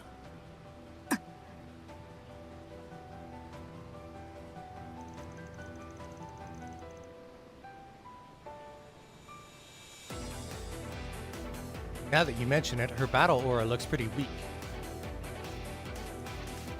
She must have been hiding her exhaustion with controlled breathing.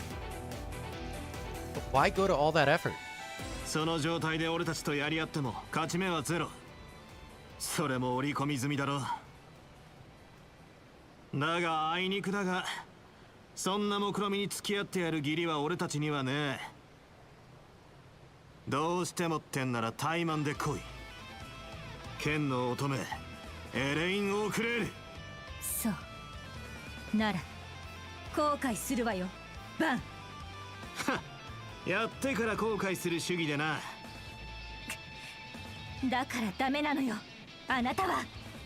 こちらのセリフだ、衛星優等生。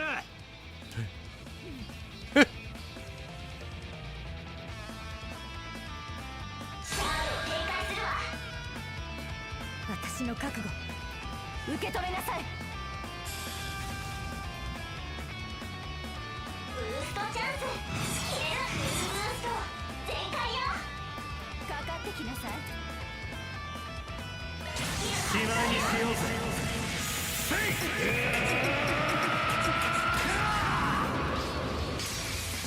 ガンダライスライこんなものなの、バン。ブースト輝ける翼よ。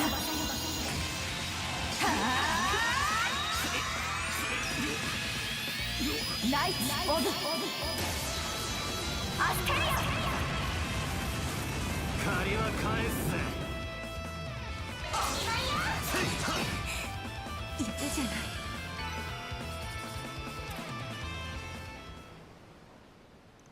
I lost? Phew, didn't think you had that much gas left in the tank. I'm amazed I eked out a win there. Here, These are rightfully yours. Received 5 keycards. How'd you get your hands on 5 of these things? Well, I started with 1, and I took the rest from Arioch. Wait, what? You got them from him? The fact that you survived is nothing short of a miracle. I didn't exactly beat him per se. I just took these off his person and made a hasty retreat. Either way, I've now fulfilled my purpose in this game. Huh? What are you... チーム剣の乙女脱落。チームアークライド解決事務所。すべてのアクセスキーの獲得により仮想領域最深部への侵入を許可。So, we got 4 from Ouroboros, we got 5 from Marduk, and we got 5 from her. We started the day with 6. We did it! Ha! Almost time for Almada to come crashing down. We're still good on time, too. Congratulations. I'll now leave the rest to you. Elaine. Whoa, easy there. I'm alright. I think my fatigue finally caught up to me. I didn't expect you'd wear me down so much, let alone beat me. Yeah, well, I thought it'd be a quick and dirty victory for me, but you really made me bust my ass for it. I'm going back to the surface now. If you have the energy to make silly little comments like that, I'm sure you will do just fine. Elaine. She really went out of her way to help us. We ought to give her a proper thank you later. Why does she look so out of sorts?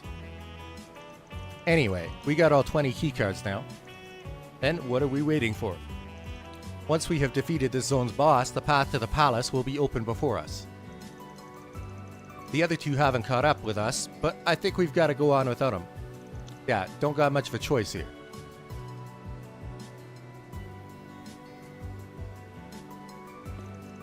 And we also don't have all the time in the world, so let's move. やあ、お疲れ様。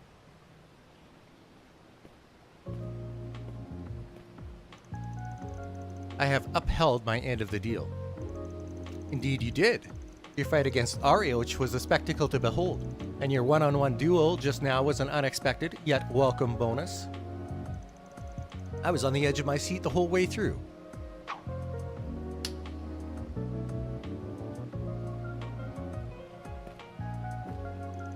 And now I've honored my end. You may do with it as you please. So long as you don't break any rules, of course. Good. Now I can finally...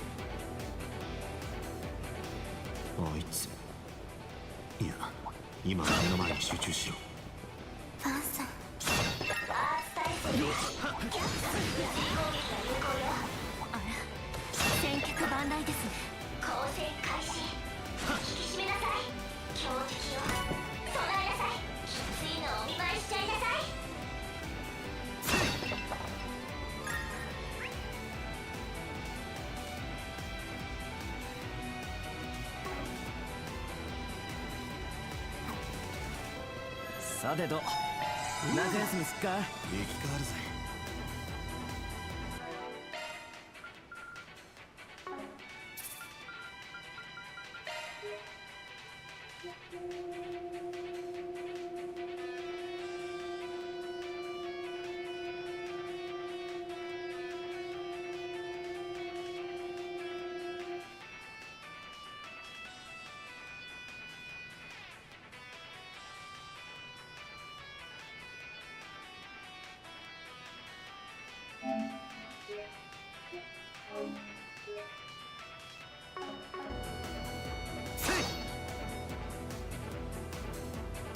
規定数のアクセスキーを認証。ロックを解除。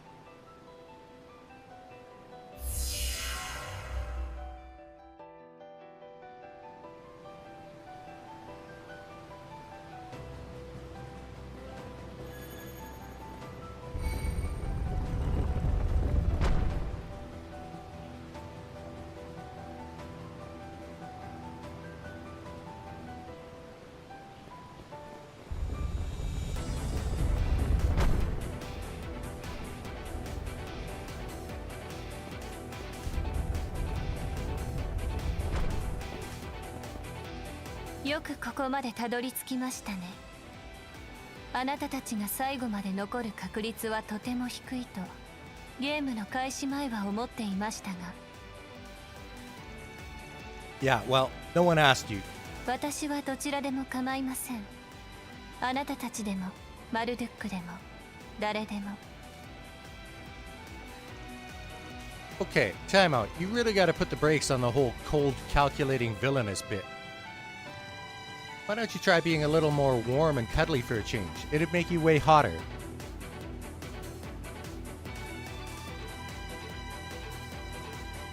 Hotter?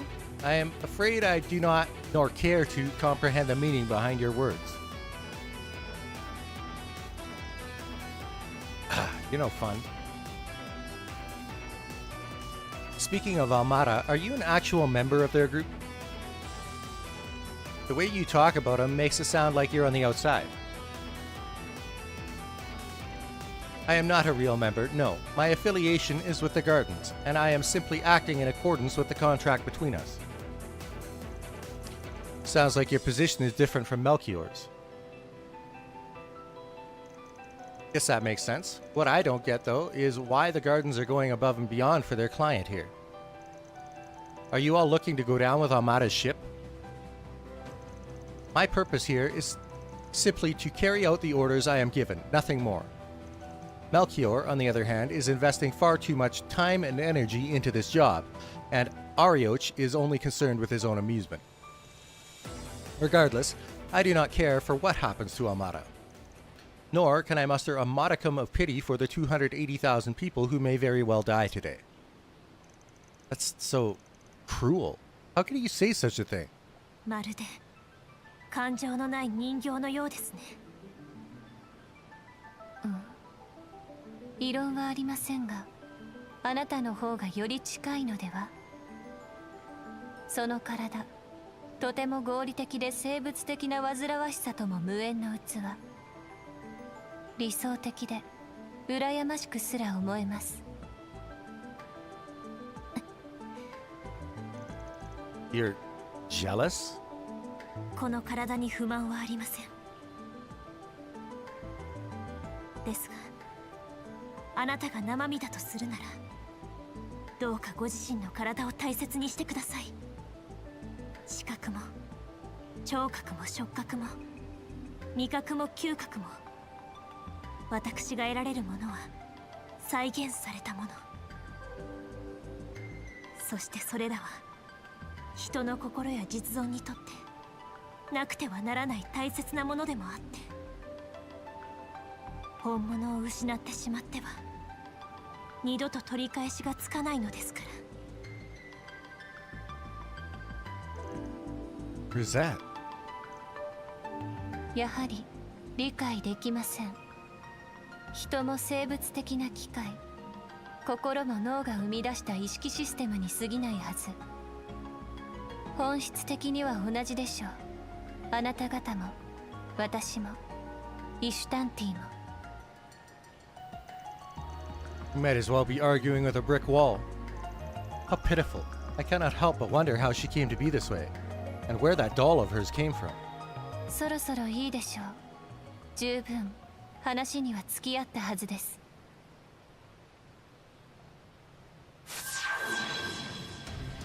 それでは第3戦を始めましょう。アウルムガーデンの管理人オランピアが相手です。 The third overseer of the garden, she called herself. いいぜ。ゲームのついでにまずは一つお前さんに教えてやる。今の自分じゃ届かない結果、敗北ってやつの悔しさをな。言葉は尽くしました。あなた方を始末します。ヘブンリーロンドンフィーバータイムだ。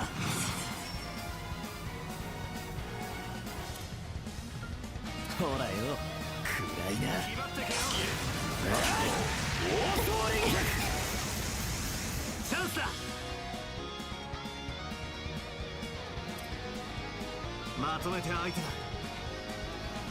上げていこうぜ。食らえ。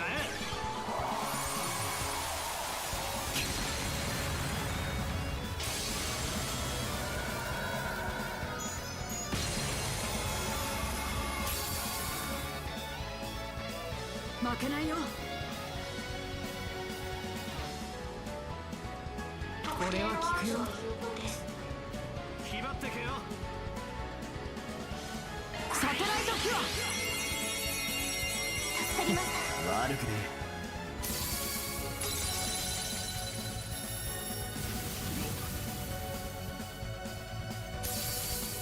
この機は逃しません。ご容赦を。いつでもどうぞ。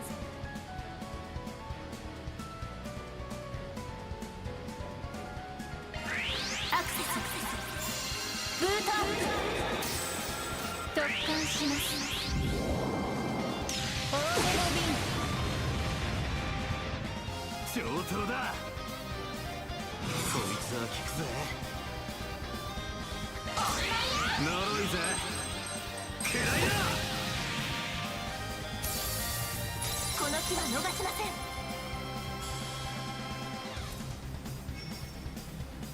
まとめてお相手します。ガンガン行くぞ。任せた。リゼット。捕らえました。やアーロン様。ほらよ、暗いな。大強連撃。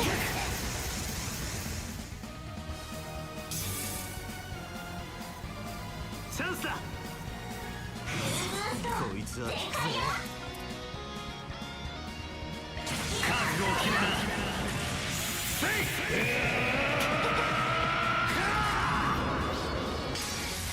ダンダライセイレイダー。ダメージ想定範囲内。ブーストゲージカトル。リミット解放。キュア、みんなを癒して。悪いな。助かりました。悪くね。リゼットさん。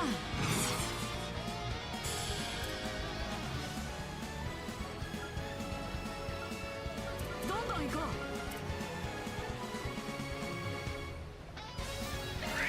アクセスブートアップ生命立てよ。こちらの番だ。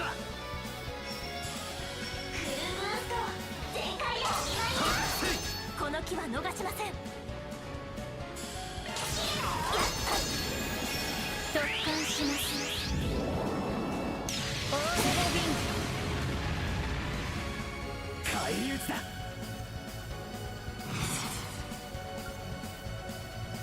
ほらよ、暗いな。来ないのですか。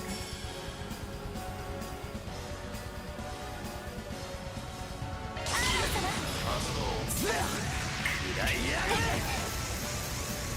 続けやバン。ブースト全開よ。悟を決めな。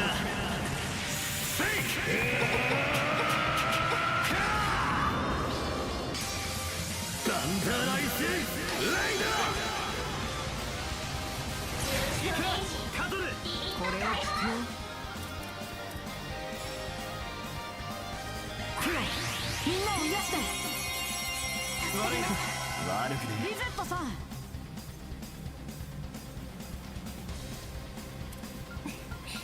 ご容赦。アクセスブートアップ。バー様。覚悟を決めな。Oh.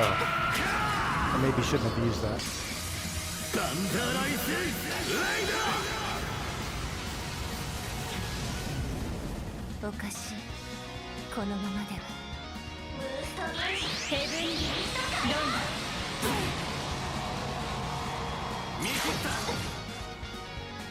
た。なめんじゃね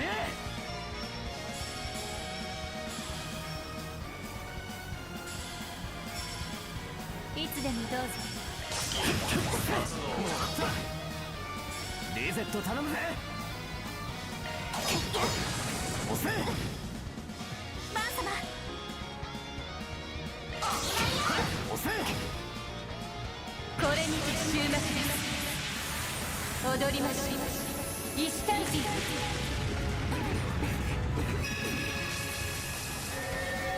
アウルメシャングリラ。チャンスだ。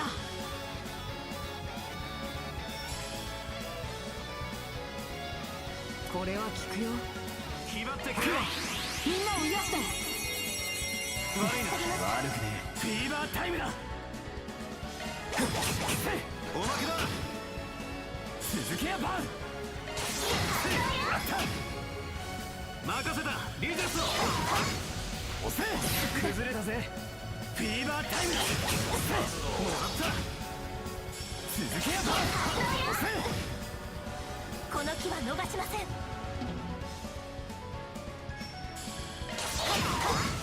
もらった。理解できかねます。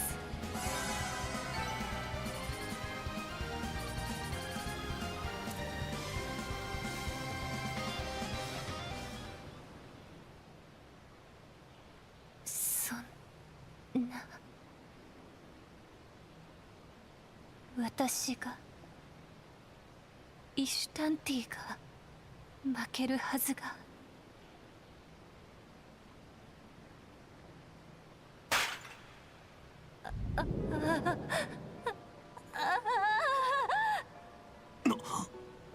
様子がおかしい。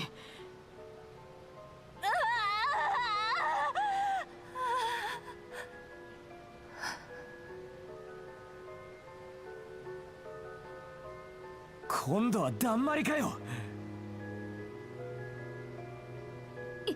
一体どうなって。これは私は違う。こんなの知りません。知らないきっと嘘。苦しい、痛い、寒い、暑い、もう嫌。ぶつけたい、殴りたい、走りたい、飛ばしたい、潰したい、握りたい、叫びたい。でも生きたくない、動きたくない、喋りたくない、考えたくない、聞きたくない。尻滅裂じゃない。まさか彼女は。感情を獲得してるのか。しかも一気に。確かに。でもどうしてそんな。おそらくあの人形型の古代遺物と関係していると見るべきだろう。彼女は感情を持たないわけではなかった。ただ何らかの形で全ての感情があの人形に吸い取られていたのだ。そして先ほどの戦闘による破損でその人形の機能が働かなくなり、一気に感情が解放されたのかもしれん。感情私にもこんな負けて、私悔しい、悲しい、私負け、それは負けは負けて死ぬ、私負けしいやだ、怖い、やだ、怖い、死にたくない、でも私もういっぱい殺してる、こんな恐ろしいこといっぱい。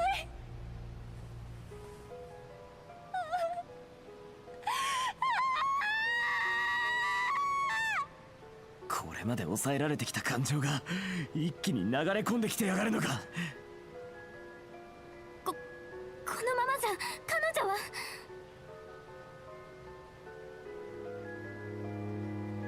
こんなの知りたくなかった。もう耐えられない。もう消えてしまいたい。天使様、私を殺してください。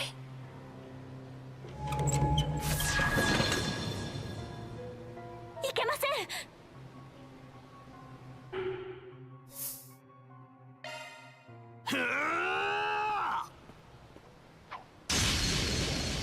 ワンさん、リゼットさんも。どうして？せっかく取り戻したんだろう。簡単に手放そうとしてんじゃねえ。つれえだろうしきついんだろう。だがそれがお前が生きてきた世界だ。あなたはここからです。まずはご自分と向き合ってください。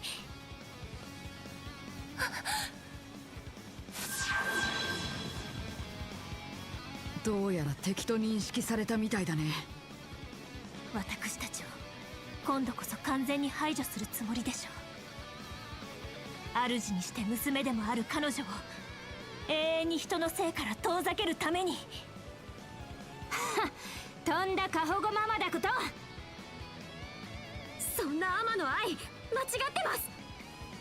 だったら今度こそ完全に止めるまでだ。行くぞ。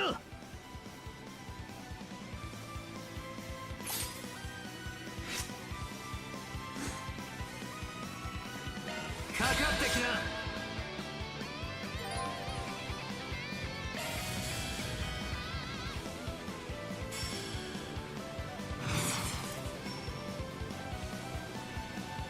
ほらよ、暗いな。暗いやがれ。続けやバン。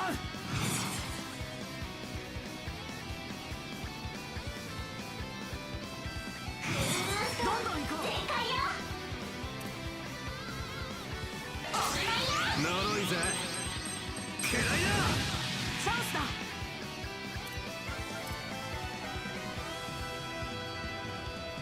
サテライトキュ悪いな。悪くね。ア。リゼットさん。ア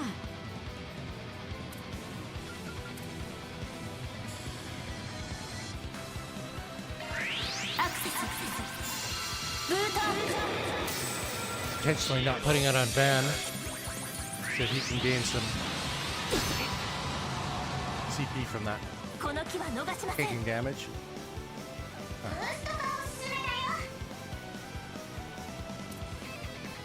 上げていこうぜ。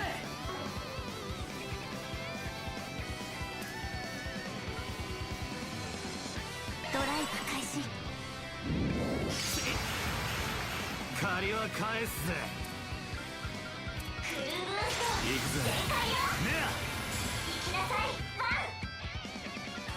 フルブースト決めなさいワン。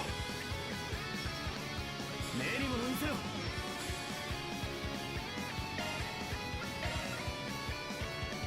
頼むぜ。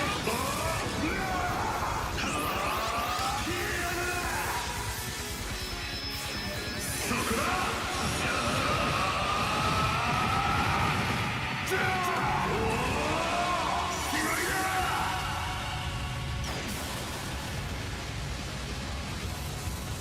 トゲージリミット解放よ。やっ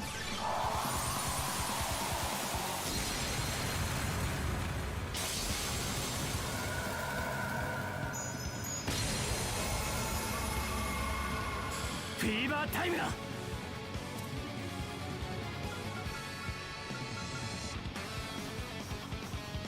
ここが攻め時かと。さあ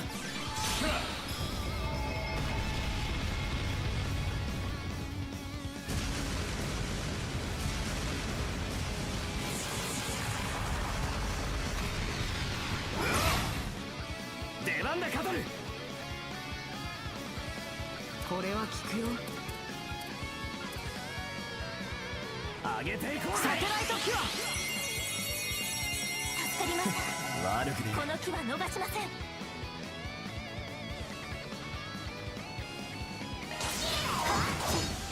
おまけだよ。アーロン様。ほらよ、暗いな。食らいやがれ。行きなさいファン。フルブースト決めなさいファン。頼むぜ。ブ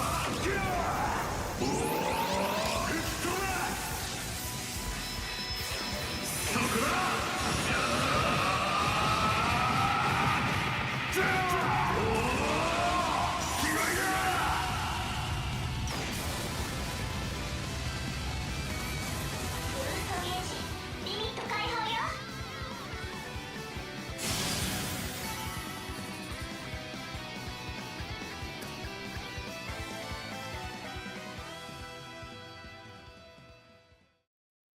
私には天使様がついています。小さな神殿で神の御使い様として村人たちから崇められる天使様。なぜか私だけその声が聞こえました。季節が次々と変わり、周りの子たちが一人また一人と消えました。しばらくしてついに私の番が来ました。お父さんとお母さんは私を守ろうとしました。他の大人たちに必死に抵抗しました。そして二人とも殺されました。いや、こんな気持ちもう嫌。私は天使様に願いました。もう何も感じたくない。何も。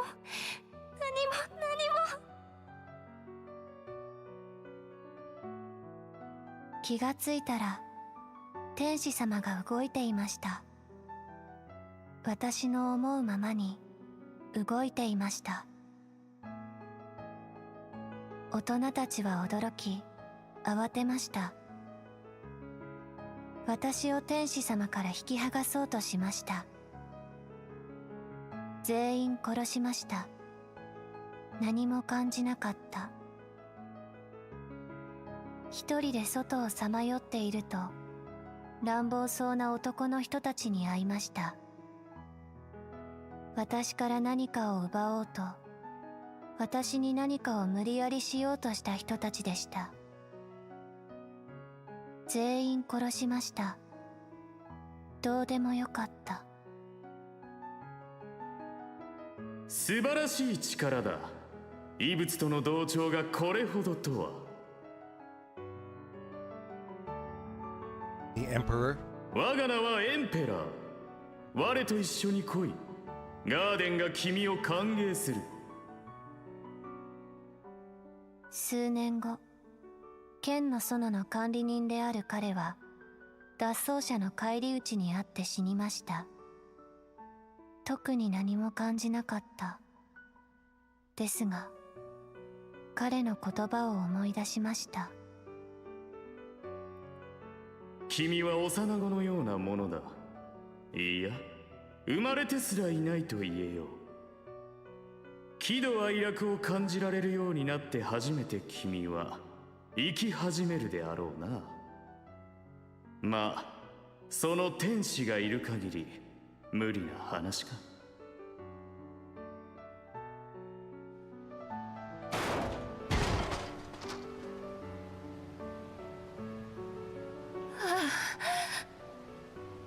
イシュタンティ、私の天使様、そんな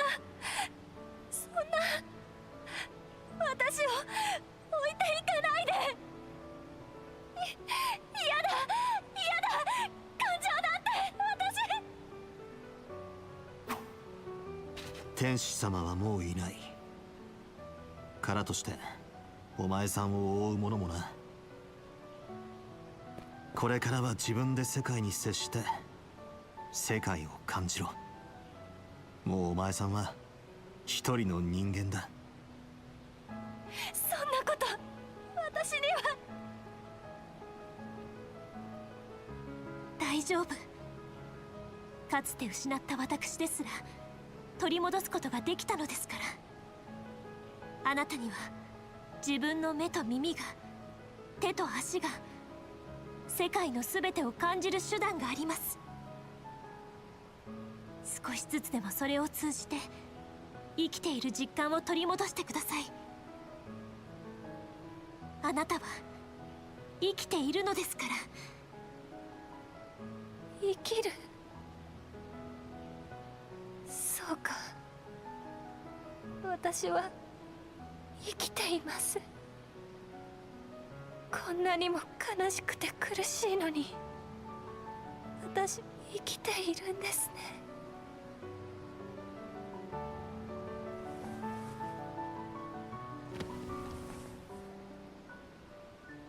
気を失ったみたいですね。化け物じみた強さ以上にやりにくすぎる相手だったぜ。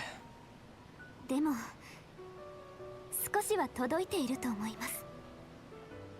ああ、今まで背負ってきた罪を償いきれるかどうかは分からねえが、彼女の時間はここから始まるだろう。そうだといいね。仮想担当者オランピア脱落。領域クリア。第3フェーズ終了。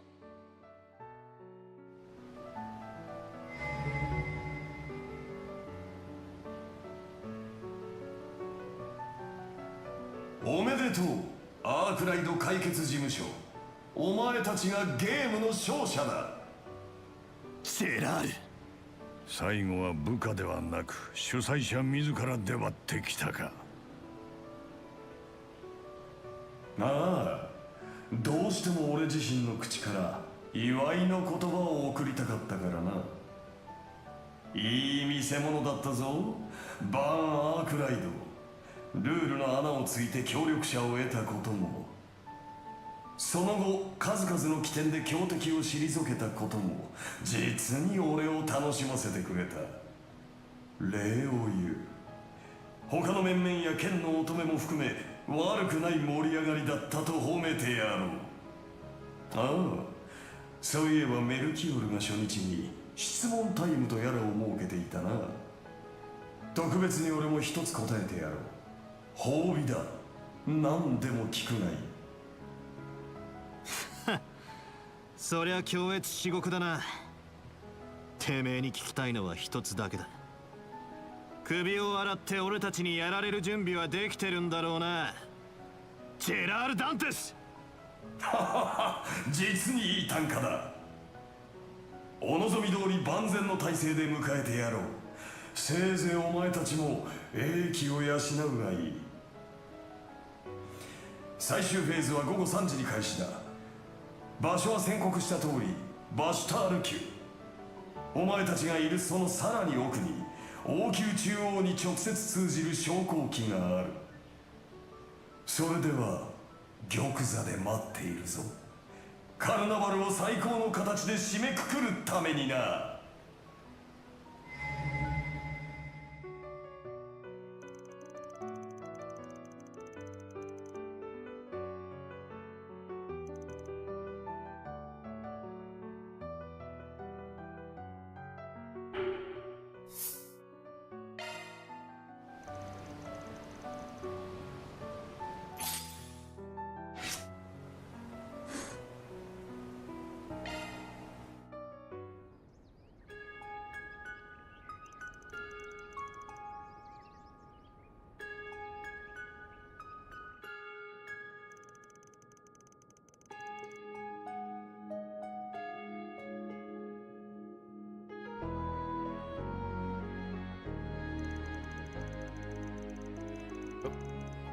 Muted.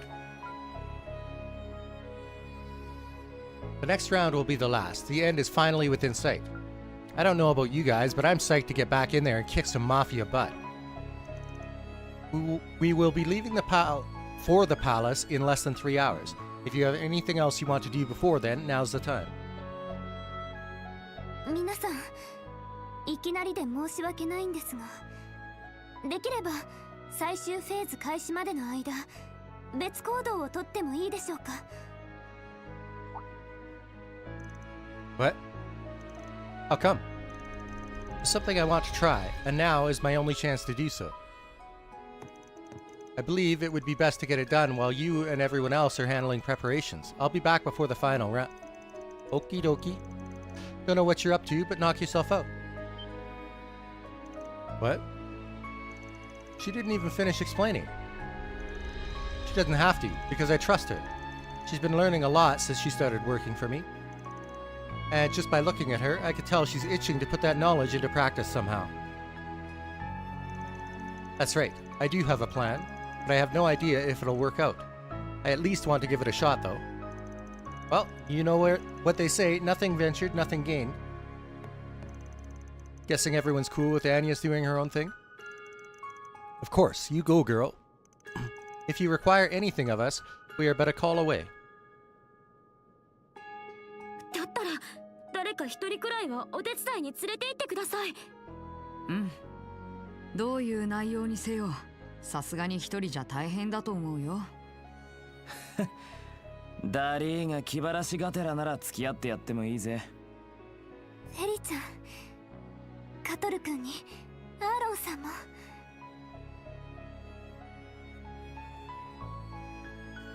ありがとうございます。お言葉に甘えさせていただきますね。皆さんも準備はよろしくお願いします。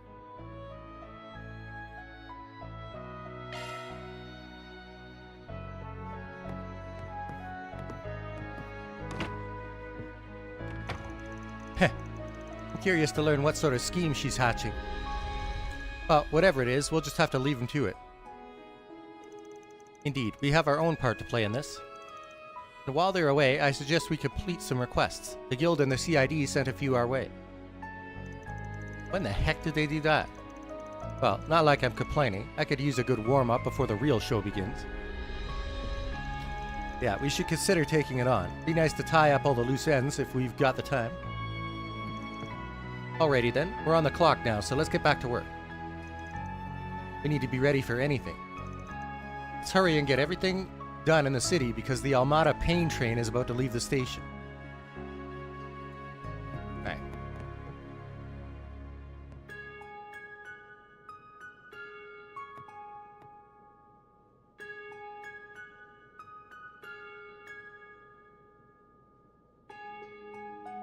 Now we've got a few things to do.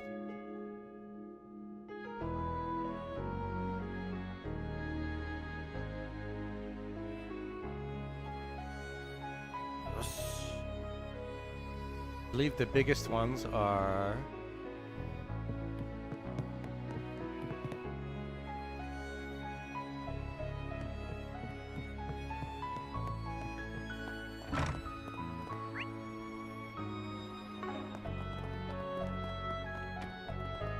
well, we've got a couple of optional scenes here. First playthrough I said Fairy with her, or sorry, I said Cutter with Agnes. And one of these scenes changes based on who you sent. So let's go find out what that is.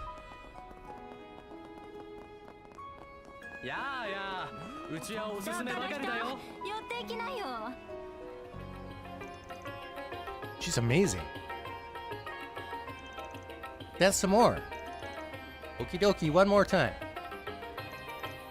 Look at Small Fry go. She's quite good. If memory serves, she learned how to dance from Miss Shahina in Tharbad. Well, color me impressed. She's got everyone's attention. I bet she'd have a pretty good screen presence if she decided to take up acting. I could see that.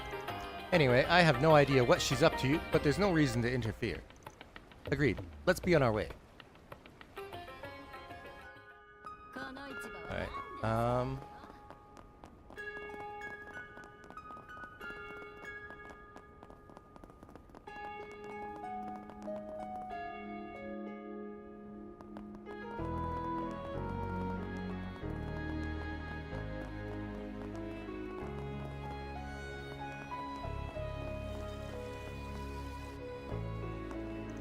Huh?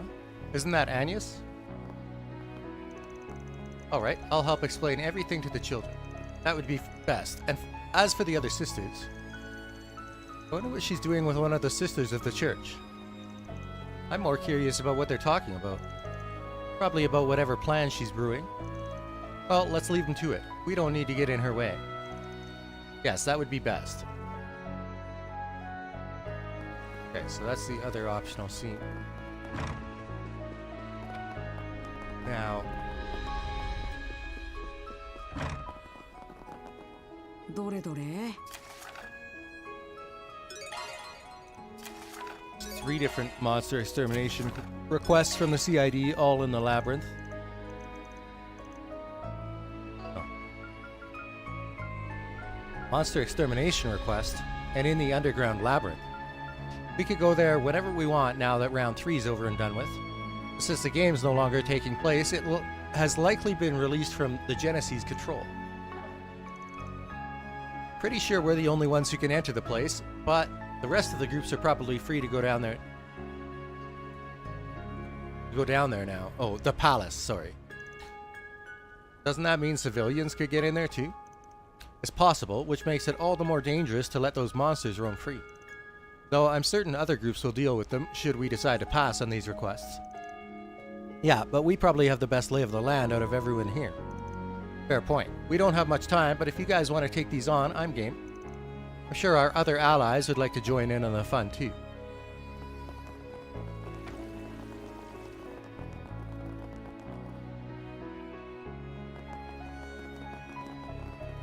I don't remember if there's...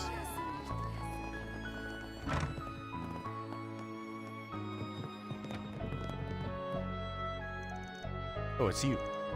I heard that Elaine went up against your group down in the labyrinth. Yeah, she helped us win that round. We won't let her efforts go to waste. Anyway, what you looking at? Something that's for our eyes only. Well, I guess I could share if we have info to swap. It's related to our suspicions that Almara has had some dealings in Horacio. I'm organizing all the information that was collected at this branch and combining it with what we've learned over the last few days. I'm hoping it'll prove helpful somewhere down the line. Huh, neat. Well, good luck with that. Whoops.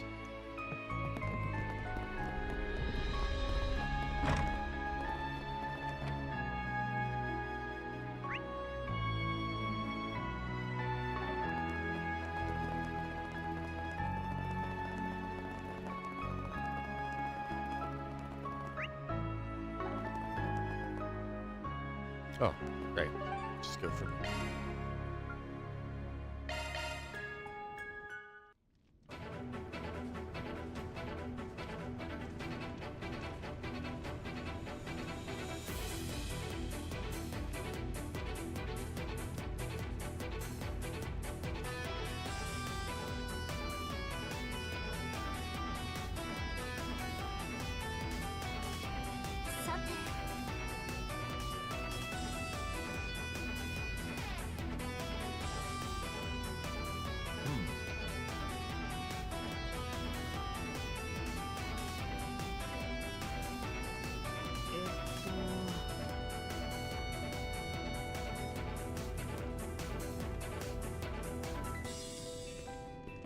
Need some CP.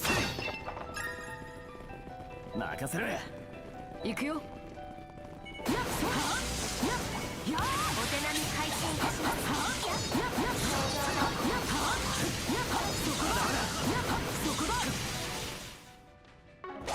参ります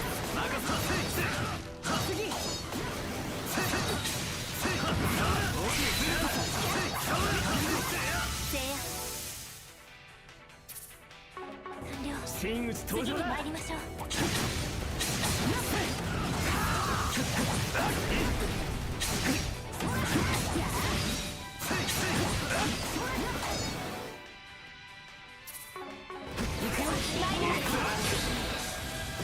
ちらの番だ。こちらの番だ。させるかよ。加減はいたしません。カトル様任せたよ。アクライド。特定の案よし、上出来た。いい感じだな、アークライド。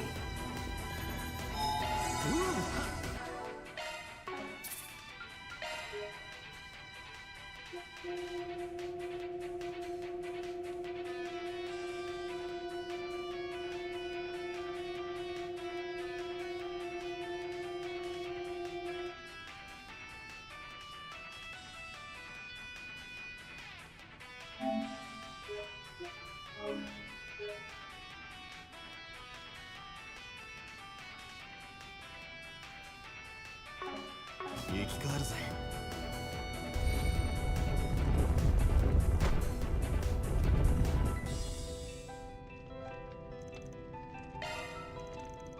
Looks like we found our prey. They look perky.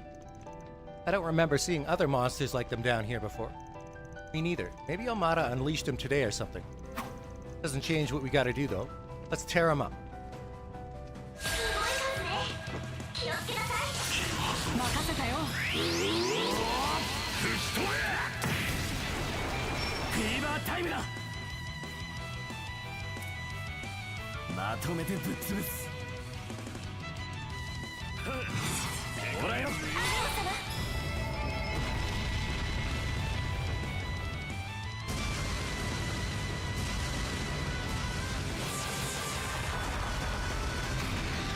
出番だカトル。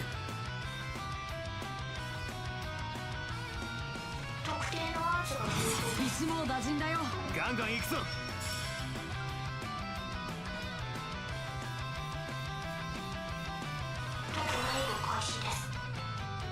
こちらの番だ。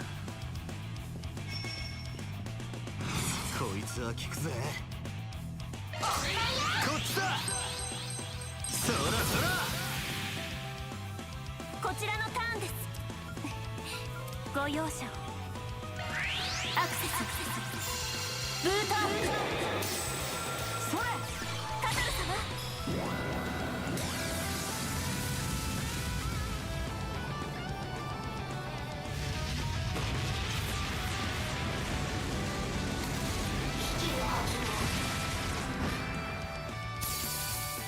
なめんじゃねえ。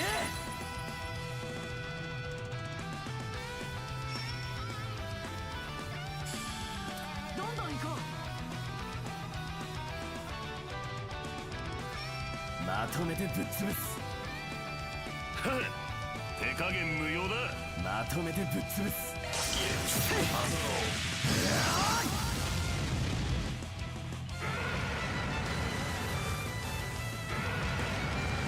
こちらのターンです。すごく効くアーツだよ。どんどん行こう。まとめてお相手します。はあ。チャンスだ。これは効くよ。サテライトキュア。助かります。悪くね。バンさん。こいつは効くぜ。全開よ。しまいにしようぜ。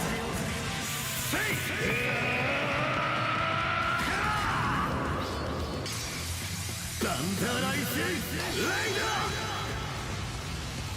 ブーストゲージリミット解放。リゼットさん。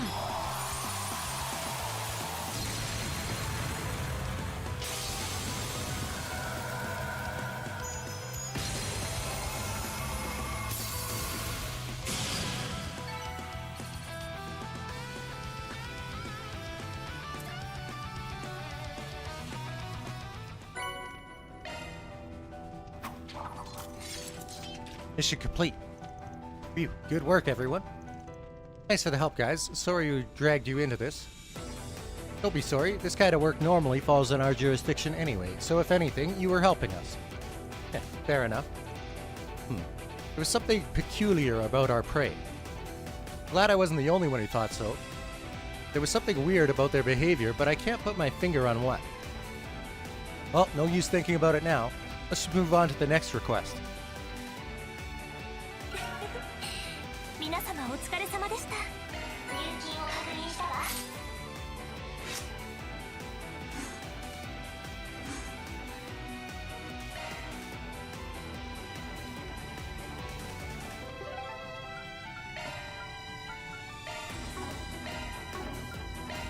出発いたします。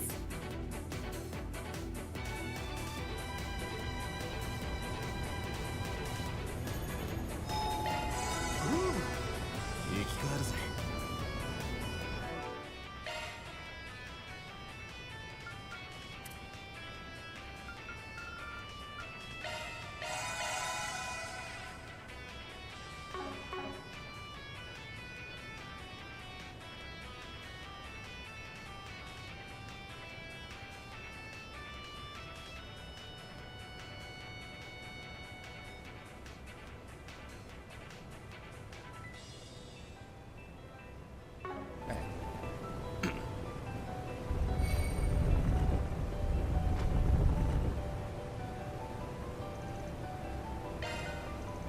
Let's do this. Careful, they look strong. We'll be fine. Don't underestimate them. We might be in for a nasty surprise here.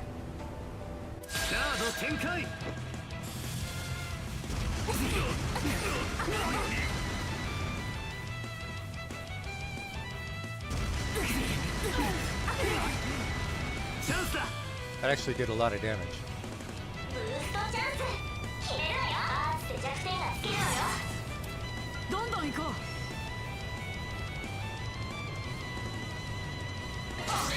呪いぜ。くらいな。行けカトル。サテライトキュア。助かったぜ。悪くね続いて。頼んだ。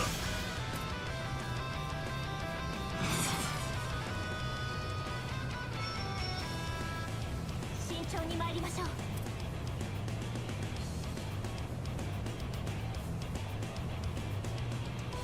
油断は禁物だよ。食らいやがれ。この機は逃しません。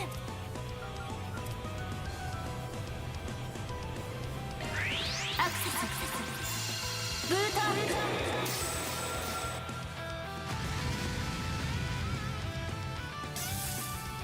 こちらの番だ。こいつは効くぜ。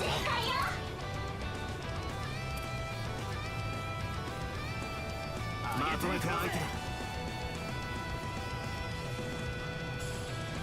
覚悟を決めな。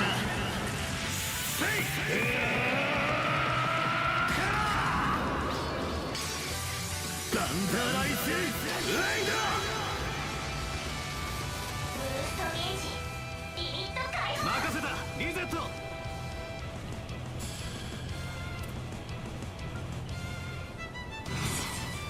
上げていこうぜ。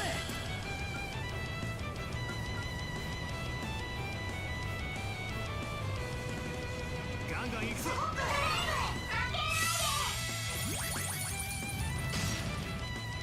チャンスだ。こいつは効くぜ。フルブースト全開よ。覚悟を決めな。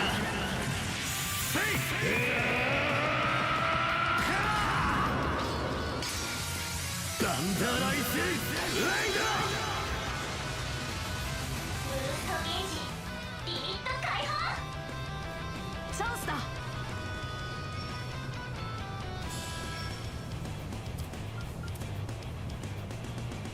ガンガン行くぞ。サテライトキュア。助かったぜ。悪くね隙見はさせん。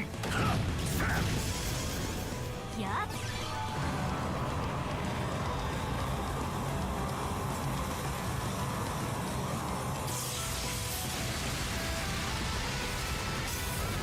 行くぜ。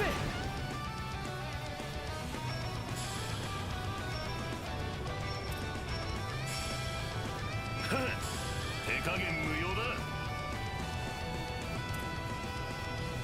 ほらよ、暗いな。ガンガン行くぞ。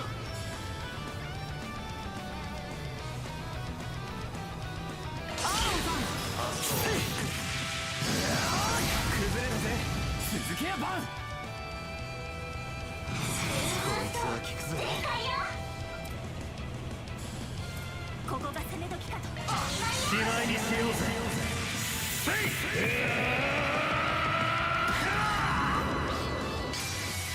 ダンダライスレイダ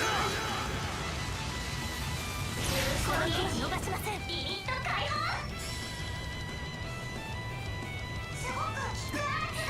ご容赦を。手加減無用だ。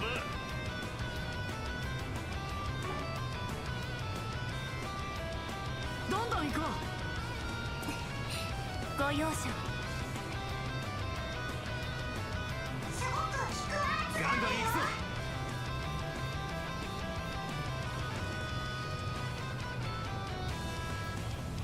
上げていこうぜ。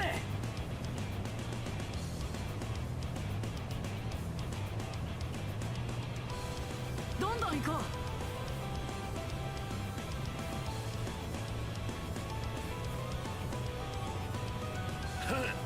手加減無用だ。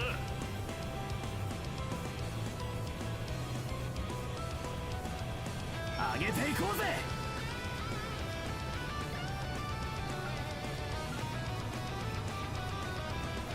ガンガン行くぞ。ご容赦を。エフェクト頼むぜ。捕らえました。やっバン様。フルブースト全開よ。スキル発動よ。任せたぜ。おまけだ。う。チャンスだ。クロ、みんなを癒して。悪くねアーロンさん。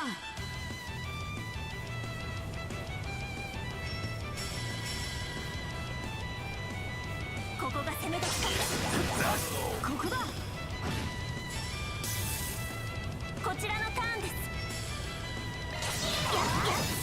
おまけだよ。チャンスだ。フルブースト。ここです。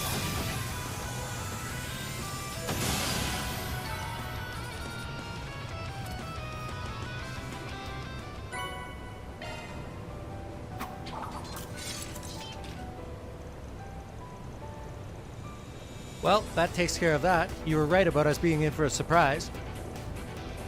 Started to see a pattern here. Indeed, these monsters are utilizing shard skills. Of that, I am certain. But I thought only humans could use those. That was my understanding too. They're supposed to be a special feature of Zypha technology. I mean, it's not that much of a stretch, right? We've seen monsters that use orbital arts, and they sure as hell aren't packing orbments. I could buy that some of them have the potential to use shard skills too. I suppose it's not inconceivable that they have evolved with our technology, but it's happening too fast. Yeah, something's fishy here. Perhaps the answers will come to us after we finish the third request. Shall we work on that next? Up to you all. Won't deny I'm curious about the whole shard skill thing, but the third request's optional. Bare minimum was to finish 2, so we've fulfilled our obligations here. If you guys are wiped out, we could leave the last one to some other group. Now that you mention it, I'm pooped and thirsty too. You guys want to head back to the surface? I'd kill for an ice-cold drink right about now. I feel you there. Well, we got some time, so if you guys want to take a break and come back later, we could do that. I'll leave the choice up to you all. これで幕引きだ。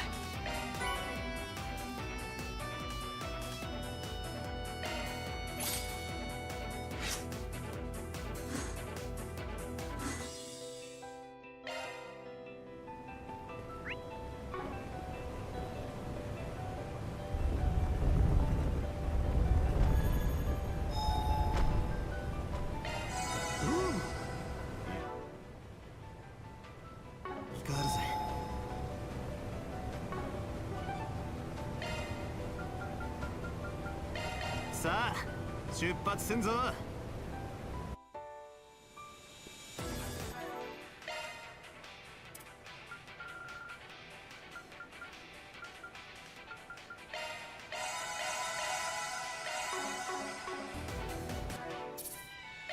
Alright.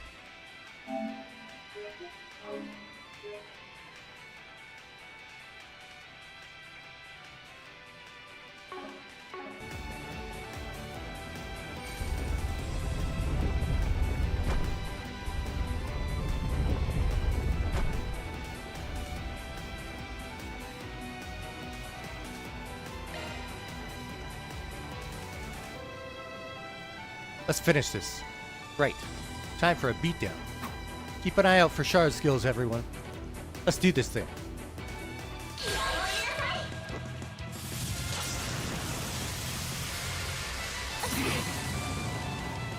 はいたしません。アクセスブートアップカトル様。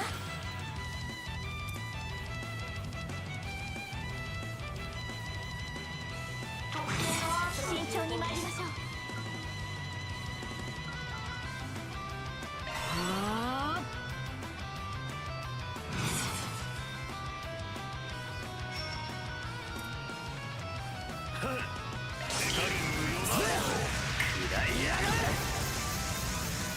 続けやバン。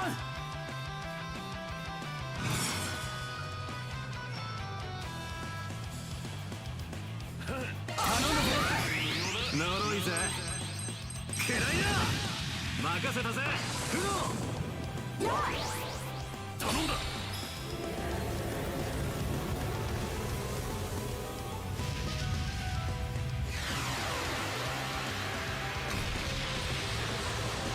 参ります。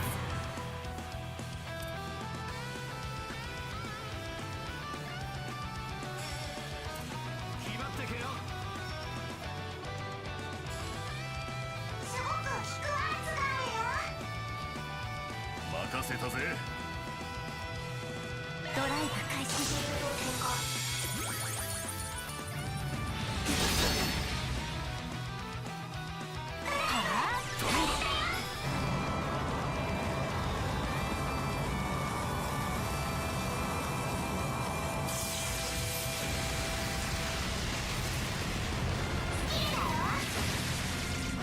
チャンスだ。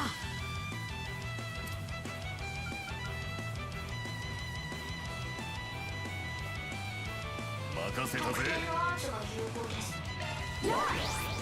頼んだ。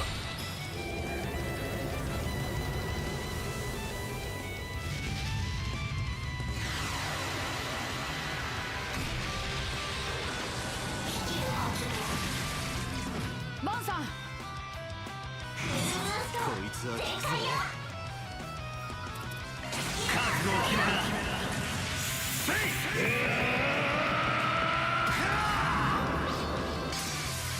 バンダーライスレイダー。フィーバータイムだ。リミット解放。決めろアロン。くらいやがれ。崩れたぜ。続け続け。すごく引く圧があるよ。油断は禁物だよ。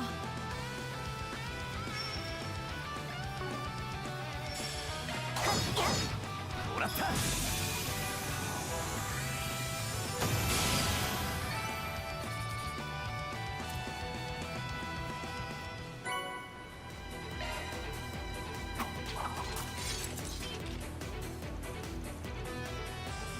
Enemy shard skills were in play here as well. Phew, these requests were brutal. Good thing we took those things out before they escaped and raised hell on the surface. Wonder where these things came from. It's not every day you run into monsters who can use shard skills. Indeed, there must be more to this story than meets the eye. There's something on the floor. Oh. Looks like a machine part or something. It says ZASSM03. What could that mean? I believe SSM may stand for Shard Skill Module. And the 03 would indicate that this is the third such module. What? Then they were only able to use shard skills because of this unit? That is but one possibility, though it is likely, yes. That would certainly explain it. It's kind of hard to believe, but it's just about the only explanation that makes sense. Yeah, I'm starting to buy it too. But what could the ZA part mean? I have a feeling it comes from a name we've all heard recently.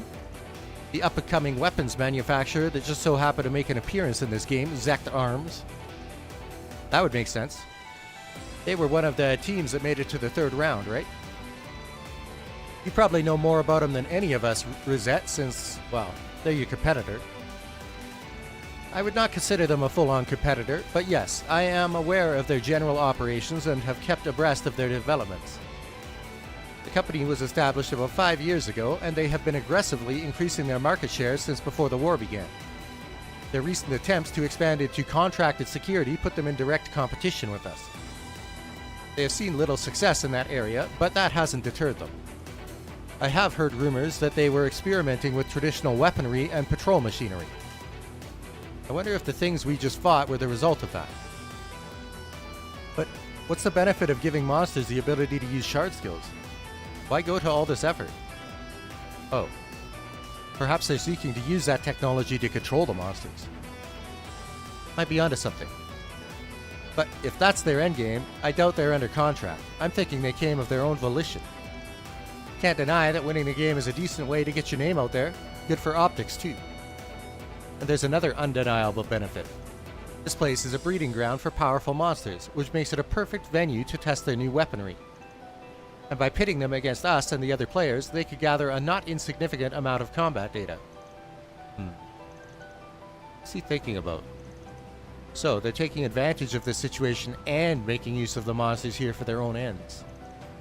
What they're doing has suspicious written all over it. Won't argue with you there, though as long as they aren't laying a finger on any civilians, our hands are tied. But if we could prove they're doing something illegal, that'd be a whole different story. We'll just keep this in the back of our minds for now. Anyway, that's the last of the monster extermination requests. Indeed, I am concerned about what Zect Arms is plotting, but we have more urgent matters to attend to. Yeah, for now, we've got to get back to the surface and start getting ready for the final round.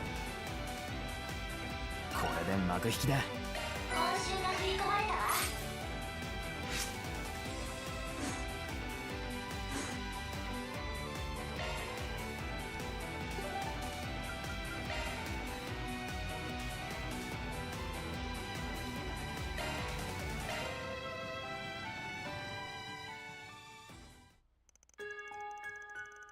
Okay, we're gonna head off now. See you around.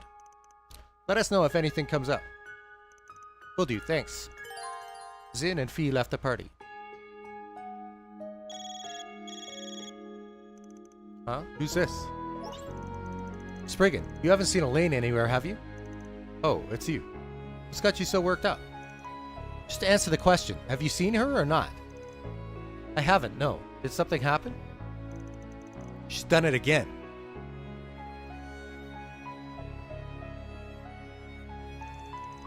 You're at the guild, right? I want to hear more about this, so I'm heading over. Alright. But be quick about it. I'll tell you more when you get here. That didn't sound good. He seemed perturbed. Should we go right away, or should we wait for the others? Yeah, this sounds urgent. Let's get to the guild ASAP.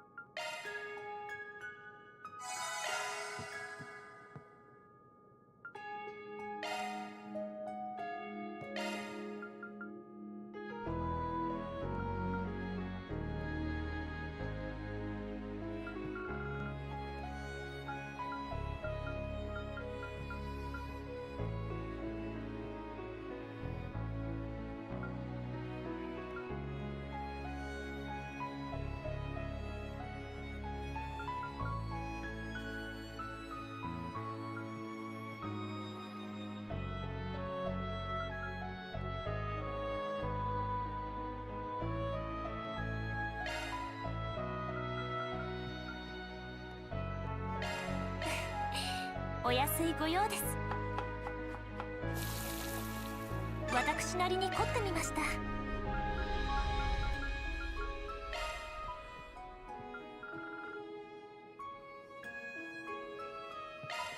まあ待ってな。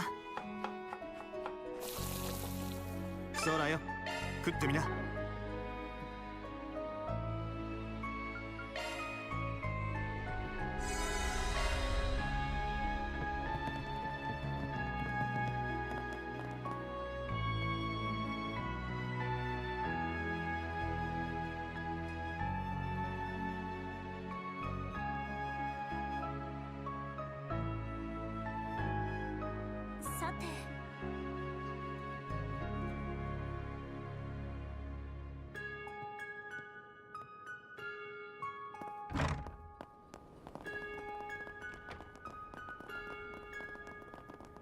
面白そうだな。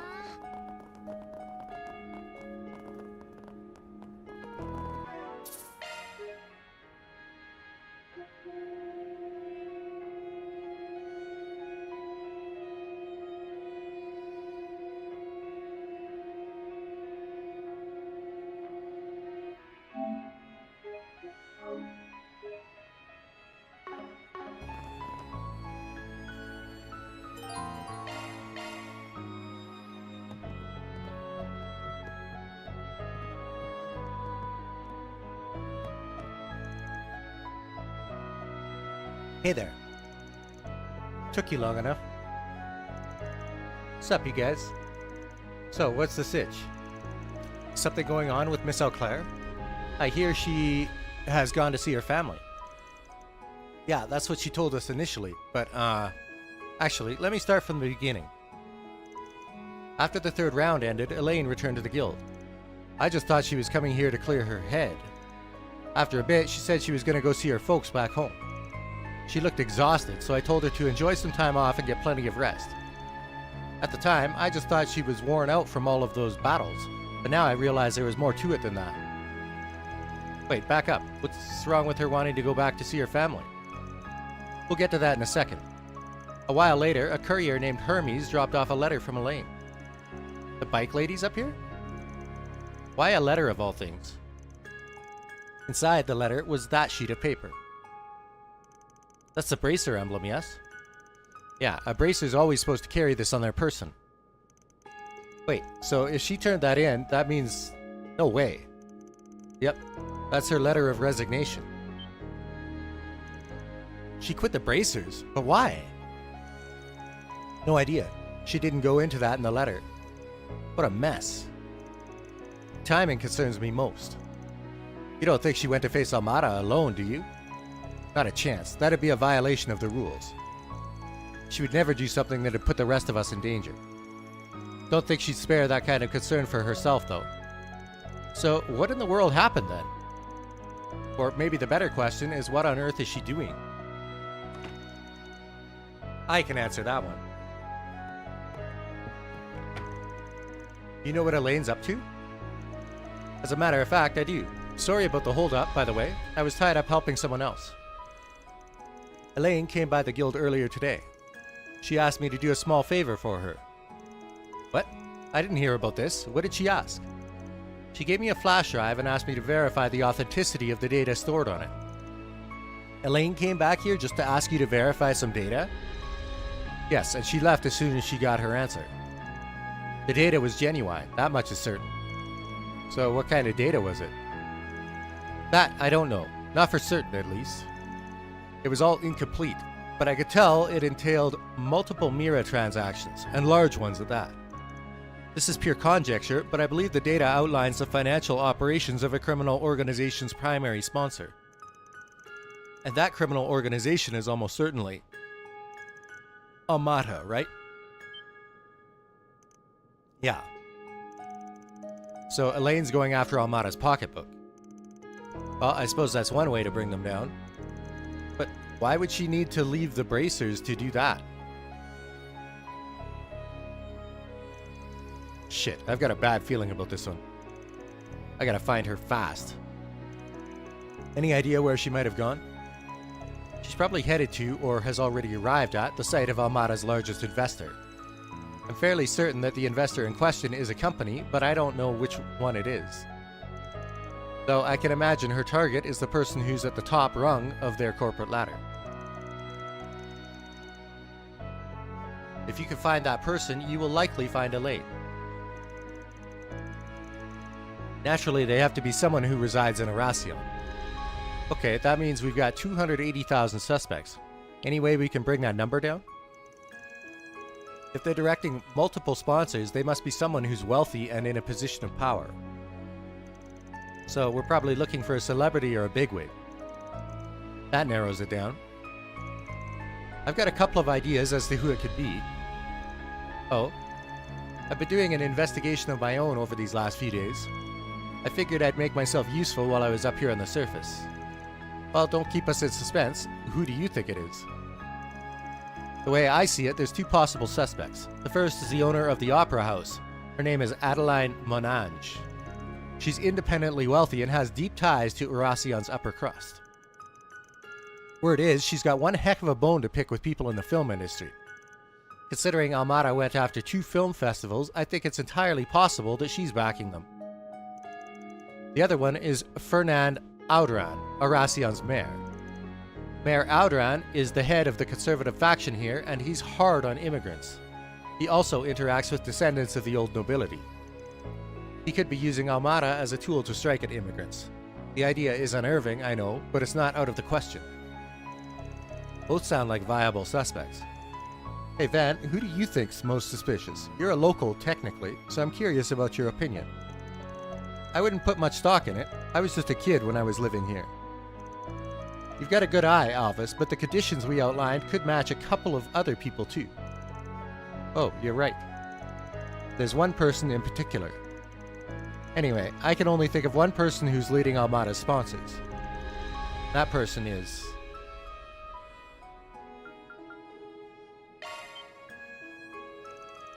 Wait a moment. Did you just say... Ah.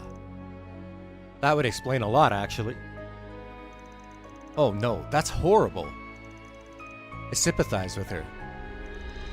Well, now that we have our answer, I say we get moving. Yeah, just in case though, we should send people to the other suspects.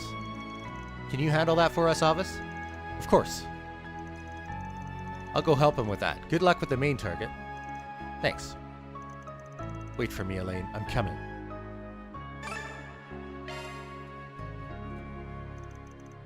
Moments before.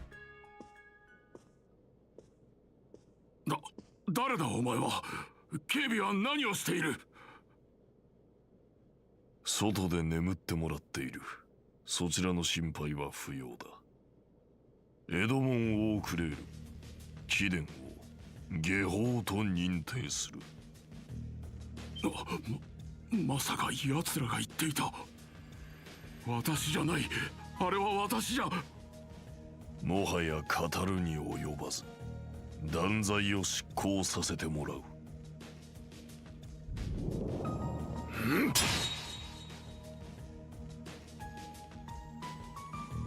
エレイン。お久しぶりです、お父様。こんな再会になるとは思いませんでしたが。永久遊撃士エレイン・オークレール。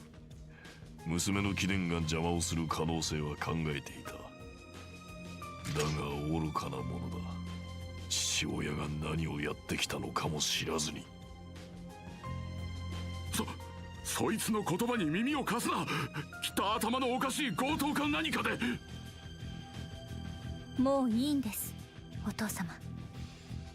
すでに全て知っていますから。アルマータに資金提供し、数年前から彼らの活動を支援してきた反移民主義団体、その最大のスポンサーでありフィクサー、それがあなたエドモン・オークレールだと。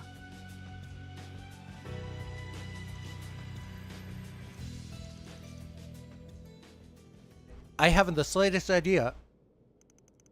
As soon as I caught wind of the ties between Almara and the anti-immigrant groups, you immediately came to mind. You have the wealth of the Quincy Company at your fingertips, possess deep political ties, and live in a city close to Messalina. And above all, your all-consuming obsession with Calvar's long-lost nobility drove you to discriminate against those of unknown origin. Which is precisely why, all those years ago, you took my dear friend away from me. All because he fit that description.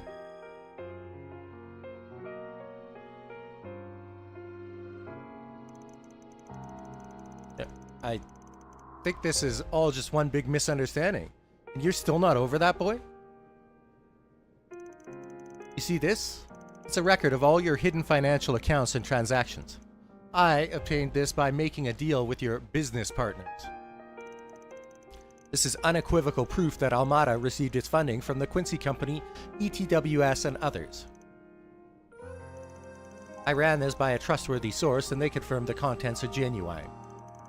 I also made a fascinating discovery from this. In addition to your regular contributions, you provided extra funding for one of their projects. The creation of a revolutionary weapon, one with unprecedented destructive capabilities.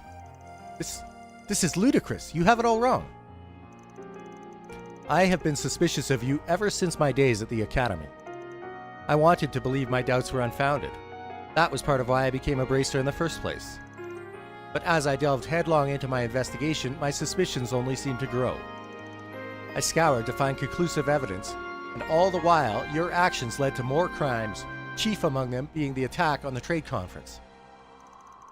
That is, until the unthinkable catastrophe that befell Krail. Elaine. I am here to put an end to it all. You will face justice at the hands of your own daughter. And I will ask that you back down. Ensuring that he pays the price for his crimes is my responsibility, and I won't allow you to steal that from me. Very well. Your resolve is firm. What? Iscariot's true purpose is to punish the criminals who are beyond the reach of the law. If you are able to expose his crimes and see that he is punished for them, we have no reason to interfere. You are more understanding than I would have expected. This can't be. Don't do it, Elaine. I am not here to kill you. I'm simply going to take you into custody and hand you over to the Capitol Police. I have already tendered my resignation. This will be my final job as a bracer.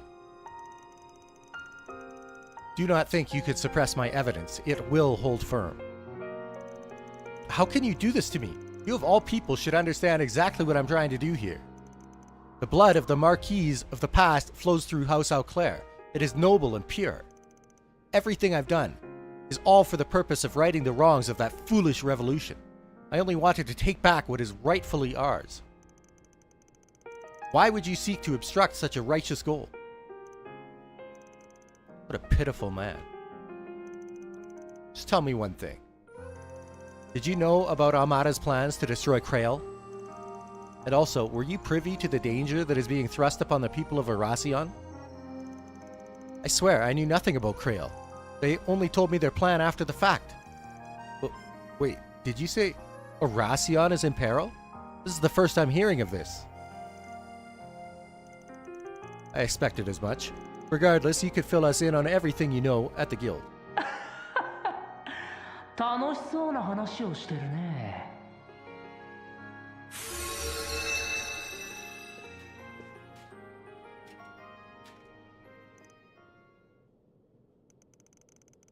If it isn't the overseers of the gardens. よう、ケンの姉さんに教会の副兵長さんだったか。脱落した君たちが地上で何しようと知ったことじゃないけど、僕らのスポンサーをいじめてるなんてね。何かいい証拠でも掴んだかい？ You have some nerve. Oh, thank goodness. Sorry. Your timing is impeccable, Melchior. Finish off this intruder post-haste. Elaine is to be put under house arrest effective immediately, but don't harm her. Father. Witless fool. This wasn't on my agenda for today, but very well. However, I hope you know I don't believe in half measures. What are you doing? I may be part of the Mafia now, but I was once in a group of assassins, I'll have you know. If I see a chance to kill, I will not hesitate to act on it. I cannot resist my primal instincts. You might have got one over on me earlier, but I won't make the same mistake twice. I'm not going easy on you just because you're tired. I'm gonna tear you limb from limb. I won't let anyone interfere with my mission. I will bring my father to justice, and there's nothing you can do to stop me. I wouldn't be so sure of that if I were you.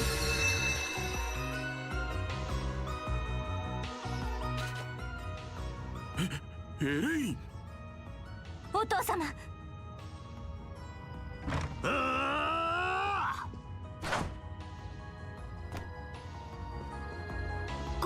この状況はかなりヤバい場面みたいだね。エレイン、大丈夫か？ジンさんにフィーも。どうやら間一髪の状況だったみたいだな。君は昨べも見かけた。いや、その髪の色、どこかで見覚えがあるような。何のことだ。こっちには覚えなんざねえが。まさかの展開だね。もともと社長も始末するつもりだったし、ちょうどいいところだったのにさ。なんだと？ボスは最初から君たちの反移民活動なんかに興味はないのさ。もうスポンサーも必要なくなった。最終フェーズ前の掃除に来ただけでね。フェイクなしの裏帳簿あっさりと渡すと思ったら、そんな。しかしまさか君たちが来るとはね。これこうなったらボスの前に味見するしかなくなっちゃうじゃないか。抜かしやがれ。これ以上の勝手は許さない。なら俺は副兵長殿と遊撃士どもに相手してもらおうか。最終フェーズ前の肩慣らしだ。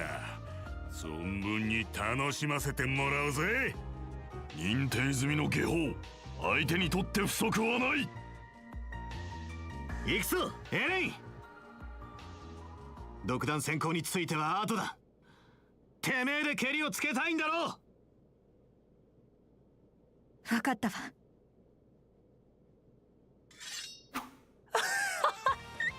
それじゃあ始めようか。決戦前のエキシビジョンマッチよ。こんなところでゲームオーバーになってボスをがっかりさせないでよね。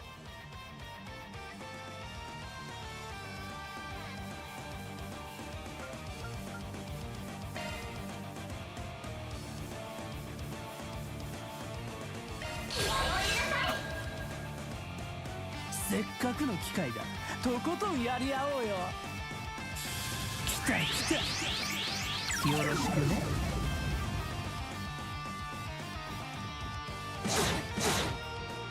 許さない。今です。続いてバン。こいつは効くぜ。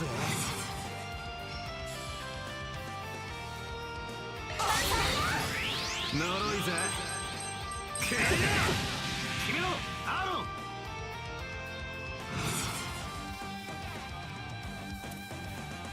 ほらよ。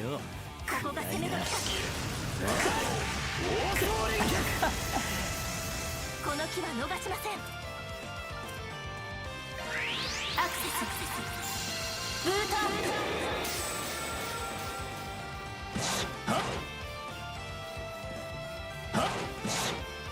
この木は逃しません。ご容赦を。リゼットさん逃がしません。シュート。チャンスだ。全開よ。覚悟を決めな。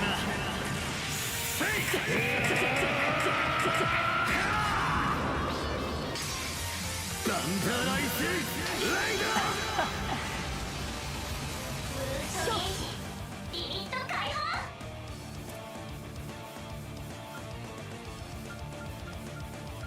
ガンガン行くぞ。お願いします。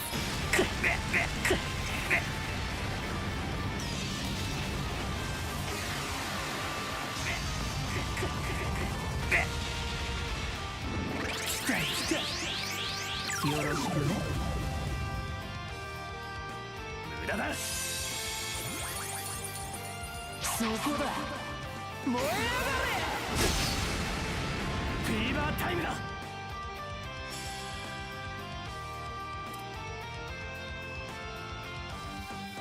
ガンガン行くぞ。 Oh, he's gonna self-destruct.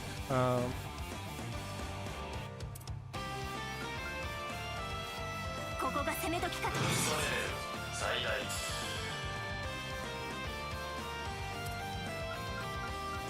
このまま攻めるわよ。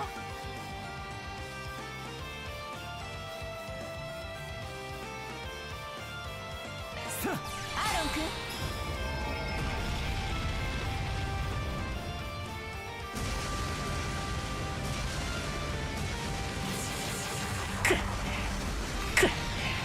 続けやバン。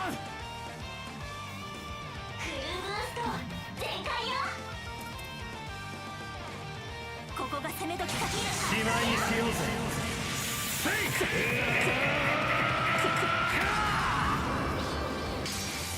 バンダライスレイダー。崩れた。相変わらずしつこいね。ブーストゲージリミット解放。これはどうかしら。頼むぜ。光助け。この木は逃しません。ご容赦を。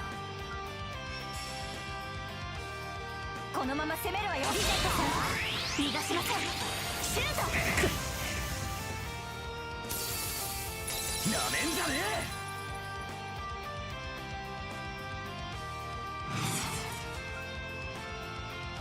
ここが攻め時かと。最大とくと見られ。舞い上がれ。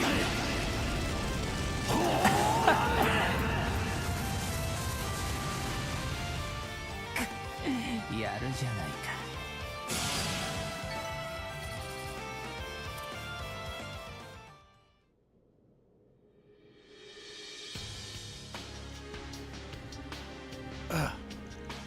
Elaine. Impressive. Very impressive. Heh, you guys aren't half bad. Just can't get the upper hand against him.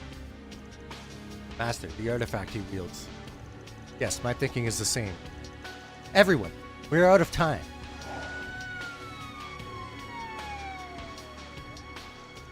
Oh dear. We may have overdone it a smidgen. If the police learn of our plans, they'll blab them to everyone. The boss wouldn't like that. He wants to keep a tight lid on spoilers. Although, I'd love to see droves of panic-stricken civilians toppling over each other and screaming for mercy. Sounds like a perfect ending to me. You foul fiend. I hope you burn in hell, you son of a bitch. We gotta hightail it out of here. I've still got a part to play in the game. What? Don't run away, you coward! Our mission ended in failure, though we did get something nice out of the exchange. How about we call this one a draw? Thanks for everything, Mr. President. We couldn't have done any of this without you. Farewell now.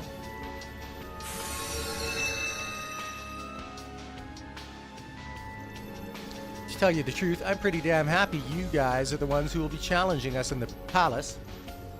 Wish it was 3 o'clock already. The anticipation's killing me here. But the wait'll be worth it. See you guys soon.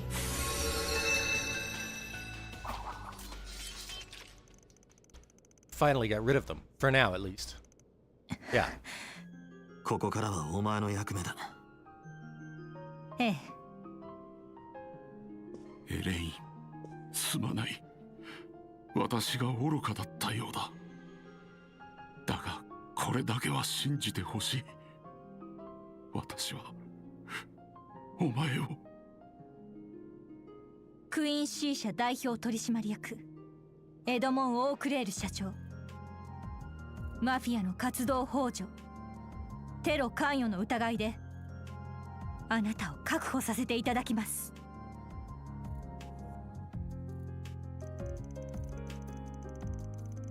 Soon after, police arrived on the scene, and after concisely explaining the situation, Van contacted the CID. After that, Elaine delivered all of the evidence she had to the authorities. As a result, Edmund and his accomplices were placed under arrest. One moment.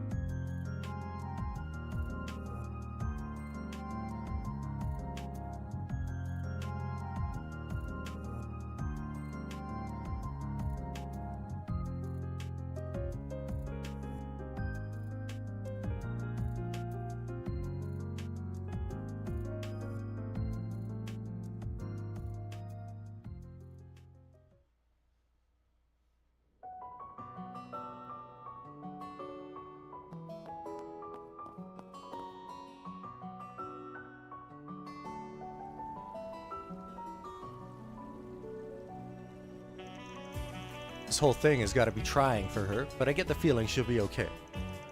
Yeah, she's made of sterner stuff. One way or another, she'll make it through. I was worried there for a moment, but I think it turned out alright in the end. Wish we could have finished off those bastards while we had the chance, though. Oh, I nearly forgot about the vice captain. Looks as though he's nowhere to be seen now. He may have assumed the branded heretic had room to mend his ways. He was hoping. Either way, I'm sure the CID's got the situation under control. Once we're all done here, we should get in contact with Agnes. Yeah, I think our patrol is just about over now. あなたたちもありがとう。駆けつけてくれて、私にけじめをつけさせてくれて、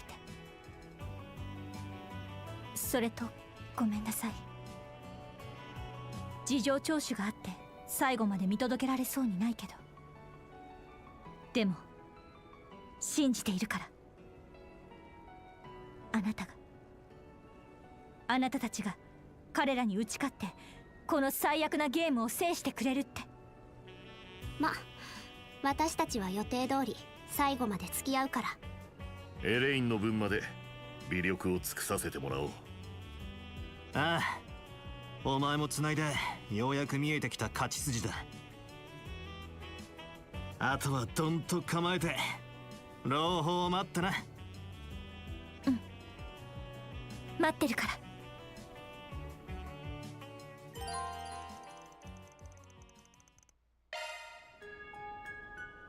Okay, before I do that, I need to use the bathroom. I need to take some more medicine. I'll be back.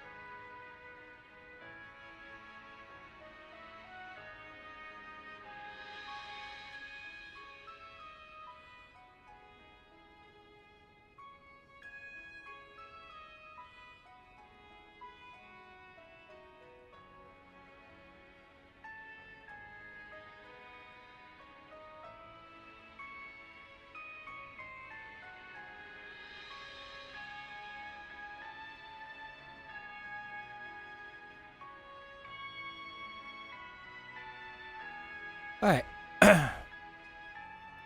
Time to finish out chapter 5 with the climax.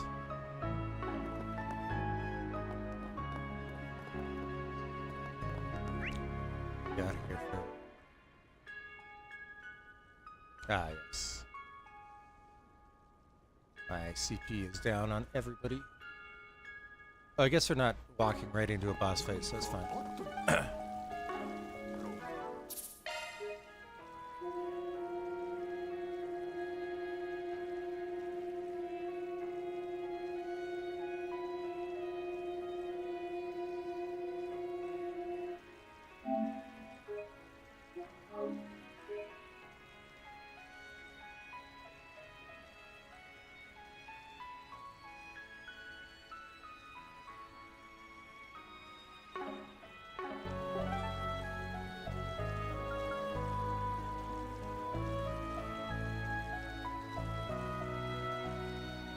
Gonna grab a drink because I'm gonna need it for the upcoming cutscene. Sorry.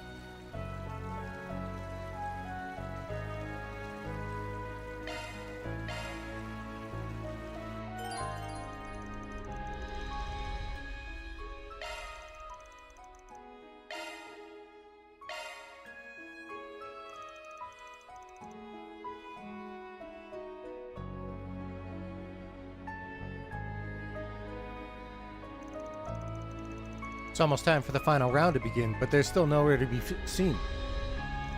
Sounds like Agnes is done with whatever she was working on, so I'm sure they'll be here before long.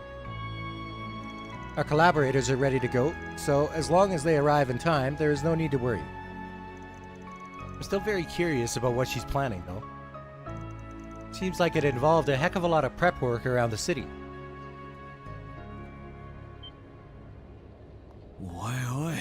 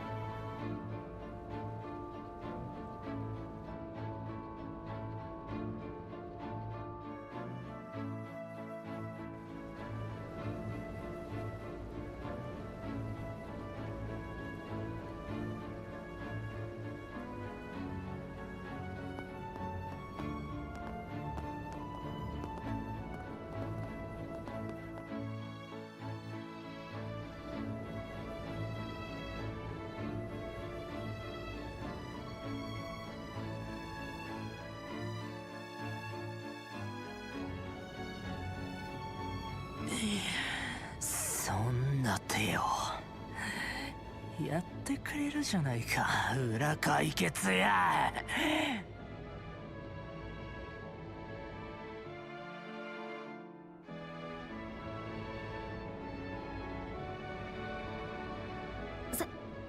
バットに来てた。エルザイム皇王家専用飛行船。乗っているのは町の子供たちですね。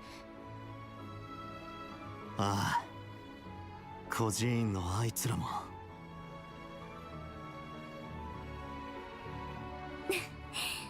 うまくいってよかったです。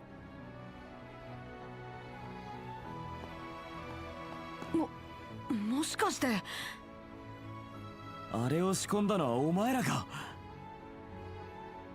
はい、映画祭の事後キャンペーンと中東親善を兼ねた遊覧飛行イベント。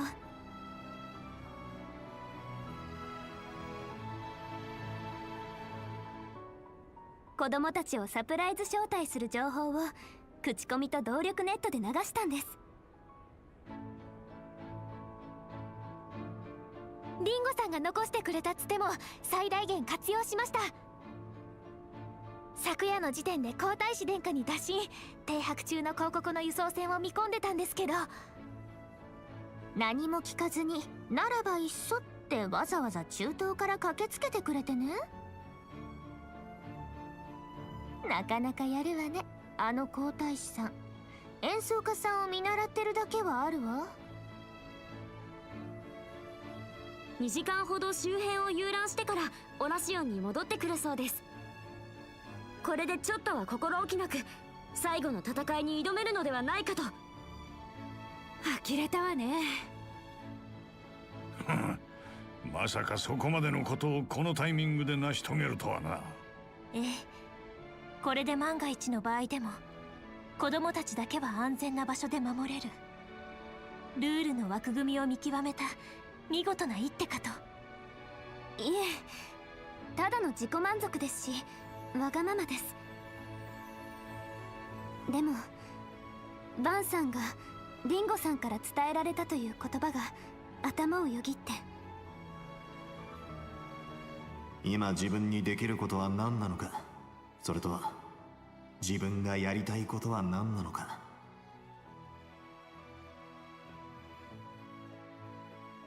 そこのギャップにこそ前に進むためのヒントがあるってな。CID や各方面とのつてはせいぜい活用することだ。理想と現実の狭間の中、自分が何をつかめるかを測る意味でも。それと合わせて父の言葉も思い出してしまって。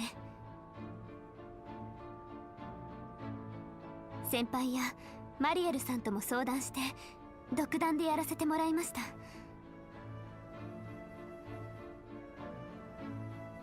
すみません。エレインさんの件は先ほどギルド方面から聞きました。そんな大変な時に力になれず余計なことをしたかもしれませんが。余計なことどころか大金星じゃねえか。しかもバーゼルの件での広告への貸しとは皇太子の冊子も計算しやがるとは。いい感じでずるくなったもんだな。否定できませんけど。は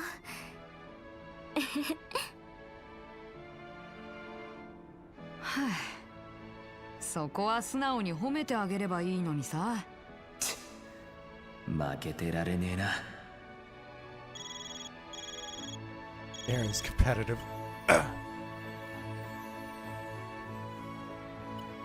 協力者もすぐ来るそうだ。行くぞ。今度こそ全てにケリをつけるために。はい、いよいよだな。皆さんどうか女神のご加護を。アニエスがかけた保険、何としても無駄に終わらせなさい。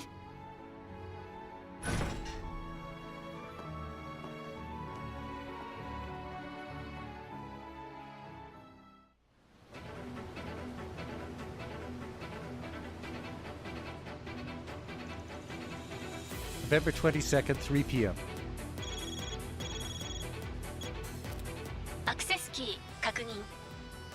チームアークライド解決事務所、これより最終領域を開放する。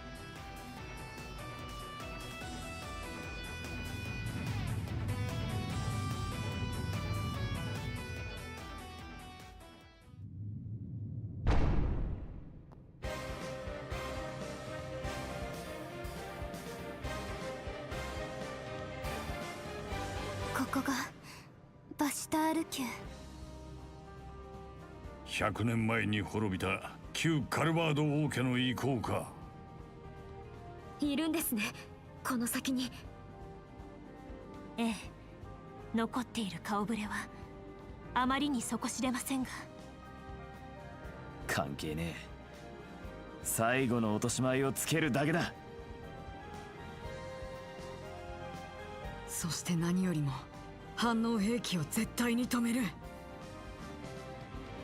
よーし、気合い入れていこうよ。迷う作りじゃなさそうだ。一気に駆け抜けるぞ。Alright. Gotta get my CP built back up for the first boss fight here.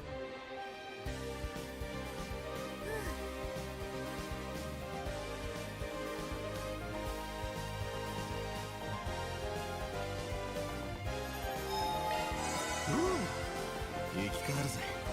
お任せください。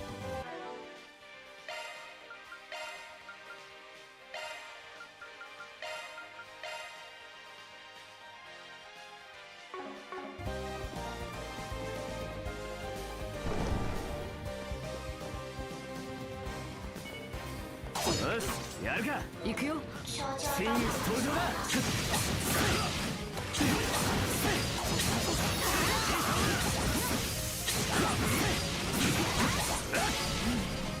いいデータが取れたかな。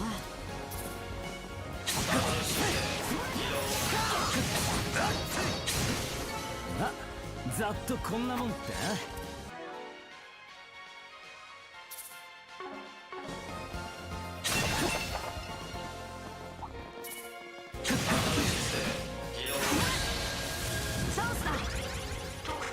ガンガン行くぞ。上げていこうぜ。手加減無用だ。ガンガン行くぞ。上げていこうぜ。ここが攻めの機会。それ。悪くね行くよ。ここが攻め時かと。フィーバータイムだ。この木は逃しチャンスだ。マンさん。なめんじゃねこちらのターンです。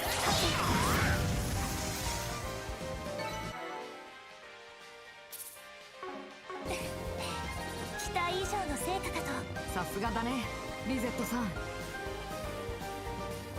お、宝箱だ。危険度 A 以上。皆様ご注意に参ります。僕に任せて。バトルスタート。お見舞いしちゃいなさ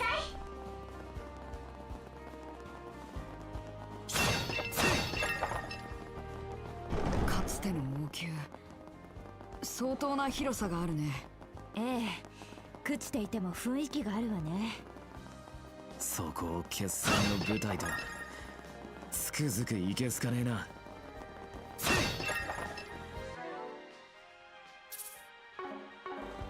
区切りですね。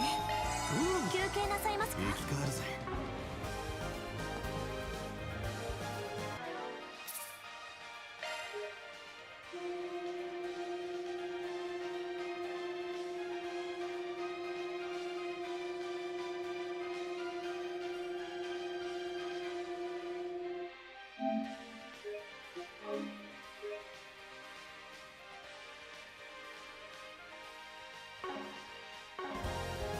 Hey.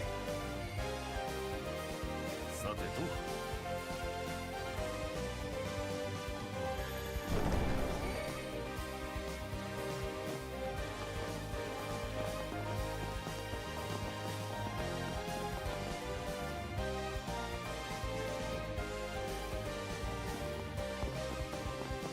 来たな。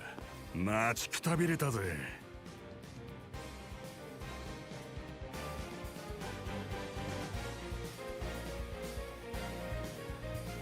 Arioch.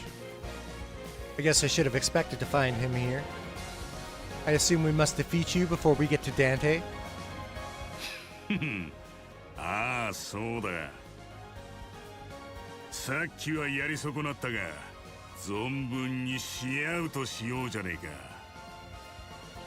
まあ、大昔に来た時の壮麗さはかけらもなくなっちまったが、廃墟は廃墟でおつなもんだ。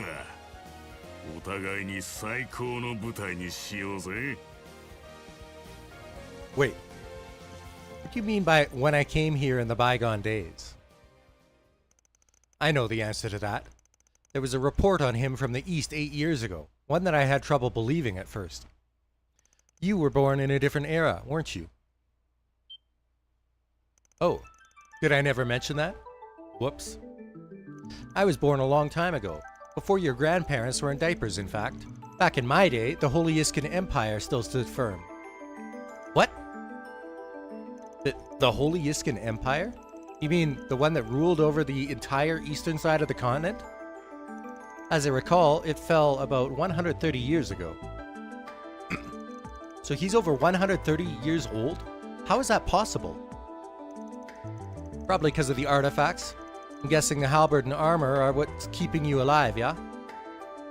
Uh-huh. They're called the Fangs of Rahu, and they've been passed down in my old tribe for generations. My people were from the west, and we all served the Iskan Emperor. I once visited the Iskan Empire while escorting a goodwill ambassador. Then the empire fell shortly after I returned home from that trip. Most of my tribe died with it. Except me, of course.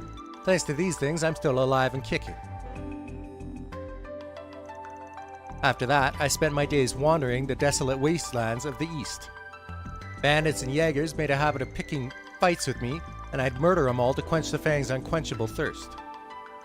That was the life I lived for over a century, but it all came to an abrupt end when the church set their sights on me. They branded me a heretic and hunted me like a dog. Then one day, while I was fighting off some of them, a group of assassins came to help me out. They'd only just started up at that point, and they were sniffing around for new hires. They offered me a place among them. And who was I to say no? I'd spent 100 years in the wastelands, so being an overseer sounded like the sweetest deal in the world to me.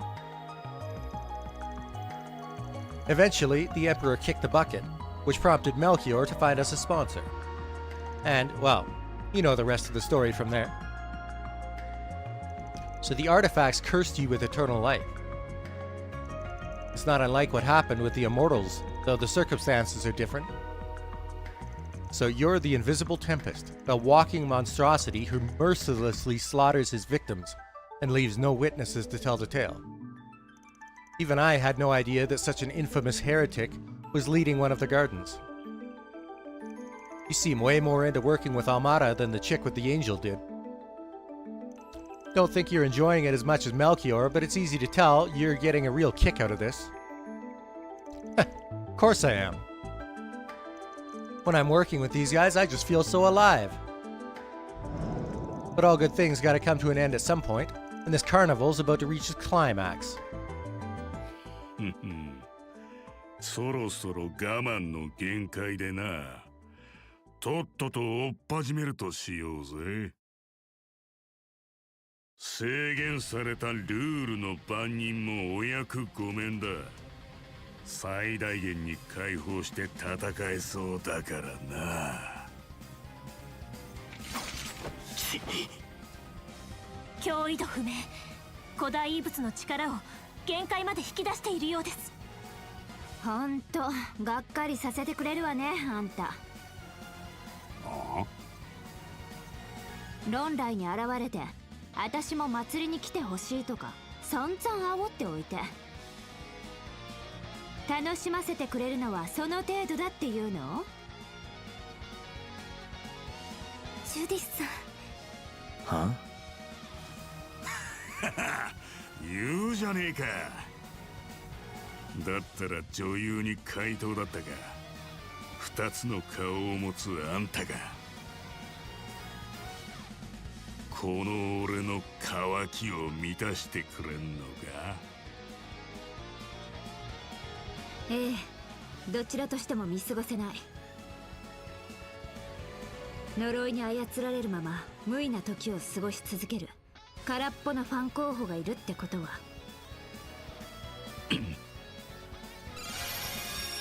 だから怪盗グリムキャッツとして映画女優ジュディスとして予告する。空っぽなあんたの心華麗に盗んで叩きのめしてあげるってね。いい短歌だ。かっこいいです、ジュディスさ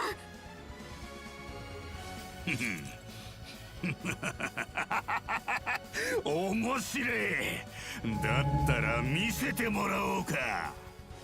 てめえらの力でどこまで俺の隙間を埋められるのかをな。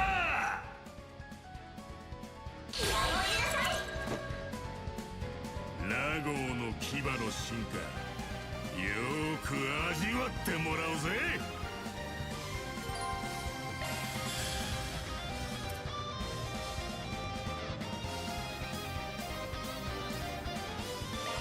バトンタッチよ。シン頼んだぜ。ほらよ、暴走輪脚。ええ、チャンスだ。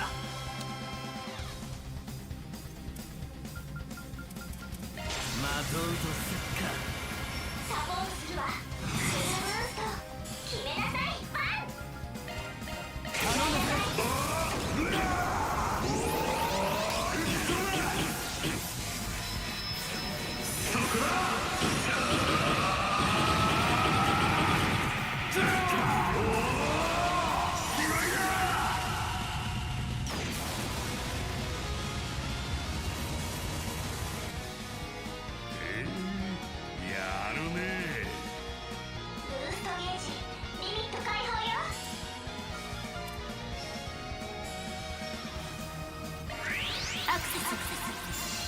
ブータンチャンスだ。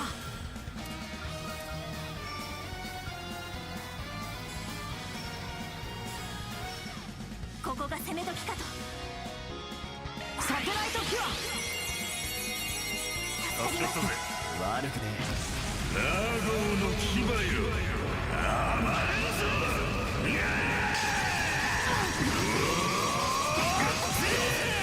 オブリビオンビースト。みのぎるぜ。続け。アクセスブータン知恵の世界。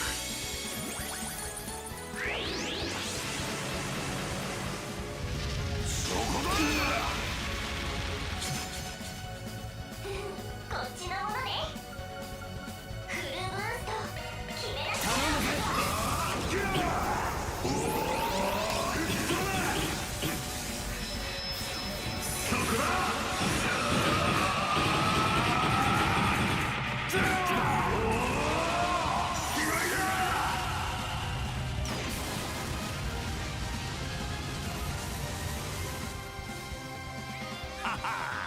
最高だな。フィーバータイムだ。リミット解放よ。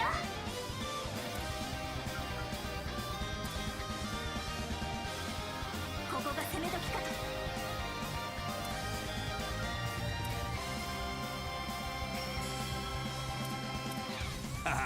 どうした。ほらよ。行くぜ。この木は逃しません。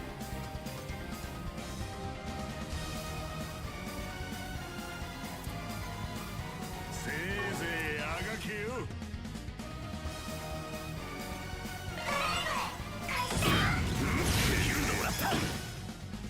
続け。これは効くよ。サテライトキュア。助かったぜ。悪くねはあ、リゼットさん。フ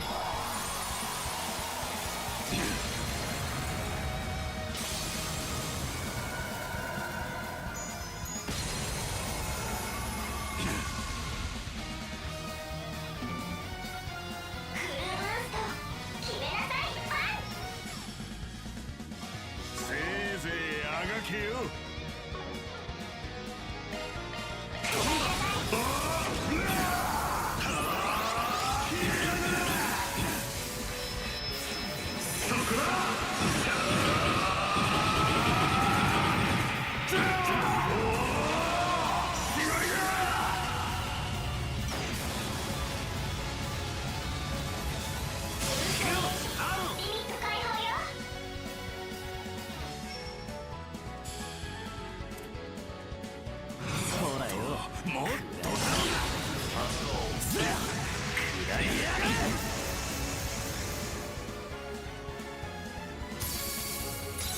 時は逃しません。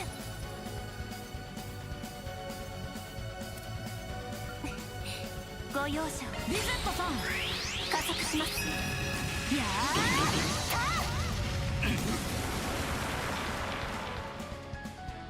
行くぜ。好きにはさせん。おまけだ。アークライド。もらった。行けカトル。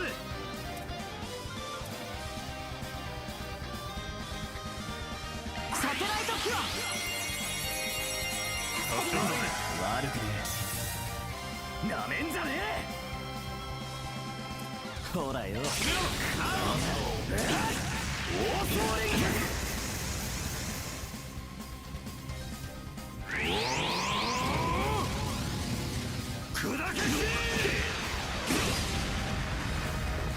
加減はいたしません。チャンスです。ここだ。まだだ。まだ足りねえ。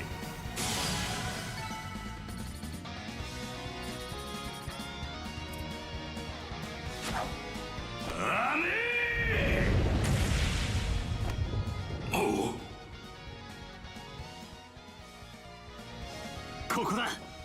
これでフィナー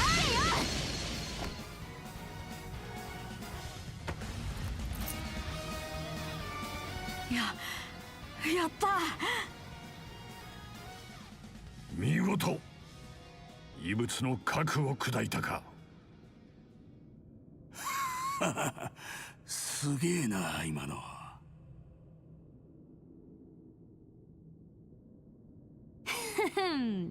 ゴールデンブラッドのクライマックスの再現聞いたでしょ。ああ、それでかよ。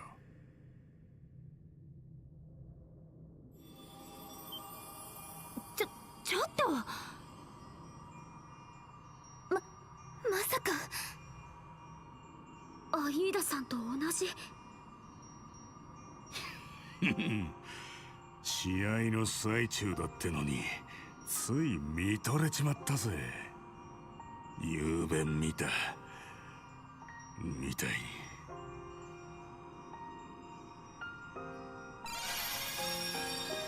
に。ねえ、ひょっとして北街区の映画館で。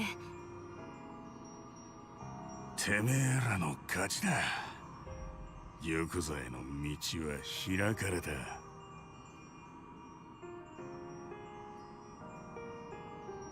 残るはジェラールの旦那のみ。メルキオルは見届け役となるだろう。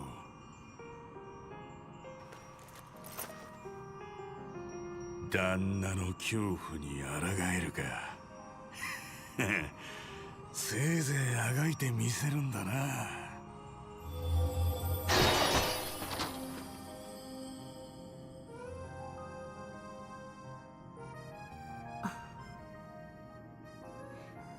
もし見てたんならなんか感想くらい言いなさいよ。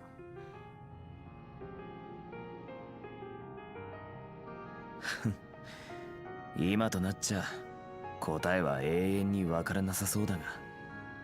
でもどこか納得したような表情だったと思います。ああ、奴の隙間少しは埋められたんじゃねえか。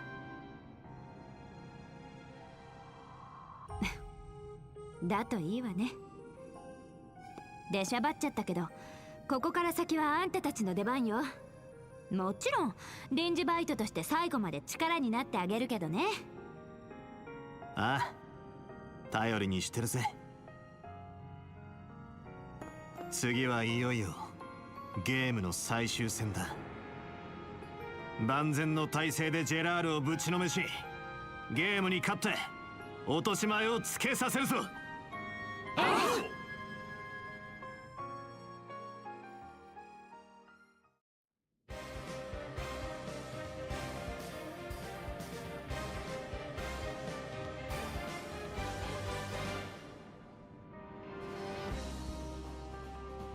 Time to fill my resources again.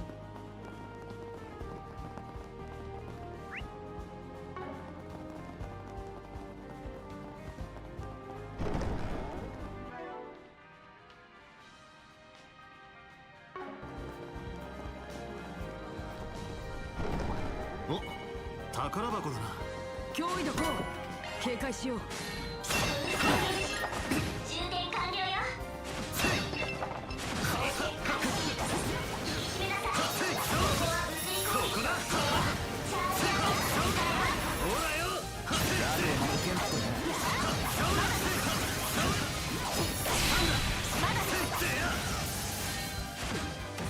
私にお任せを。 They're all good now. 僕に任せて。戦闘し。で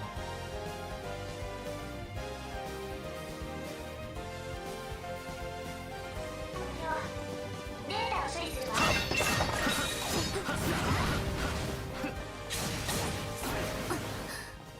あの先が玉座でしょうか。おう、いつでも行けるぜ。ああ、踏み込むぞ。さてと中休みすっか。生き返るぜ。 Alright.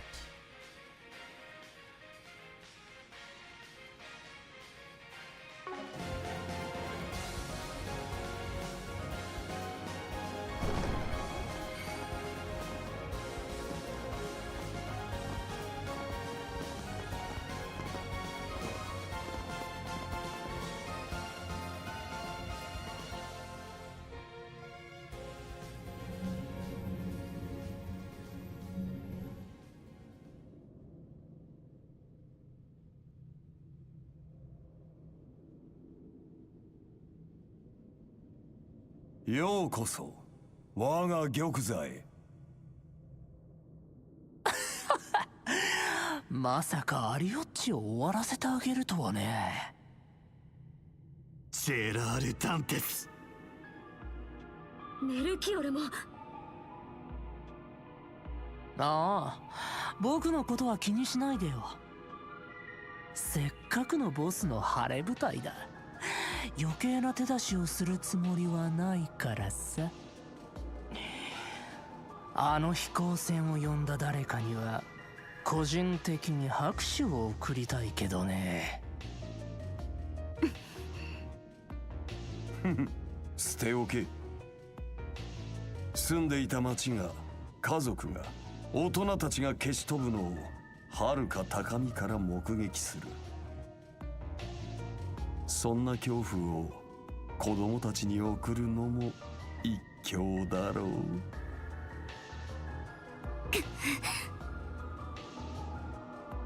クソ野郎が。よくもそんなことを。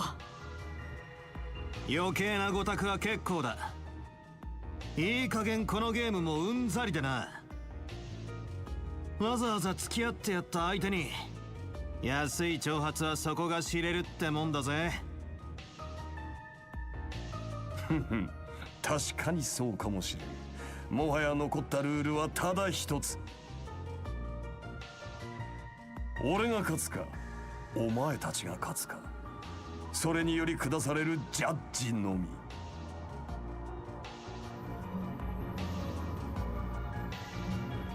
反応兵器。バーゼルの天才教授がそそのかされて手がけたっていう。警戒するな。あくまで未完成品だ。この異物なくしてはどうあっても起爆不可能だからな。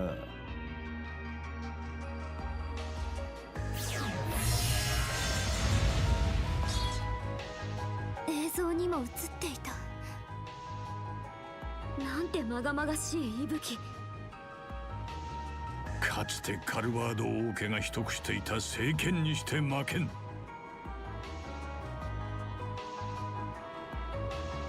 王国滅亡後教会が回収しようとしたが結局行方知れずだった特級封印指定物聖魔剣アペイロン。どうしてお主がそれを持っている。そのような名と来歴が。つうか言えよじいさん。半ば伝説上の異物。元守護騎士殿も確信はなかったようだな。どうしてという問いへの答えは簡単。俺が正当な後継者だからだ。俺の本名はジェラール・エルダリオン。これでも旧王家の末裔でな、この玉座に座る権利もあるわけだ。ちなみに滅びた王家がなぜ生きながらえこうして末裔が残っているのかだが、100年前の当時から存在していたある教団に保護されたのが理由だ。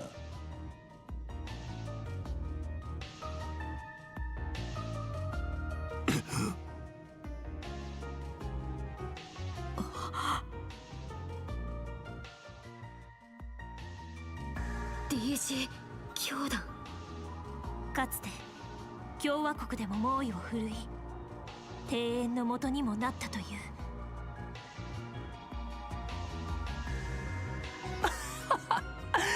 破壊に消えたんだ。そう、僕たちのもう一つの前身さ。ちなみにもう一つは破壊本人と僕が所属していた月光木馬団でね、黄金蝶ともう一人連れた彼に7歳で見捨てられちゃったんだけどね。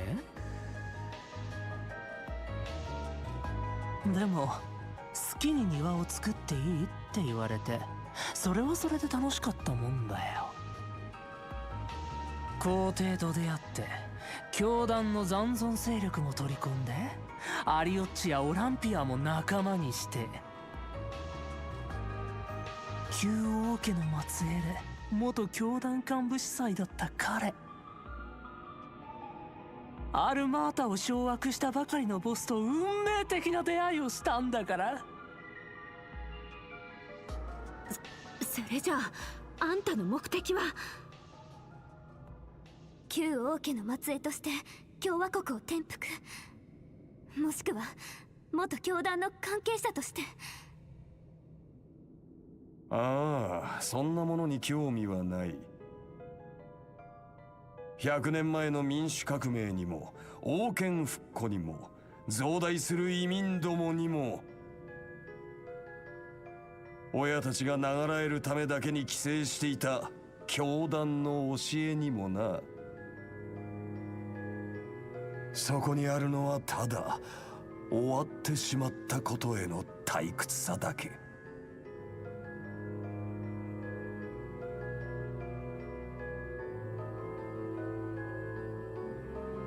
過去への妄執も女神への反発も、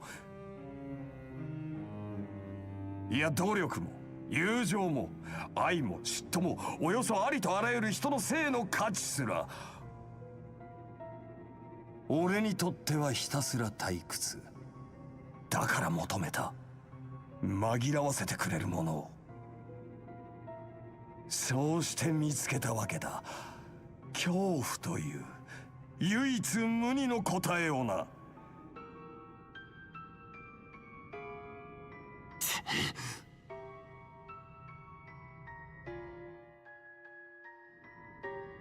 帝国は闘争によって長き繁栄を得た。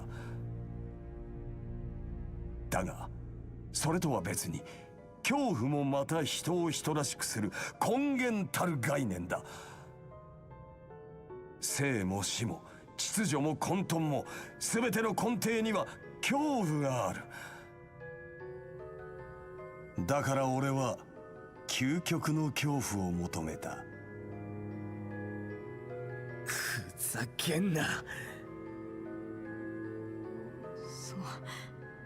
それで反応兵器に目をつけてキャラハン先生を利用したのか。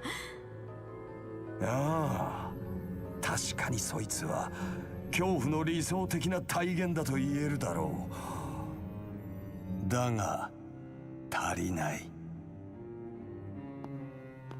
所詮は不安定な兵器。28万もの住民が仮に全滅したとしても影響は一時的だろう。よくてあのバベル、もしくはノーザンブリアを壊滅させた潮の食い止まり。だからこそ今回の謝肉祭を用意した。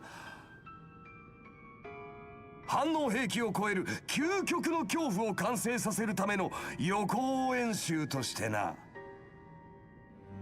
話はここまでだ。それでは決着をつけるとしようか。ふざけるんじゃないわよ。桁外れの悪しき息吹ですが、負けるわけには。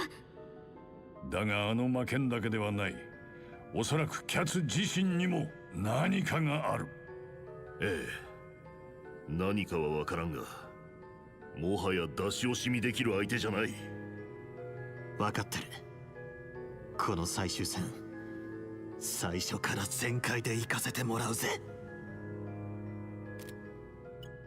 メア！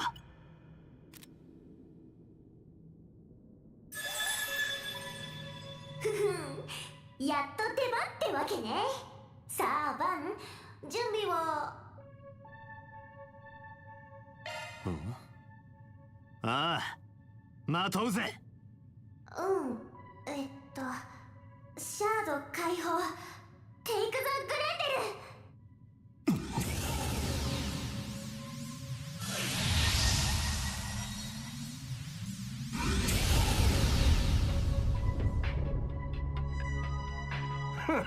デル。なるほどな。サルバッドでも見せてもらったが、それがお前の悪夢か。なんだ。メアちゃん AI の思考フレームが。おいメアコ。違う、こんなの違う。私じゃない。こんなの私じゃないもん。消えた。何をしやがった。ふん、どうした？枷はまとったままだろう。さあ互いに証明し合うとしよう。俺の恐怖と貴様の悪夢、どちらが最後にふさわしいのかをな。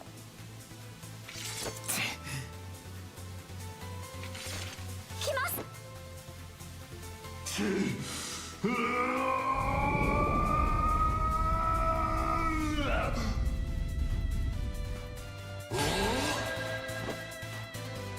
さてどれほどのものか、せいぜい見せてみろ。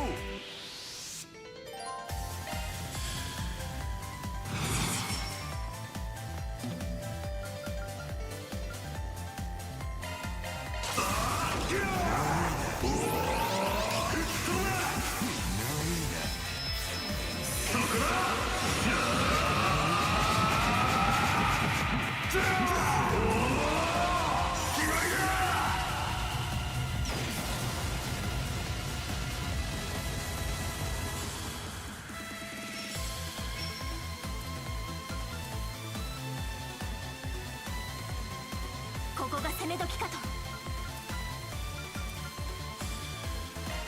ラプラスコード起動。な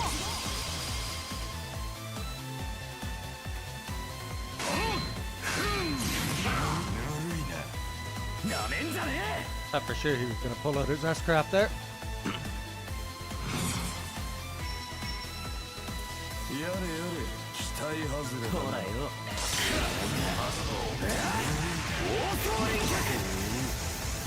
悪いな。裏切る行くぞ。砕けろ。頼んだ。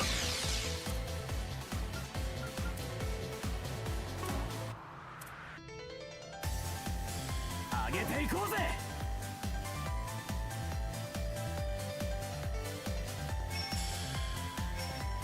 どんどん行こう。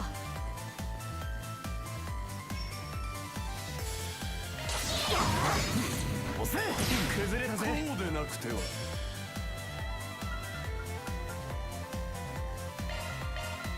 頼んだぜ。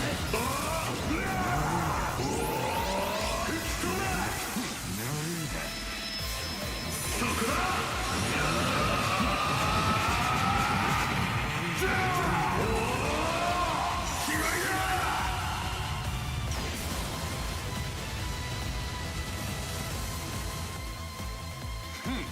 この程度か。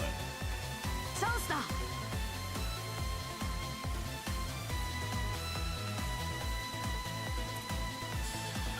手加減無用だ。みんなを癒して。助かったぜ。悪くねこちらのターンです。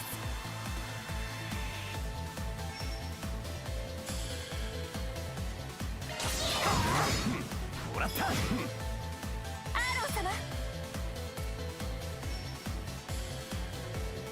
ほらよ、暗いな。どうしたそんなものか。暴走連脚。悪いな。さああがいてみせろ。 Critical on his S-Craft.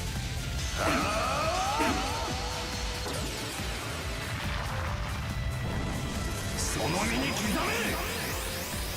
パンデモニウムルーラ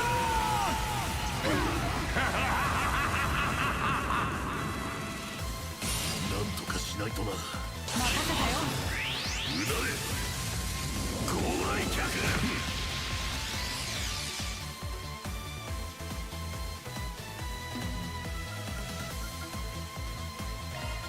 目に物見せろ。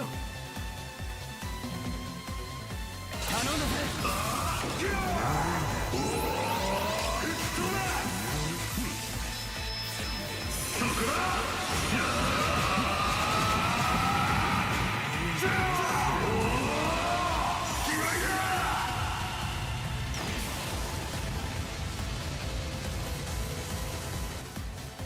なるほど、悪くはない。させない。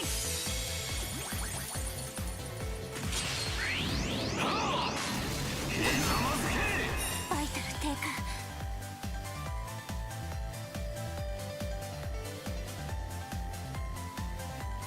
任せたぜ。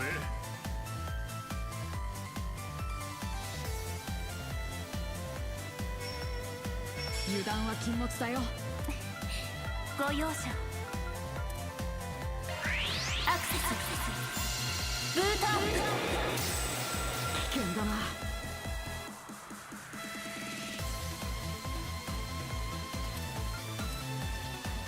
クロ、みんなを癒して。助かったぜ。悪くね貫けアバドンネイル。フィーバータイムだ。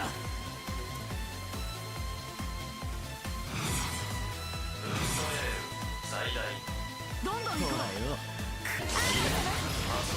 暗いやがれ。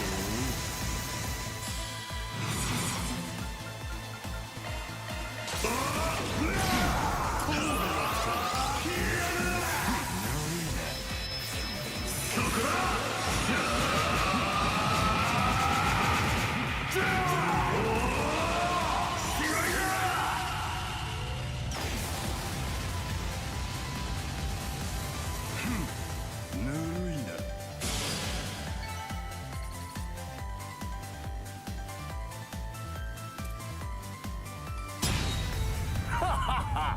どうした貴様の悪夢はそんなものか。監視システム設定を変更だ。ゲーム終了を3分後に再設定。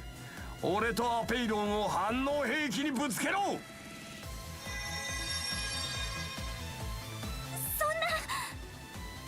いかん。こうなれば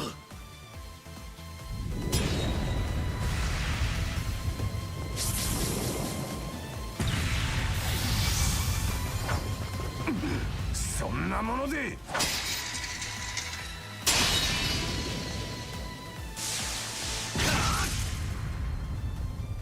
ごはっ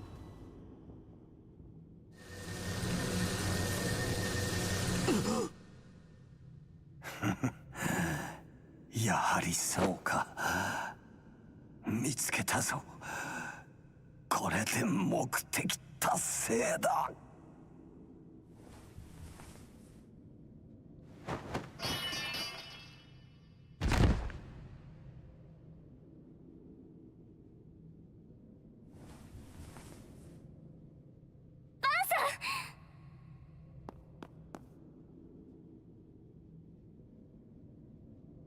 大丈夫ですか。今手当てを。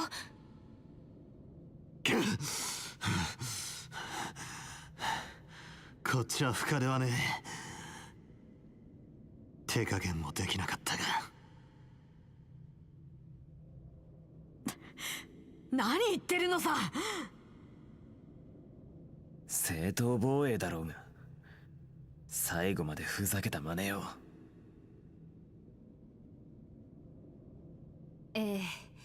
本気で市民全員に私たちを。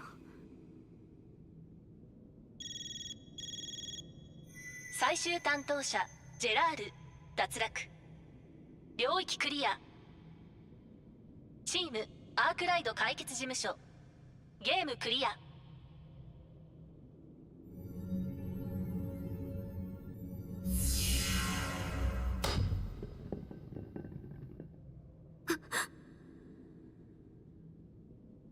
大丈夫。あの程度じゃ起爆はしないから。ようやく終わったのね。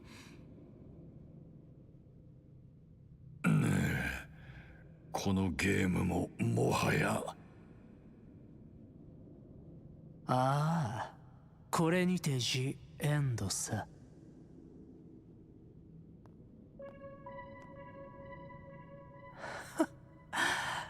綺麗だよボス。今まで見てきたどんな死よりも。でも最後まで勝手な人だよね。僕を放っていっちゃうなんてさ。ま、そういうところに惚れてたんだけど。メルキオ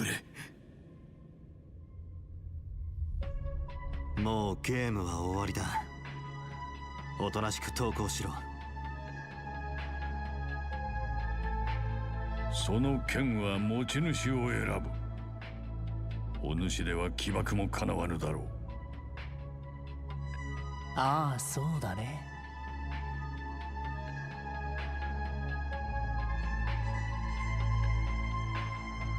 だから最後に一花ボスに手向けるとしようか。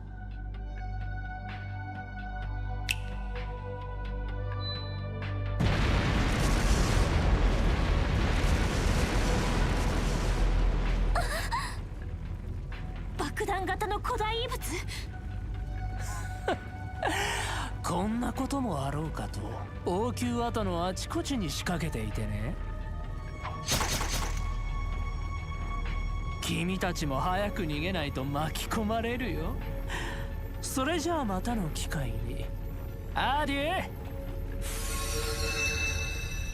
クソがすぐにここから離れないと。ゲネシスと反応兵器を回収しろ。はい。そちらは私に任せよ。助かります。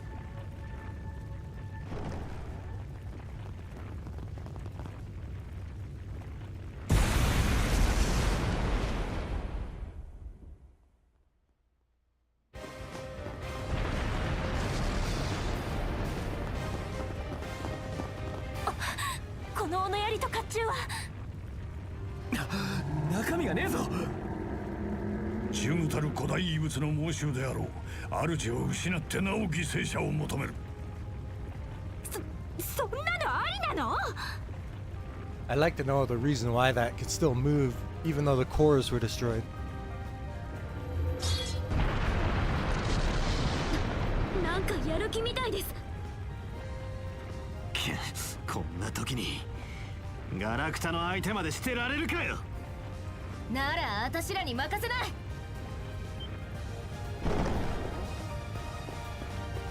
あのお二人は。セリス、リオン、来たのか。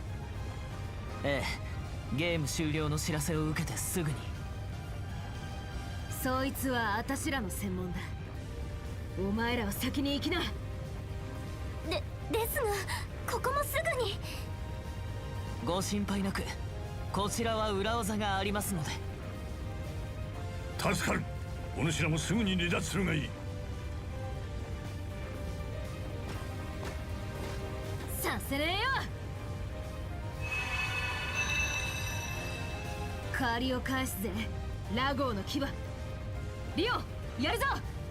え我が深淵にて震えし格尺の刻印よ。我が深淵にて凍えし表縁の刻印よ。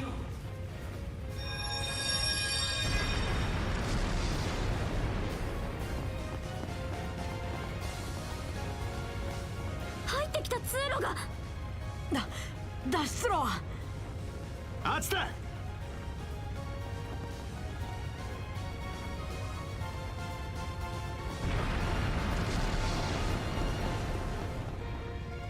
こちらにも火の手が。ああ、もう下への階段はどこよ。いや、こっちでいい。城壁の監視塔があった方向だ。お前ら覚悟を決めろ。おい、まさかてめえ。うわ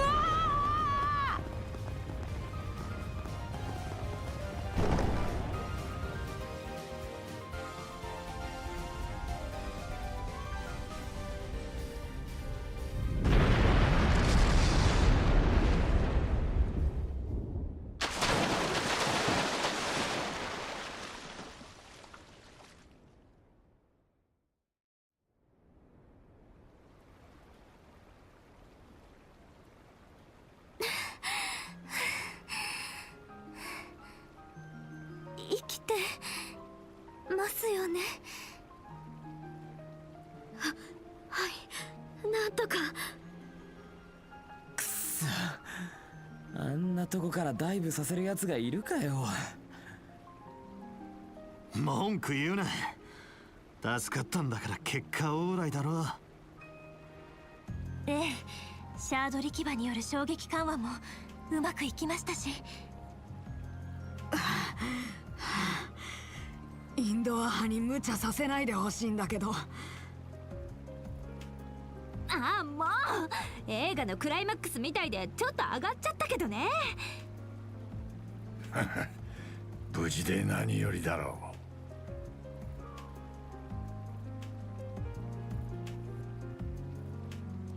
終わったんですね。ああ、多分な。忙しくなるのはこれから。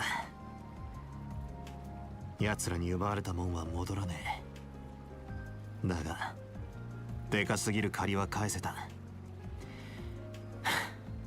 今はそれで十分だろ。セイたちの仇も取れたしな。はい、アイーダさんも喜んでくれてるはずです。うん、きっと。博士や先生も安心してくれるかな。皆さ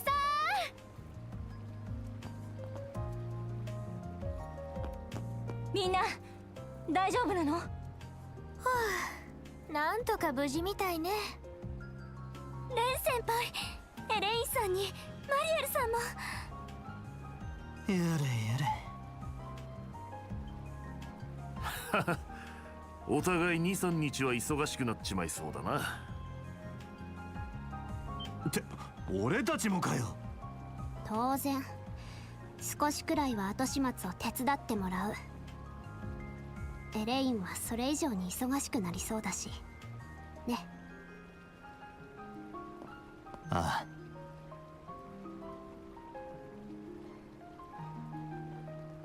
しゃあねえ。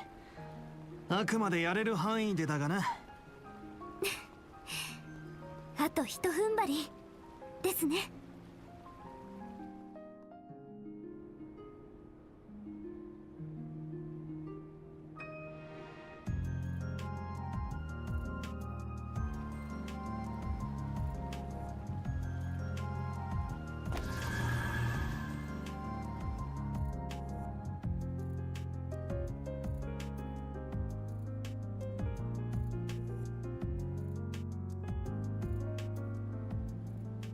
まあ、落ちこぼれの裏弟子なりに頑張ったんじゃねえか。さて、認めるのはまだ早いと思いますが、しかし回収し損ねた古代遺物は何とかする必要がありますね。ああ、クソ面倒だがな。室長さんあたりと相談してみるか。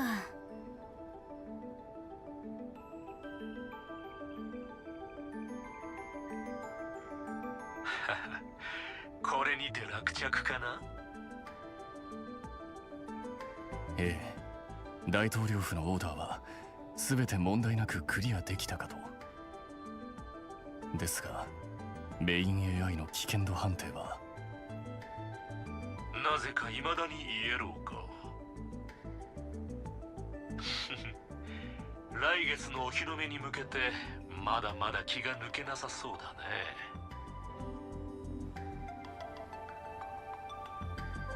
全て滞りなく完了しました。ですがソーンは戦域より離脱。それと申し訳ありません。九段の青黒き核については前者はすでに追跡を開始、後者は捜索対象を広げようかと。こちらは一旦お任せを、総兵長殿。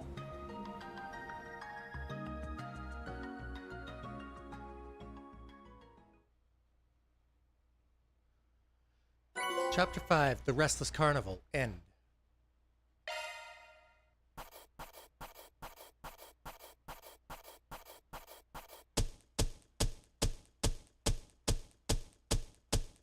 Do もお疲れ様でした。評価ランク更新させていただきます。おう、もらっておくぜ。はっ、完璧じゃねえか。分かってんじゃねえか。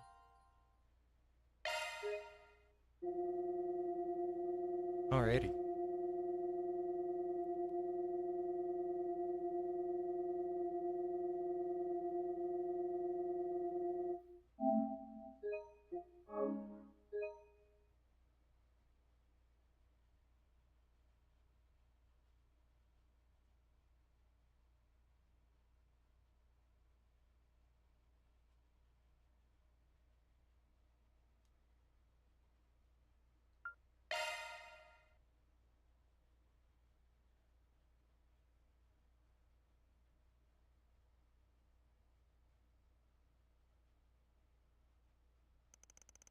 It had been 8 days since the events of Erasion came to a close. After the crisis was resolved, it was announced that the explosion at Vashtar Palace and Krail's destruction were the work of Almada. However, as if to quell any unease, it was also promptly announced that Almada was no more thanks to the CID and a number of external collaborators. With the last remaining nuclear device being recovered, the state of emergency around Edith was lifted the next day.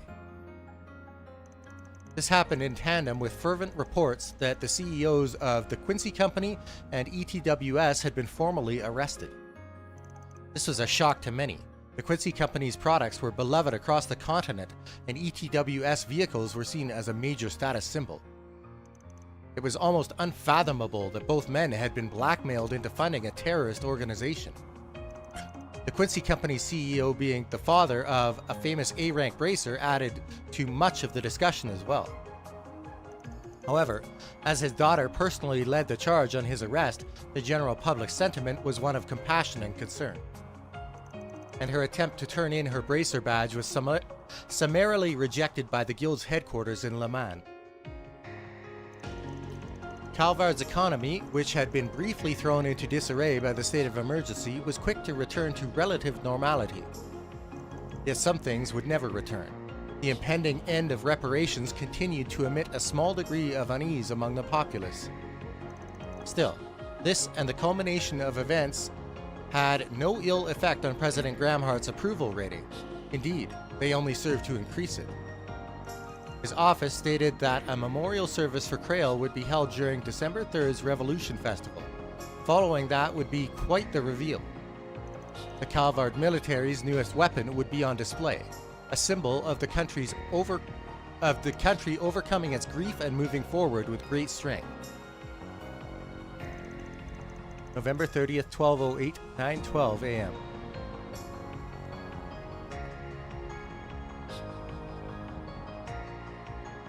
一応これで一区切りってわけね。ああ、メルキオルの野郎だけは行方不明だが、連中の全拠点は当局とギルドに潰され、国外ルートも徹底的に抑えられている。裏の方もなんですよね。うん、騎士と僧兵たちも矛を収めて共に庭園方面に当たっているらしい。イカルガをはじめとする両兵たちや結社もその点だけは協力しているようだ。さらにヘイユエとマルドゥック社主導により彼らのコネクション全てが洗い出され、半グレ準構成員の情報などもまとめて CID に売り払われた模様です。そうだったんですか。じいさんにツァオたちか。たく抜け目ねえ連中だな。アブたちもアイゼンシルドと色々と動いていたみたいです。反応兵器ももう大丈夫だろうね。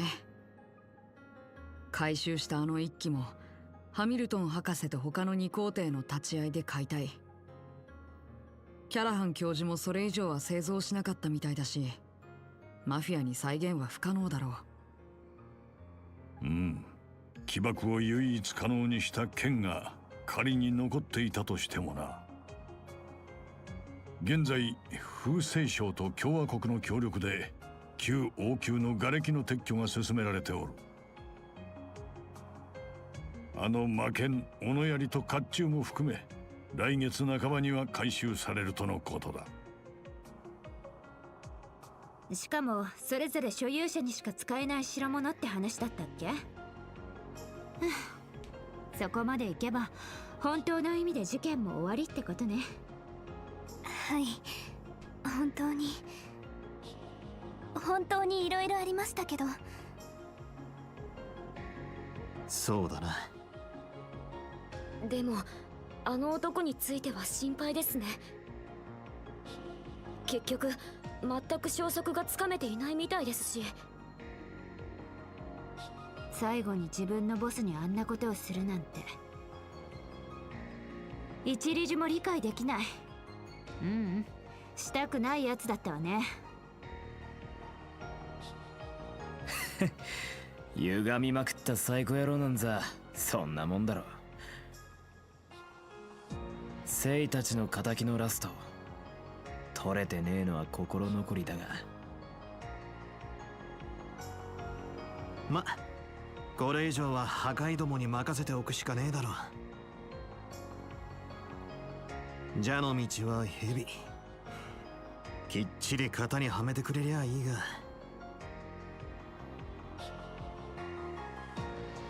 はい。ですが表も裏も一安心ではありそうですね。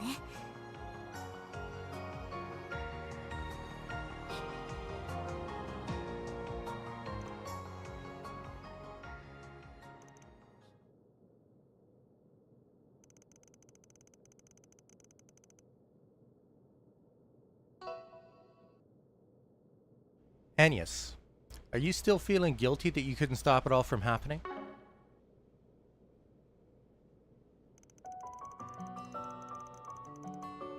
I am, but I'm also trying to tell myself that I did everything that I could, including for the children of Horacio. Even if I can't help but feel like I put a lot of people out for nothing. That's not true at all. Perhaps there may be some who would see your actions as self-righteous, but I believe they were meaningful. Of course they were, and I'm not in the business of telling my assistants what's right and wrong either. You did what you believed was right. That's good enough for me. So you got my thanks too.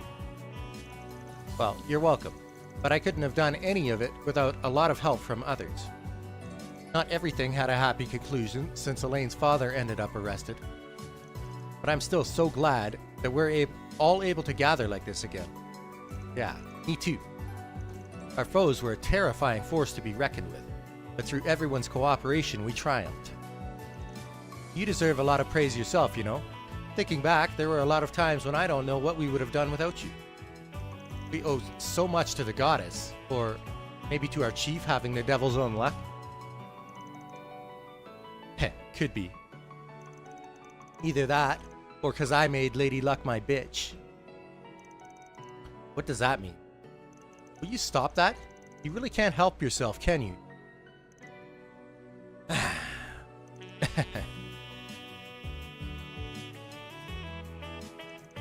So we now have 6 Genesis in our possession. I doubt I could have ever gotten this far without all of you, so thank you. We were happy to help. That just leaves 2 now though, right? There are supposed to be 8 in all, so that should be the case. Professor Hamilton has been looking into where they could be, but nothing's come up so far. None have been discovered in any of Almada's bases or the Garden's hideouts either. I'm sure they'll turn up eventually, just gotta keep looking. 何にせよ、マフィア絡みは決着。事務所もぼちぼち平常運転に戻るだろう。仕事はいくらでもあるが、このままバイトを続けるかどうか、それぞれ考えておくんだな。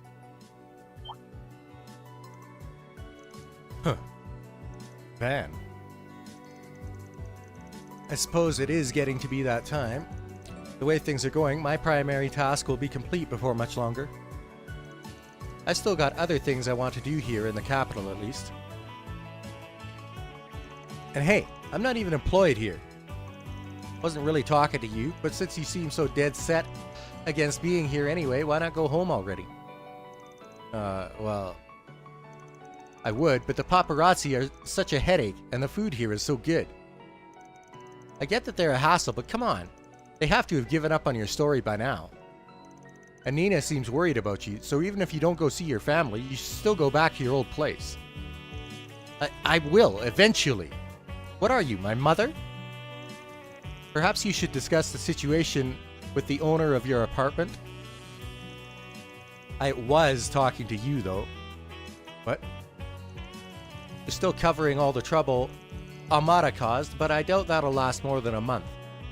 So unless I start taking on more subcontracted jobs, I'm not gonna need to pay out for any assistance anymore, or have the budget to do it. Man. But I plan to find those last 2 Genesis, but it's gonna be on the side while I do other work from here on. So while a helping hand when I'm swamped would be nice, it's all I'm gonna need you for. Besides, you're gonna be loaded up with the student council work for a good while after next month rolls around. That's true, but what kind of work? Oh, there's going to be some big event taking place at Agnes' school in a few months. There's no need to hurry them into a decision. As you said, you still intend to help deal with the aftermath of Almada's actions. I will remain here to assist you with that as well, and the more we have on our side, the better. You're not wrong there. とにかく考えとけってことだ。とりあえず3日後の革命記念祭までは揺れ戻しで忙しいだろう。久々の首都の 4SPG。朝飯食ったらバリバリ手伝ってもらうから覚悟しとけよ。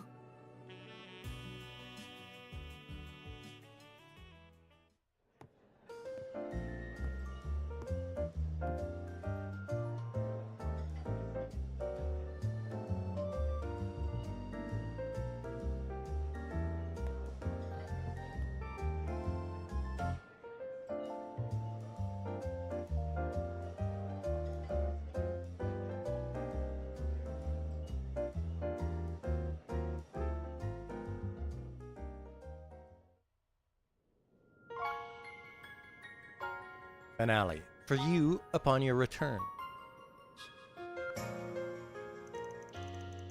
Meet you guys back here at 10:30. What are you going to be up to in the meantime, Agnes? Oh, not much. I do have something that I need to do, though. I think I should take care of a software update that needs installing now, actually.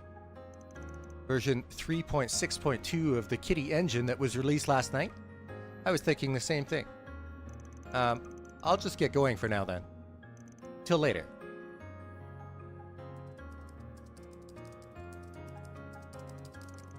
So, she pushed an update, huh? Our ex-Kitty sure keeps herself busy. I just know her workload in Erasion must have been nuts, too. This is for the best, I think.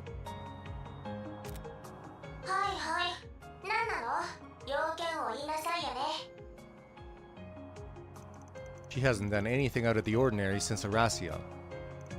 Still a lot of mysteries to be solved about both her and the Grendel. But those have got nothing to do with the others, not even Anya's.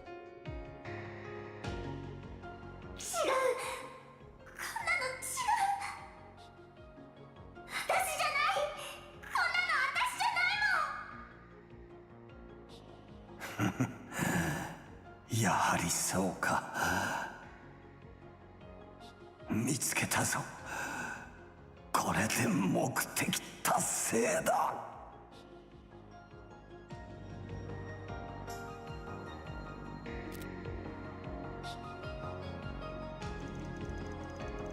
Still, maybe Master was right that I laid that on them out of nowhere.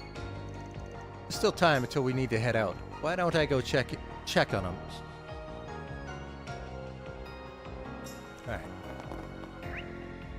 Before we do anything, I got a couple of pieces of equipment.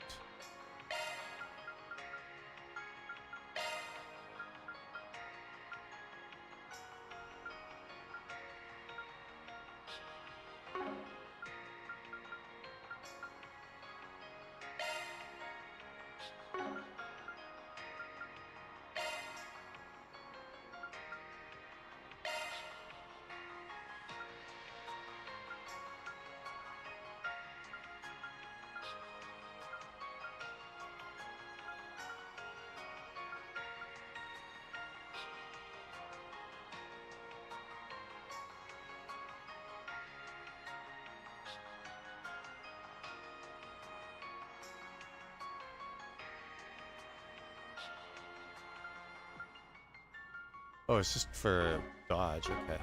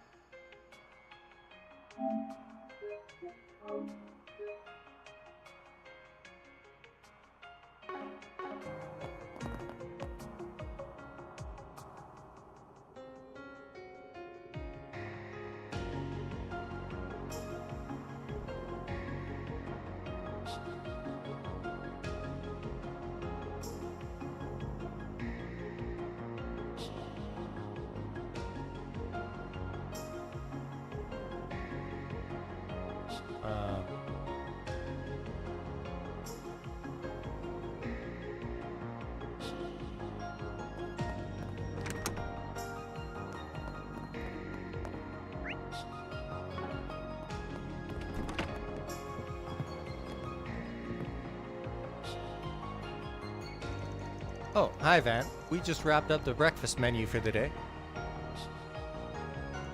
What she said. No more from the morning menu for you. Don't care if you didn't get enough to eat. You lost your chance. I'm fine. I'm a grown-ass adult. I don't need to eat that much. I just dropped by to kill time until I leave for work. Also, I just wanted to say, I'm so glad you all made it back here safe and sound. I second that. Sometimes you make for noisy neighbors, but lately it's hard to rest easy when things get too quiet. Especially now that I won't be seeing my Krail regular anymore. Oh, yeah. I guess you and that guy from Krail had some history, huh? I'm sorry. Yeah, since he helped with restaurant stock, we got to know him pretty well. We'll be going to his memorial service, as you can imagine. It's only fair we send him off after everything he did for us. Great. Makes sense. I'm not going anywhere anytime soon, so things should be lively around the office. Should still be lively around the office. But the source of the issue's gone now, so my assistants might split off soon. I'll believe it when I see it. It's a little hard to imagine they would. Oh, I was gonna ask earlier, but what about that racer? Did he stop by again? He has. He actually stopped by yesterday. Thanks for asking. Huh. That's good, I guess. He alright? I suppose. He enjoyed his meal, at least. What's the verdict? Anything between them, or what? What? You don't gotta glare at me like that. Oh, are you talking about Maxim? He's funny, in a lame way. He's got his work cut out for him before anyone respects him as a father. Good luck, pal.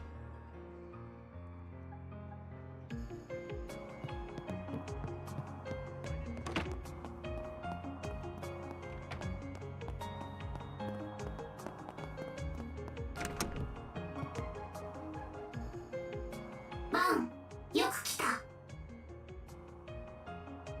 あれ、もう時間だった？ You still got time, don't worry. But damn, your drone is something. Their speech is stiffer than a hollow's, but it's wild how you can hold a whole conversation with them.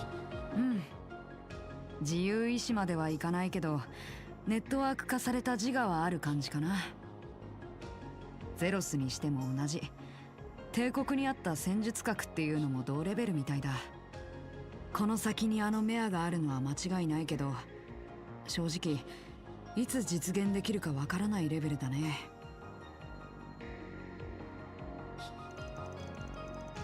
That'd be a tough ask even for Hamilton and Cronkite, huh?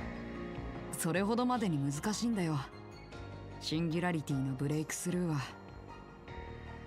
でもそれが実際に可能なことが裏の世界で2年前に証明されてしまった。当然バンさんも知っているんだよね。A bit, yeah. I guess I don't even need to ask what you're gonna do once you graduate. Feels like a given that you'll be focusing on orbital drone research, or have you got your sights set even higher? いずれ博士の手伝いをしたいとは思ってるけどね。まずはこっちの分野が先かな。中途半端にやっても物にならないし。でもいろいろな視野は持っておきたいから、ここで研究を続けるのもありだとは思う。You think? バーゼルの方が設備は整っているけど、今は動力ネットも高速化しているしね。理科大学での講義にも遠隔出席できるから、思ったほど不便は感じていないんだ。首都周辺での次世代ネットワークのプロジェクトにも参加するつもりだし。ああ、いずれはエプスタイン財団や ZCF、ラインフォルトの技術も学びたいかな。Makes sense. Man, our little boy who could only think of protecting his grandmother's home is all ready to take the world by storm. With how grown up you are, you should have just joined us in the springs instead of being shy. アーロンさんみたいなことは言わないでよ。My bad. I only heard it after it came out of my mouth. But yeah, compared to the others, it hasn't been long since you moved in. If you're satisfied with the setup you got going on here, I don't see the harm in working from here for a while longer. Plus, you got Paulette to breathe down your neck if your health starts to nosedive from researching all night. それもありがたいよね。でも今月中はともかく、それ以降は本当に手伝わなくていいの？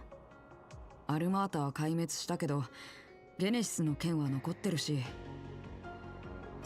メアにグレンデル、マルドゥックとかいろいろ気がかりも多いんじゃない？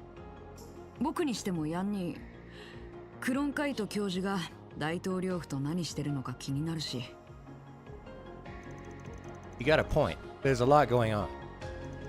So, if I need help with stuff, I'll be sure to come knocking. That means you come knocking if you need help with stuff too. I can investigate whatever you want, even down to the color of Cronkite's underwear. 何それってさりげなく撫でないでよ。カトル、ちょっと赤い。You catch a cold? Let me feel. 全くもって平熱だから。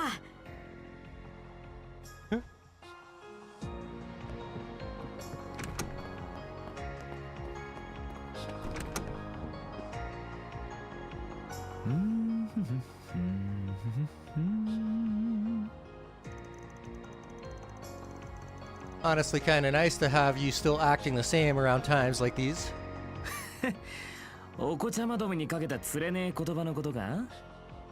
気にするくらいなら言ってんじゃねえ。思春期のガキがいるおっさんかよ。Finding ways to call me old. Besides, you seem to have it in your head I wasn't talking to you, but I was. You gotta have plans to go back home eventually, right? 足りめえだ。コートの水で育ったコートっ子だからな。まあ、首都に出て3ヶ月かそこらで里帰りっつうのも格好がつかねえし。特に理由がねえ限りは、まだコートに戻るつもりはねえな。いずれクロスベリア帝国なんかをぐるっと回ってもいいかもしれねえ。もしくは大陸東部なんかをな。How could you go? 生温かい目はうぜえからやめろ。ちなみに首都にしばらくいるからっててめえを手伝うかどうかは別だからな。仮に野郎だけの職場とかなったらうざすぎっつうか。わび。Hey, don't give me that look. I'm not after your pity, alright? By the way, your old problem ain't showing any sign of resurfacing, right? ああ、あのクソったれなタイ君とやるか。じいさんは生まれ変わりだのなんだの抜かしてたが、俺はあくまで俺だ。てめえの道はてめえで切り開く。骨董品なんざお呼びじゃねえんだよ。You're a one-of-a-kind, cocky little bastard, do you know that? 気持ち悪いな。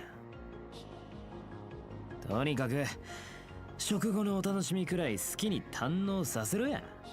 ああ、もう少し待てっつうならお気にのとこにしけ込んでくるぜ。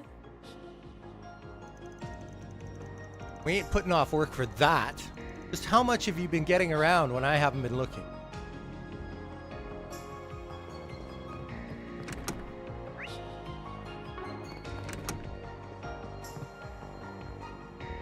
それじゃあジュディス先輩、やっと自宅に戻ってくるんですね。ああ、うん。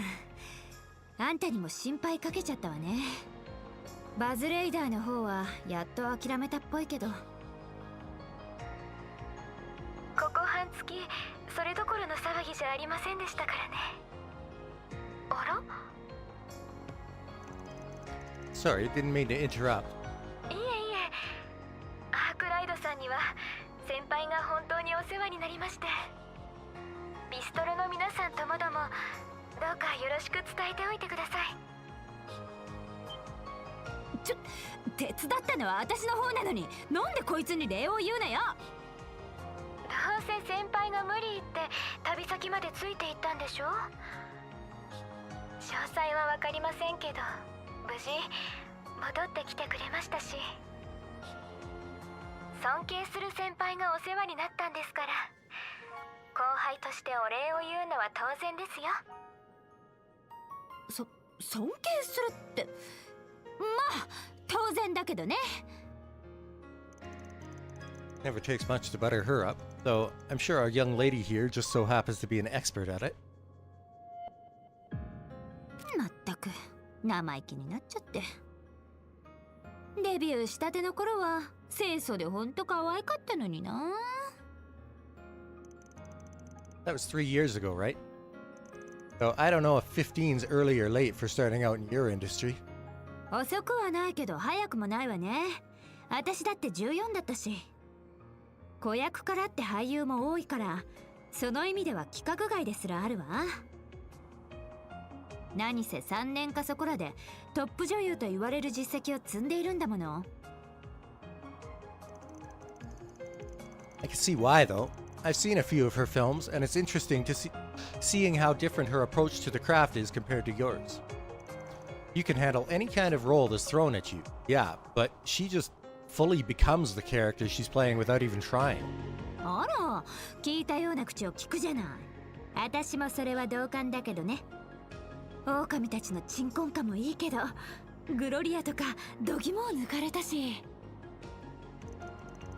Yeah, her as Sheena Dirk was something else. The media kicked up all that fuss about an Easterner playing the role, but in the end, it's hard to see her as anything other than Sheena reborn. やれやれ、嫌になっちゃうわね。4つ下に完全に追い上げられると。負けるつもりもないんだけど。Good. I got nothing but respect for that spunk you got in you. Real shame about the rest of you, though. Crow. 誰が残念よ、誰が。それはそうと、あんたさっきのは良くないんじゃないの？ Right. 何せよマフィア絡みは決着。事務所もぼちぼち平常運転に戻るだろう。このままバイトを続けるかどうかそれぞれ考えておくんだな。 Yeah, I think so too. 何よ、素直じゃない。それじゃ。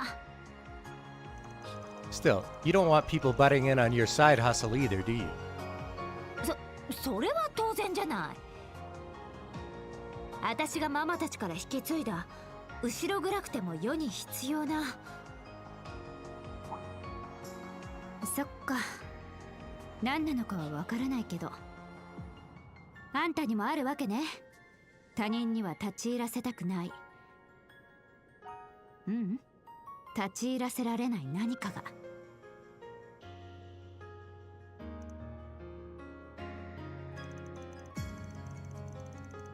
Anyway, as two people who transform into things a teenager might have dreamed up, we gotta look out for each other. Don't know if I'm down to get caught living with an actual criminal though, so you should still probably find some other place to live. できれば部屋はこのまま借りときたいんだけど。まあ新作の風切りもあるし、記念祭までにはマンションに戻るわよ。その前にママとおばあちゃんにいろいろと報告しないと。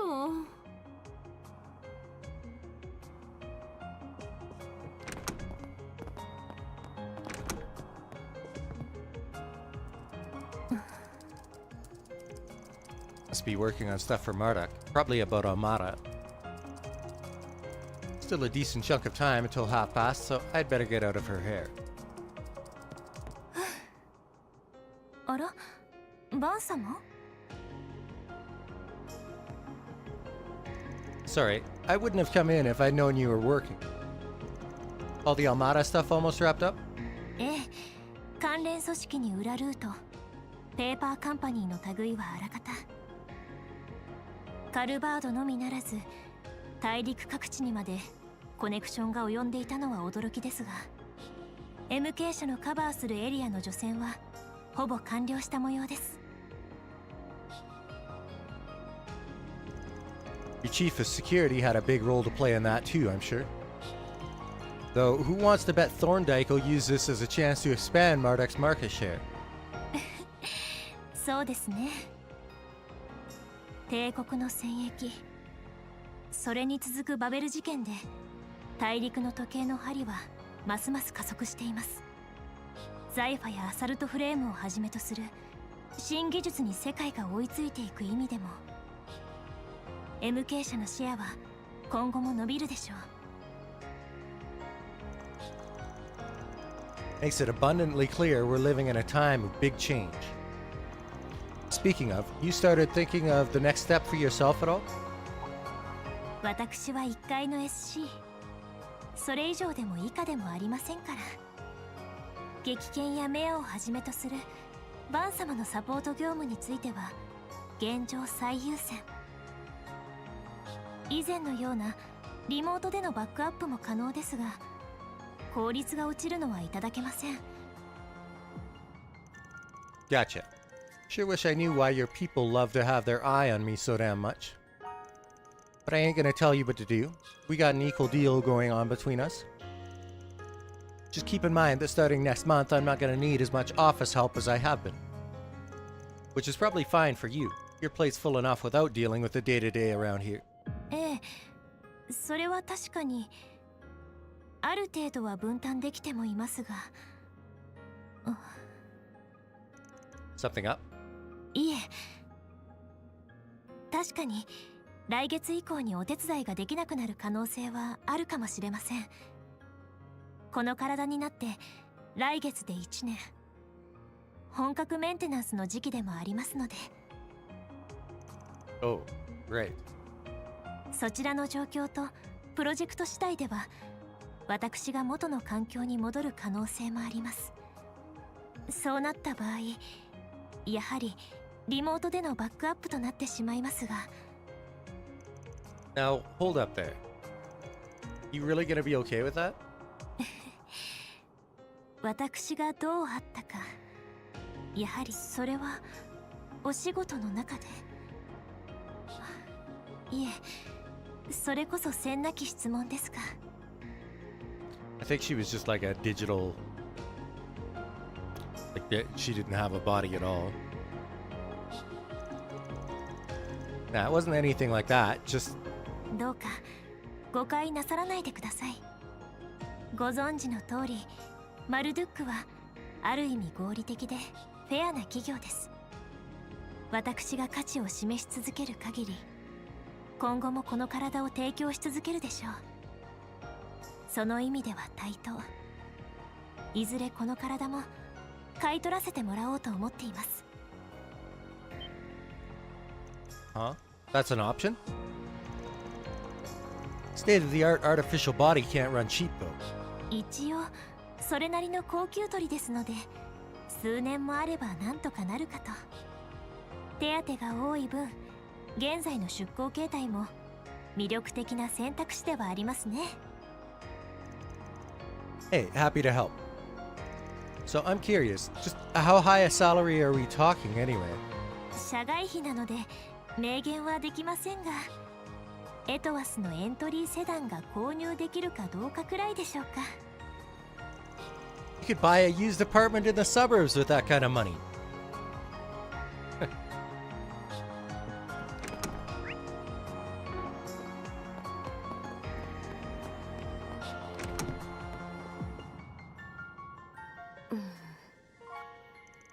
Are those Central Eastern and Western history textbooks?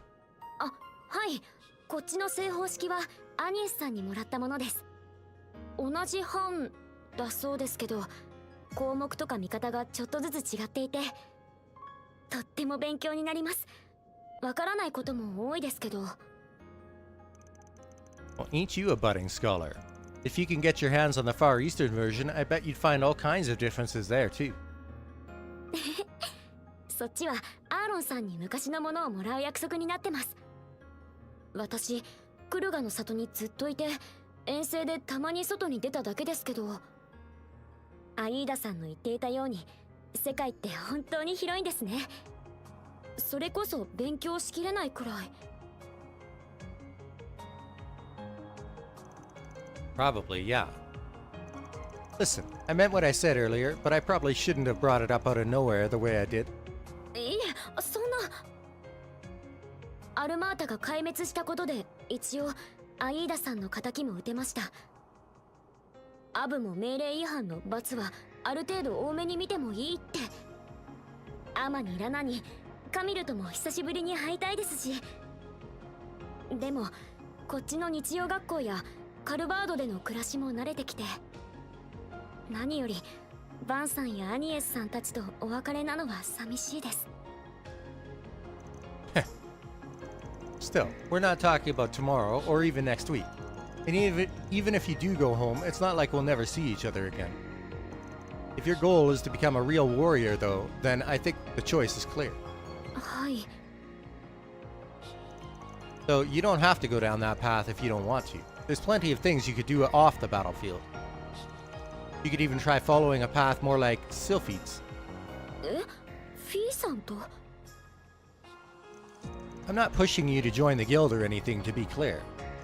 Just saying, it might be better than you following in your brother's footsteps. それは私も思いますけど、私が遊撃士？そんなこと考えたことも。 I think she'd be well suited for it. もうちょっと考えさせてください。Think about it as long as you want. There's no rush. And just be ready to head out in a bit, okay? はい。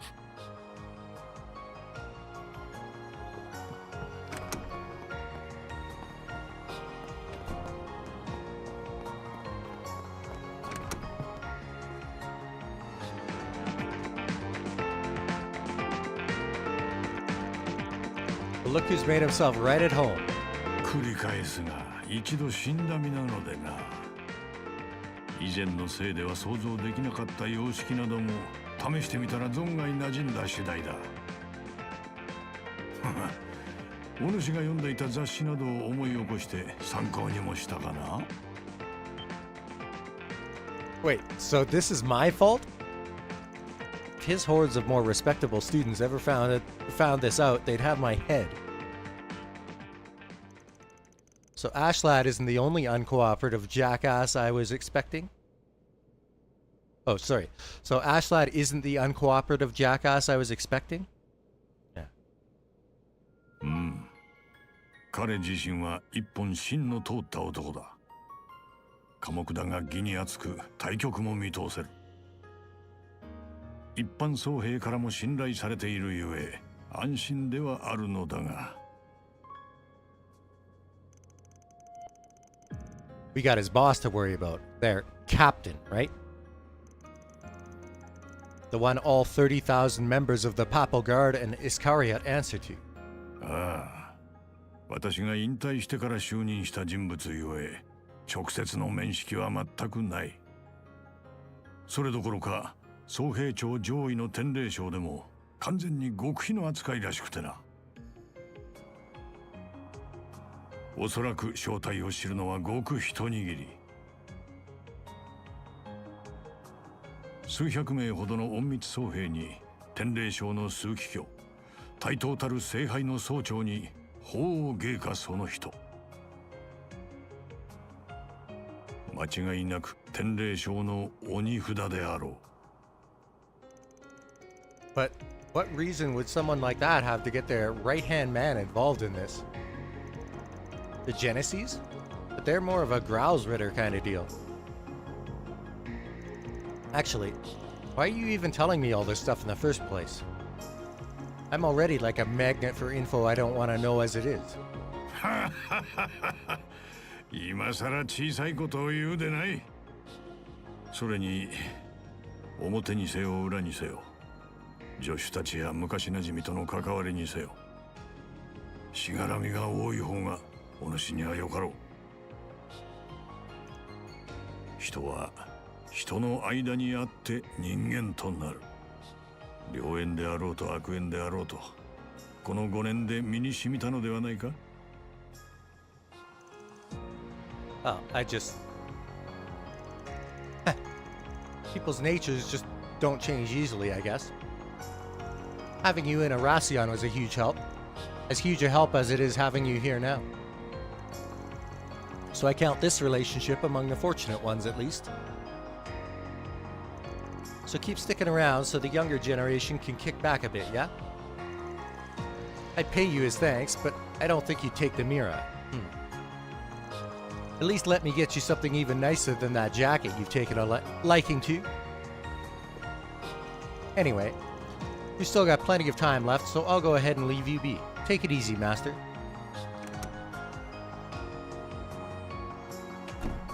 目を背けても背けきれぬものはある。気づけるか否かはお主次第だ。バンよ。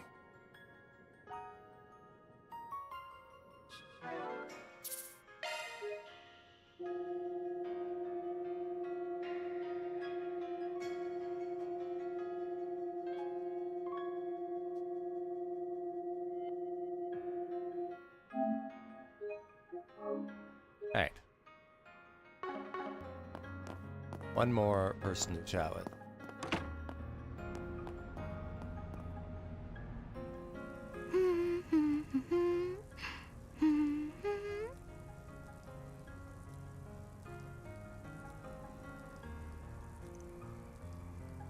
Hmm. これでよしっと。あ、バンさん、そろそろ出かけますか？ getting there, but we still got some time. Can't believe how lifelike this guy is. Professor Hamilton's students are something else. 日向ぼっこにもちゃんと意味があるみたいですね。太陽光を動力エネルギーに変換する機構が搭載されているそうです。Makes sense. I remember that being one of the areas Professor Hamilton was researching. Still, I know you've gotten real comfy around here over the past few months. But it's almost time to start planning the next school festival, ain't it? Isn't the student council gonna get real busy soon? はい。さすがにちょっとプレッシャーです。毎年4月下旬に開催される全校を挙げてのアラミス学芸祭。今年入学直後に参加しましたけど、3日間本当に見どころも多くって、とても学生だけで企画、準備、運営していたとは思えなかったです。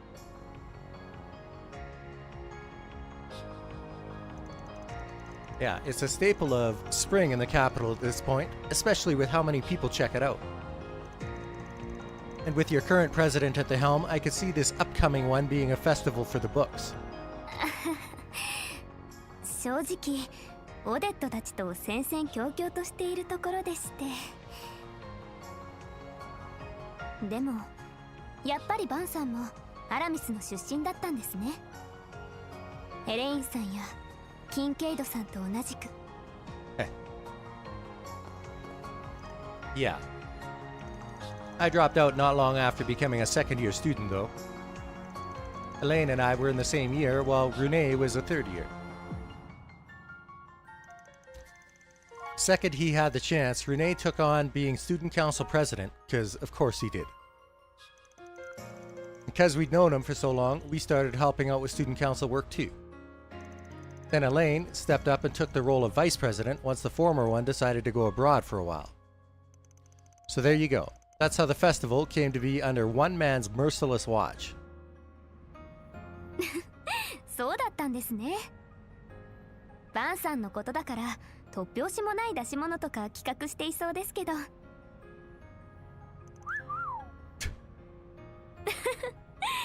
エレインさんのしかめっ面が目に浮かんじゃいますね。キンケイドさんは逆に面白がって認めそうですけど。It's like you were right there with us. I still remember my first drink at the after party back then too. Man, it was so good. You know how much of a sweet tooth I've got, but not even the bitterness of the alcohol could keep me from cracking a smile. もうグレーなのはその頃からだったんですね。すると学芸祭が終わって5月に生徒会長選挙があって、エレインさんが新会長になった直後にバンさんは辞めてしまったんですね。それもお二人に何も相談しないで、ある日突然行き先も告げずに。そうじゃありませんか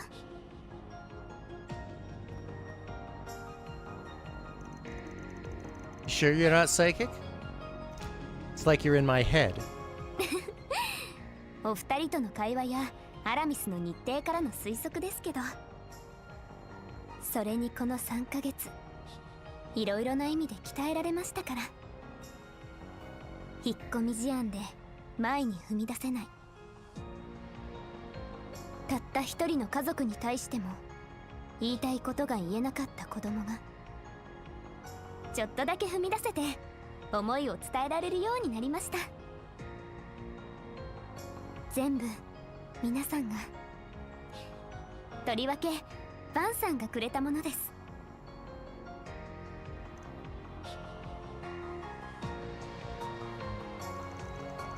I thought divining my high school years was enough of a surprise, but you weren't done, huh? At this rate, you're gonna have everyone running around at your beck and call even more than Ren. それは恐れ多いですよ。振り回すというより気にしてほしい人はいますけど。What's up? いえいえ、先は長そうだなって。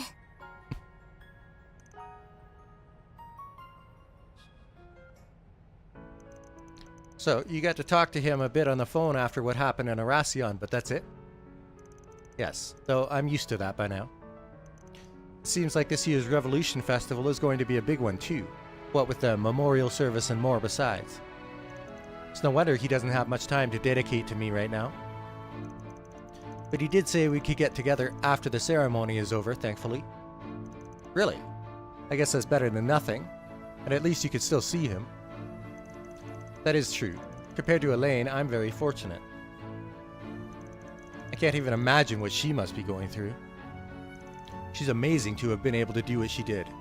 To make what must have been an excruciating decision, even if it was the right one. I don't think there are many people who could have followed through on that, bracer or otherwise. I hate that the hard times clearly aren't over for her. But if you could just be there for her, I think she would like that very much. I don't mean to put that responsibility squarely on your shoulders, of course. Mr. Kincaid and the guild should be there for her too, but still. I mean, yeah? I wasn't gonna give the cold shoulder or anything. It won't make up for what I did 7 years ago, but I'd like to think I could be there for her in some way others can't. Sounds like she won't be back here for a while, though. She's got a ton left to do in Arasion. What's that look for? Not proactive enough, you think? Oh, don't mind me. I'm sure just knowing you want to comfort her would mean a lot in itself, really. Oh, okay. Yeesh. Can't always please a teenager once they get to that age, I guess. So. What is it? Why are you laughing? You lovebirds want to get a room?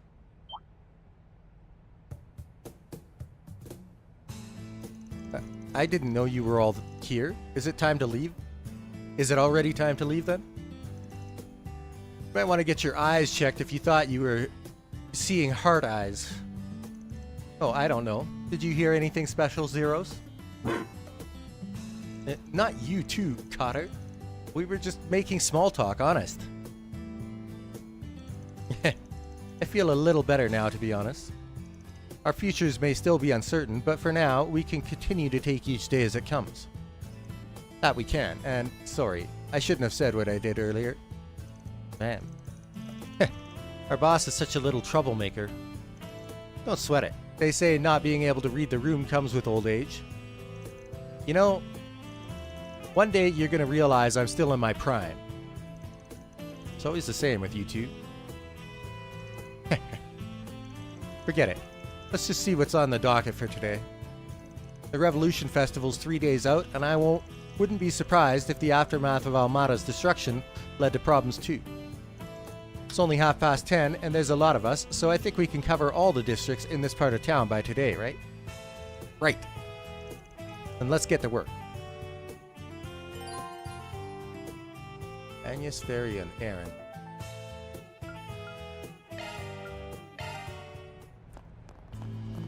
Alright. Oh wait, I need Regard with me. A couple of events that I can't do without him.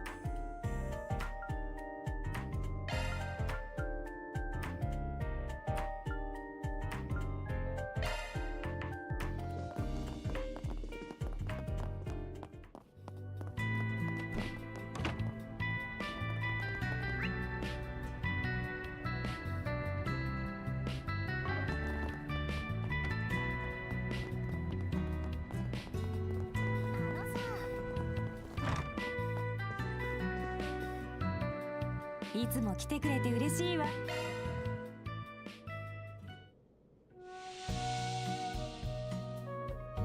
I don't think I've ever done one of these with Regard. 汗がうぜが悪くはね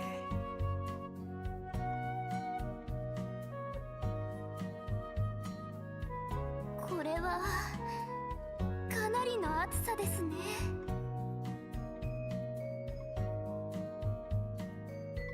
体温上昇汗がすごいな。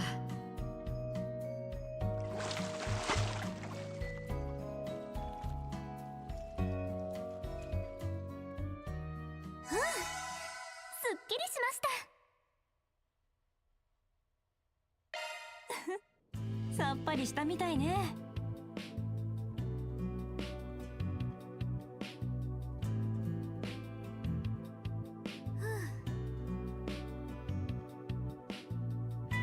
よし。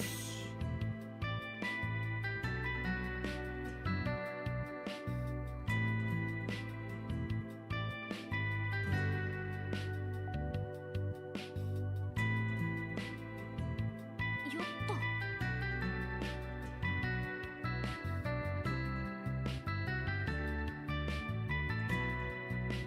よし。I will also take care of the theater.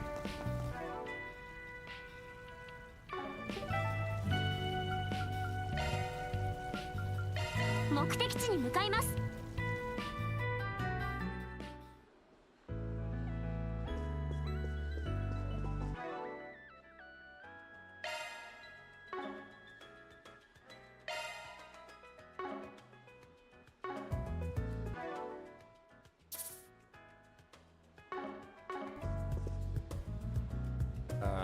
Okay.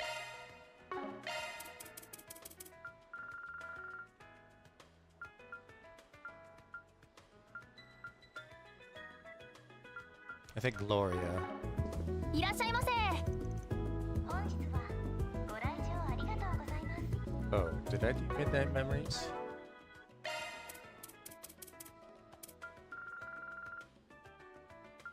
No, I did not, so I better do that one. いらっしゃいませ。一番スクリーンを開場いたします。チケットをお持ちのお客様は入場口までお越しください。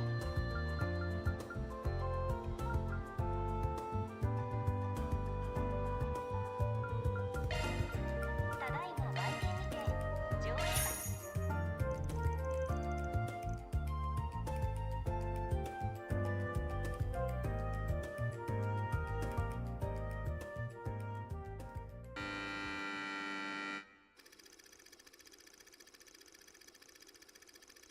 Oh, is this a horror one?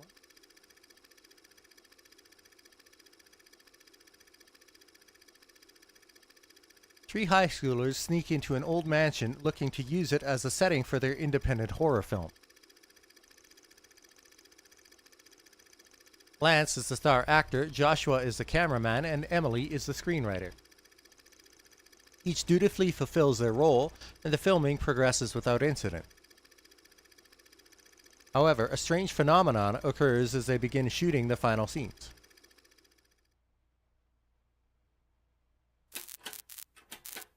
もうさっきからライト調子悪いんじゃないの？ああ、今朝は何ともなかったけどな。消えちまった。おい、何も見えないぞ。早くライト。ランス？おや。何か言ったか、エミリー。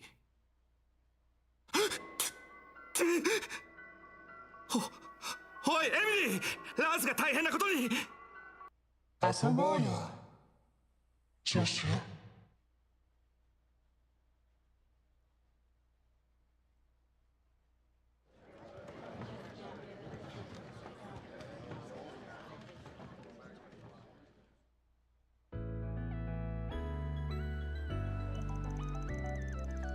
Anybody reasonable would recognize that visiting such an old mansion in the middle of the night isn't without its own risks, and yet I'm embarrassed that movie still managed to scare me so much despite knowing what those characters were in for.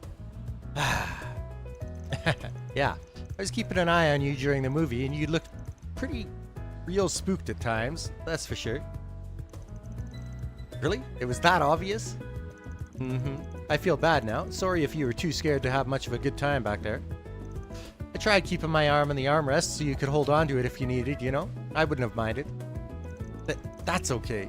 You really didn't have to go to that much trouble. I swear, Van. Agnes, you doing okay? What do you mean? I'm perfectly fine, really.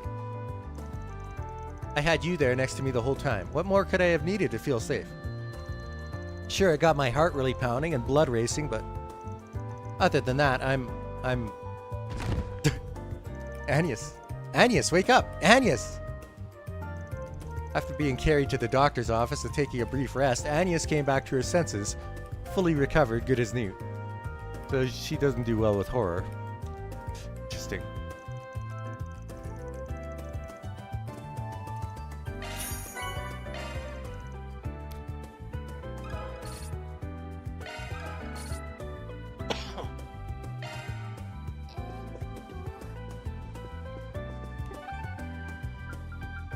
Looks like we've got a bunch of mandatory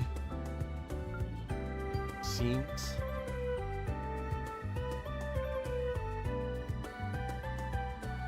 What do we have for... Alright.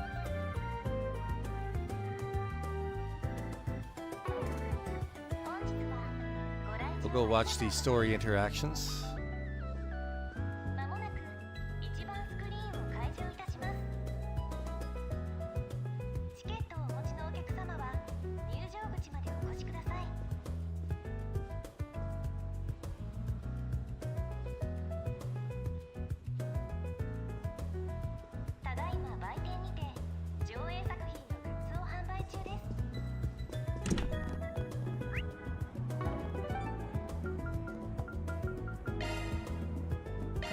さあ出発すんぞ。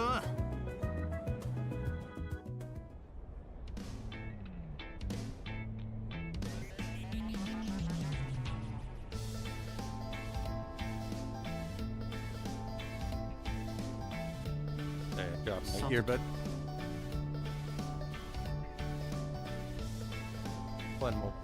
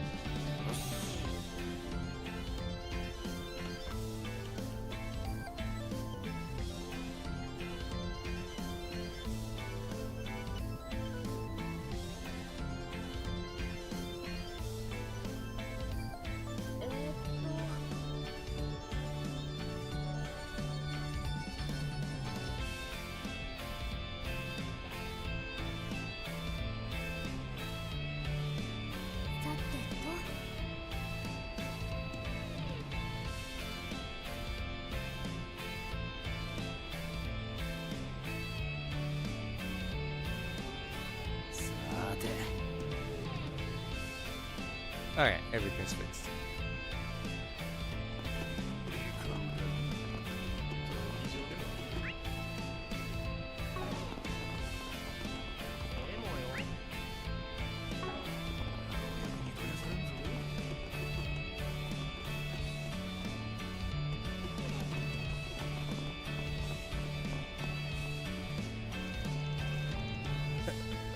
Water. I need water.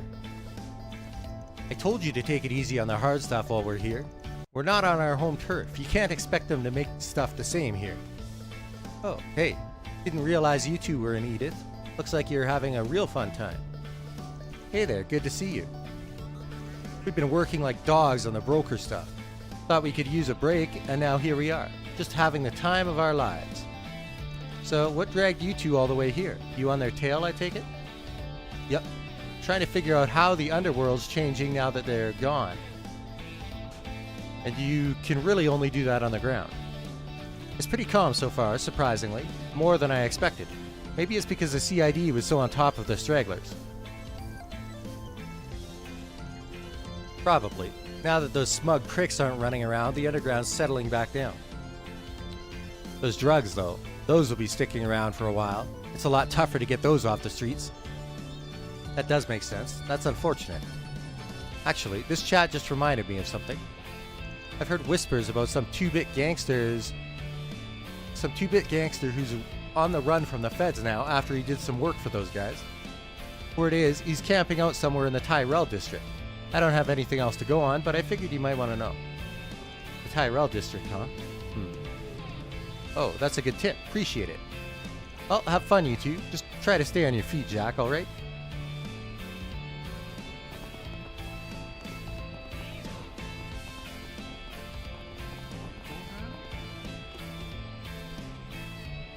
Huh? Everybody's scared shitless here. What's going on? Look over there. They have all fainted. What could have happened? Oh, I think I might know. Got a hunch these fools tried barking up the wrong tree. And they paid the price. Hard. Oh, shit. That would explain it. I almost feel sorry for them.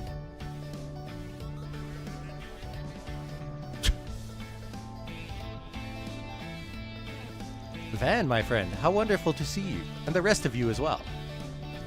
Good to see you, Your Highness. You sure roughed those poor bastards up good, huh? Oh, I had no hand in this, none whatsoever.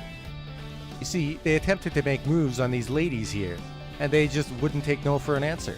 They got physical and, well, these women, they're truly a force to be reckoned with. Even yours truly quivers before them. Hey, don't you think that's a little mean, Prince? I was simply performing my duties, nothing more and nothing less. Okay, but that doesn't explain why you all were hanging out. You guys make for one weird posse, however you slice it. A mutual acquaintance of ours was kind enough to put me in touch with His Highness, so I came down here to meet with him, but then, as fate would have it, she happened to run into us here as well. I'm on a break for once, after wrapping up a job. I came into town to unwind until the festival, take in some of the local sights. Anyway, I wandered down here looking for a little excitement, I guess you could say. And I got everything I bargained for and more. This is too good to just be some kind of coincidence. Destiny must have brought us together. What do you say, Yin, his bodyguard? Want to go around? I think I'm good. Well, hell, that sounds like a delightful proposal. Don't worry about me, Najee. I encourage, nay, implore you to take her up on it. The things you say sometimes, Your Highness. I suppose I should just be grateful you're not thinking to throw down with her yourself. Oh, didn't mean to leave you all out, Van. You guys are more than welcome to... Yeah, no. We have this thing called work. Strange, I know. Damned if I'm getting caught in the crossfire between these two. That ain't the kind of threesome I'm into. Aw, you're no fun. Oh well, there's always next time. Just don't burn the whole district down, alright?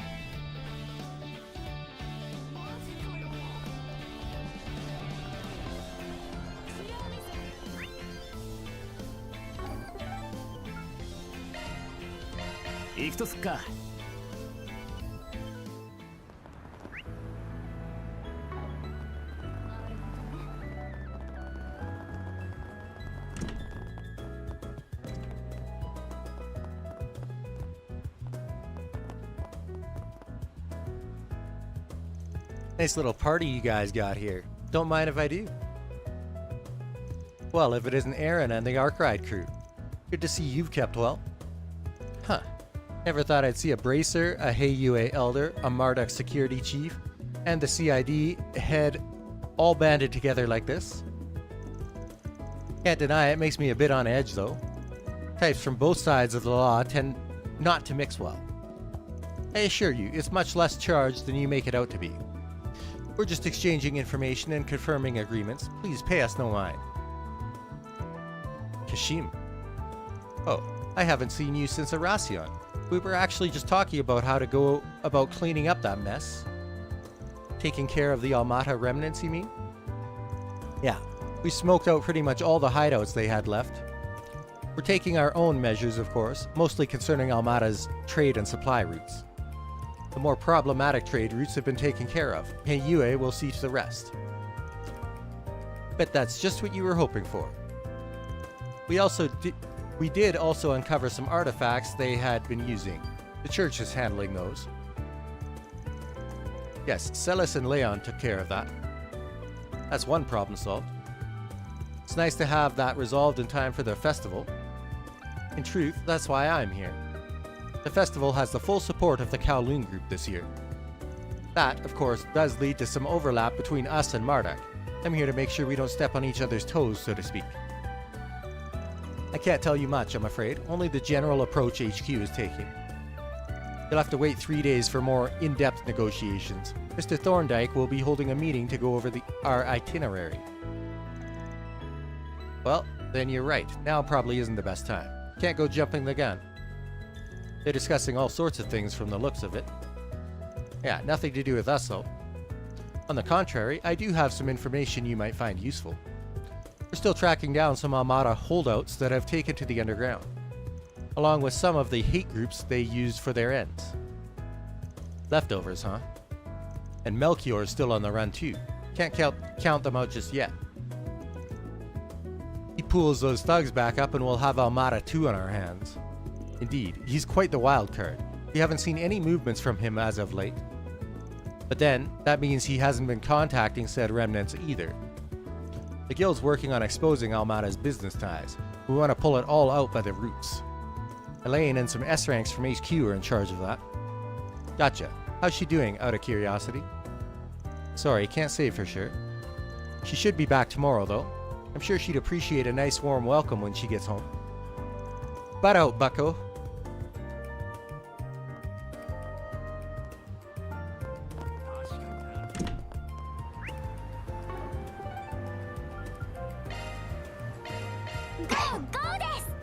Sorry.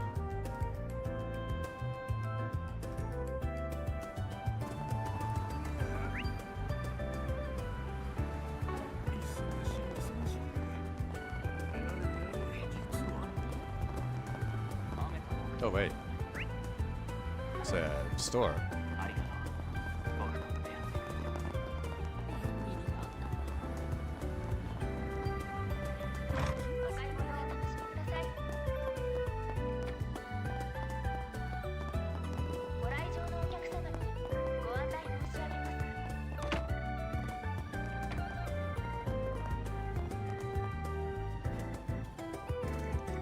Well, look who it is. I haven't seen you all since you were in Tharbad. We weren't expecting to run into you here either, Director. How come you're with Lieutenant Kyla? Government asked yours truly to help with the ceremony's production. Makes sense. You did do a good job with the film festival planning, catastrophes notwithstanding. Don't act like you didn't help at all there. I could do without a do-over from the last festival. Please don't jinx it. I wouldn't worry so much. You're more than aware of the fact that we're finally rid of A. The odds of anything major happening are low at best. It's not improbable that there are remnants still out there, so security is still just as tight, as a precaution. You here to discuss unit placement then? That's right. The meeting's with us more than anything. Supervisor Jiskar, and Essie too. I heard you'd help with the festival, but I didn't realize you'd be coming all the way here. It's been a while. We're helping set up all the equipment for the ceremony. Oh, yeah. You all are showing off some new stuff, right? Must be pretty busy then. Drowning in work, more like. This isn't even my specialty, but here I am slaving away. Though your sympathy does soothe the pain, Van. You don't mind if I call you Van, right? Of course not. Good. You could call me Essie, just like Tatter does, if you want. That I'm gonna pass on. She gets real casual real quick. That's just how Essie is. She's really friendly to everyone. Is that smart-ass professor gonna be at the unveiling? He'll be at the ceremony, but not much else. He's got his hands more than full with another project right now. Professor Hamilton will be here too. Really? The 4 of us might finally be able to get together. It's been such a long time. I certainly hope so. As Mary, Kyla, mind hearing me out here? Oh, what about? You two are bursting at the seams with sex appeal. There's this pizzazz to you. It's everything I could have hoped for and more. What do you say we chase new heights of sexiness to get... I am far too busy to even consider the proposition. That's not a field I have much interest in, I'm afraid. What? Same as always.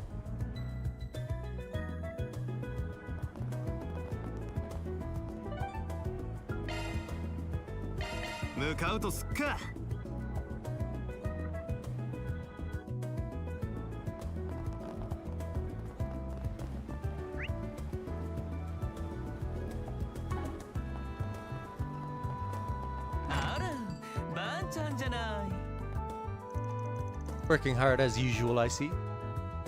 The incident with A is still making waves. All of my sources are still abuzz talking about it. Got any juicy info you wouldn't mind sharing? Of course I do. There's still some of A's gangsters out and about. It's quite concerning knowing we have some stragglers laying low in the capital. Yeah, it worries me too. That Melchior, not worth the time. You should still keep an eye out just in case we come across any information regarding their whereabouts. As long as it doesn't get in the way of everything else we're doing, it sounds good to me. That's it? That one? Okay.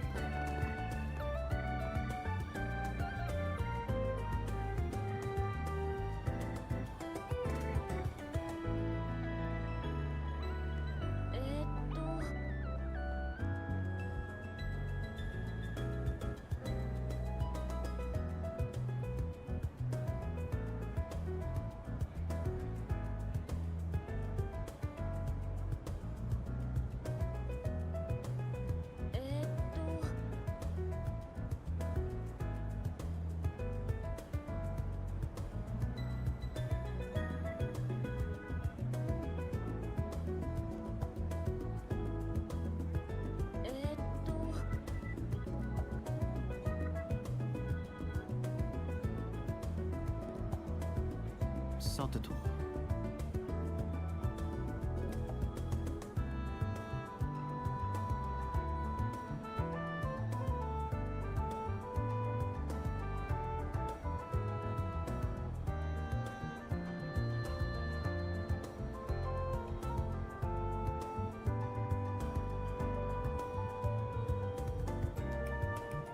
そうだな。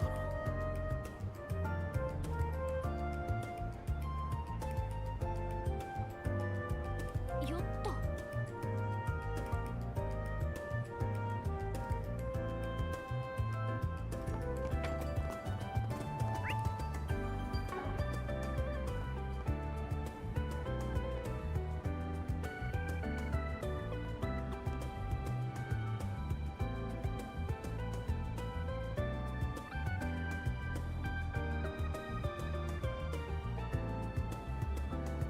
さてと。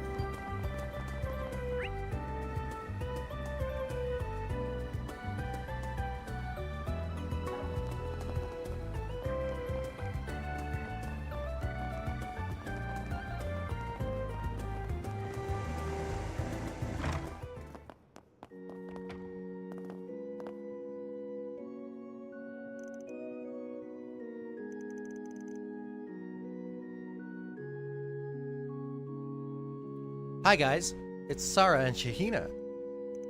I see Sylphie's with you too. Who are they? Acquaintances of yours? We met each other back at Tharbad. Nice to see you, it's been a while. What brings you guys here? We bumped into each other in town, so I'm showing them around now. We have a guest role in Director Goatee's new film, so we were invited to come here. You'll be in Director Goatee's next film? Congratulations! Careful with that perv. Don't let him goad you into doing some skeevy scene or event. 2 of the actresses are already keeping an eye, making sure they don't get into any trouble. I'm tremendously grateful to Judith and Nina.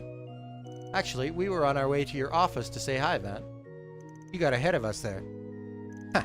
If you have the time, feel free to stop by for a visit anytime. I'm usually free during the day. We'll be staying until the Revolution Festival, so I'm sure we'll have a chance to visit. We'll get out our reserve of special snacks for you. You mean my reserve? The ones I saved for myself? Oh, you were saving those? Whoops, I ate all of them already. Son of a...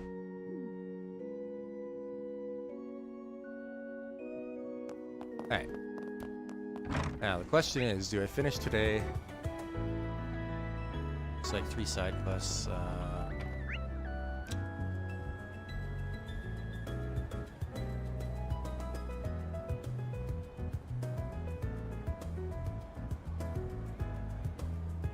Or do I save it for tomorrow? There's a big story event day 2. I think it might be fairly long, so I may save that stuff for next. Because I have to work tomorrow, and I'm still not feeling 100%, so I want to get proper rest before I go to work. So I think I'm going to call it here. I've been streaming for 8 hours, so yeah, I think I will call it here. Hopefully I will be around tomorrow after work. I will put up a waiting room. Probably sometime shortly after noon. Give me some time to rest when I get home from work. But and then we'll pick up the finale chapter from this day. See how far we can get. But yeah. Good night for now.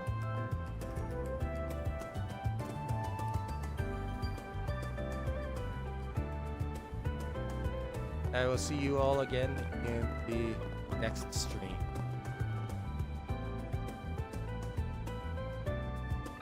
Thanks for watching.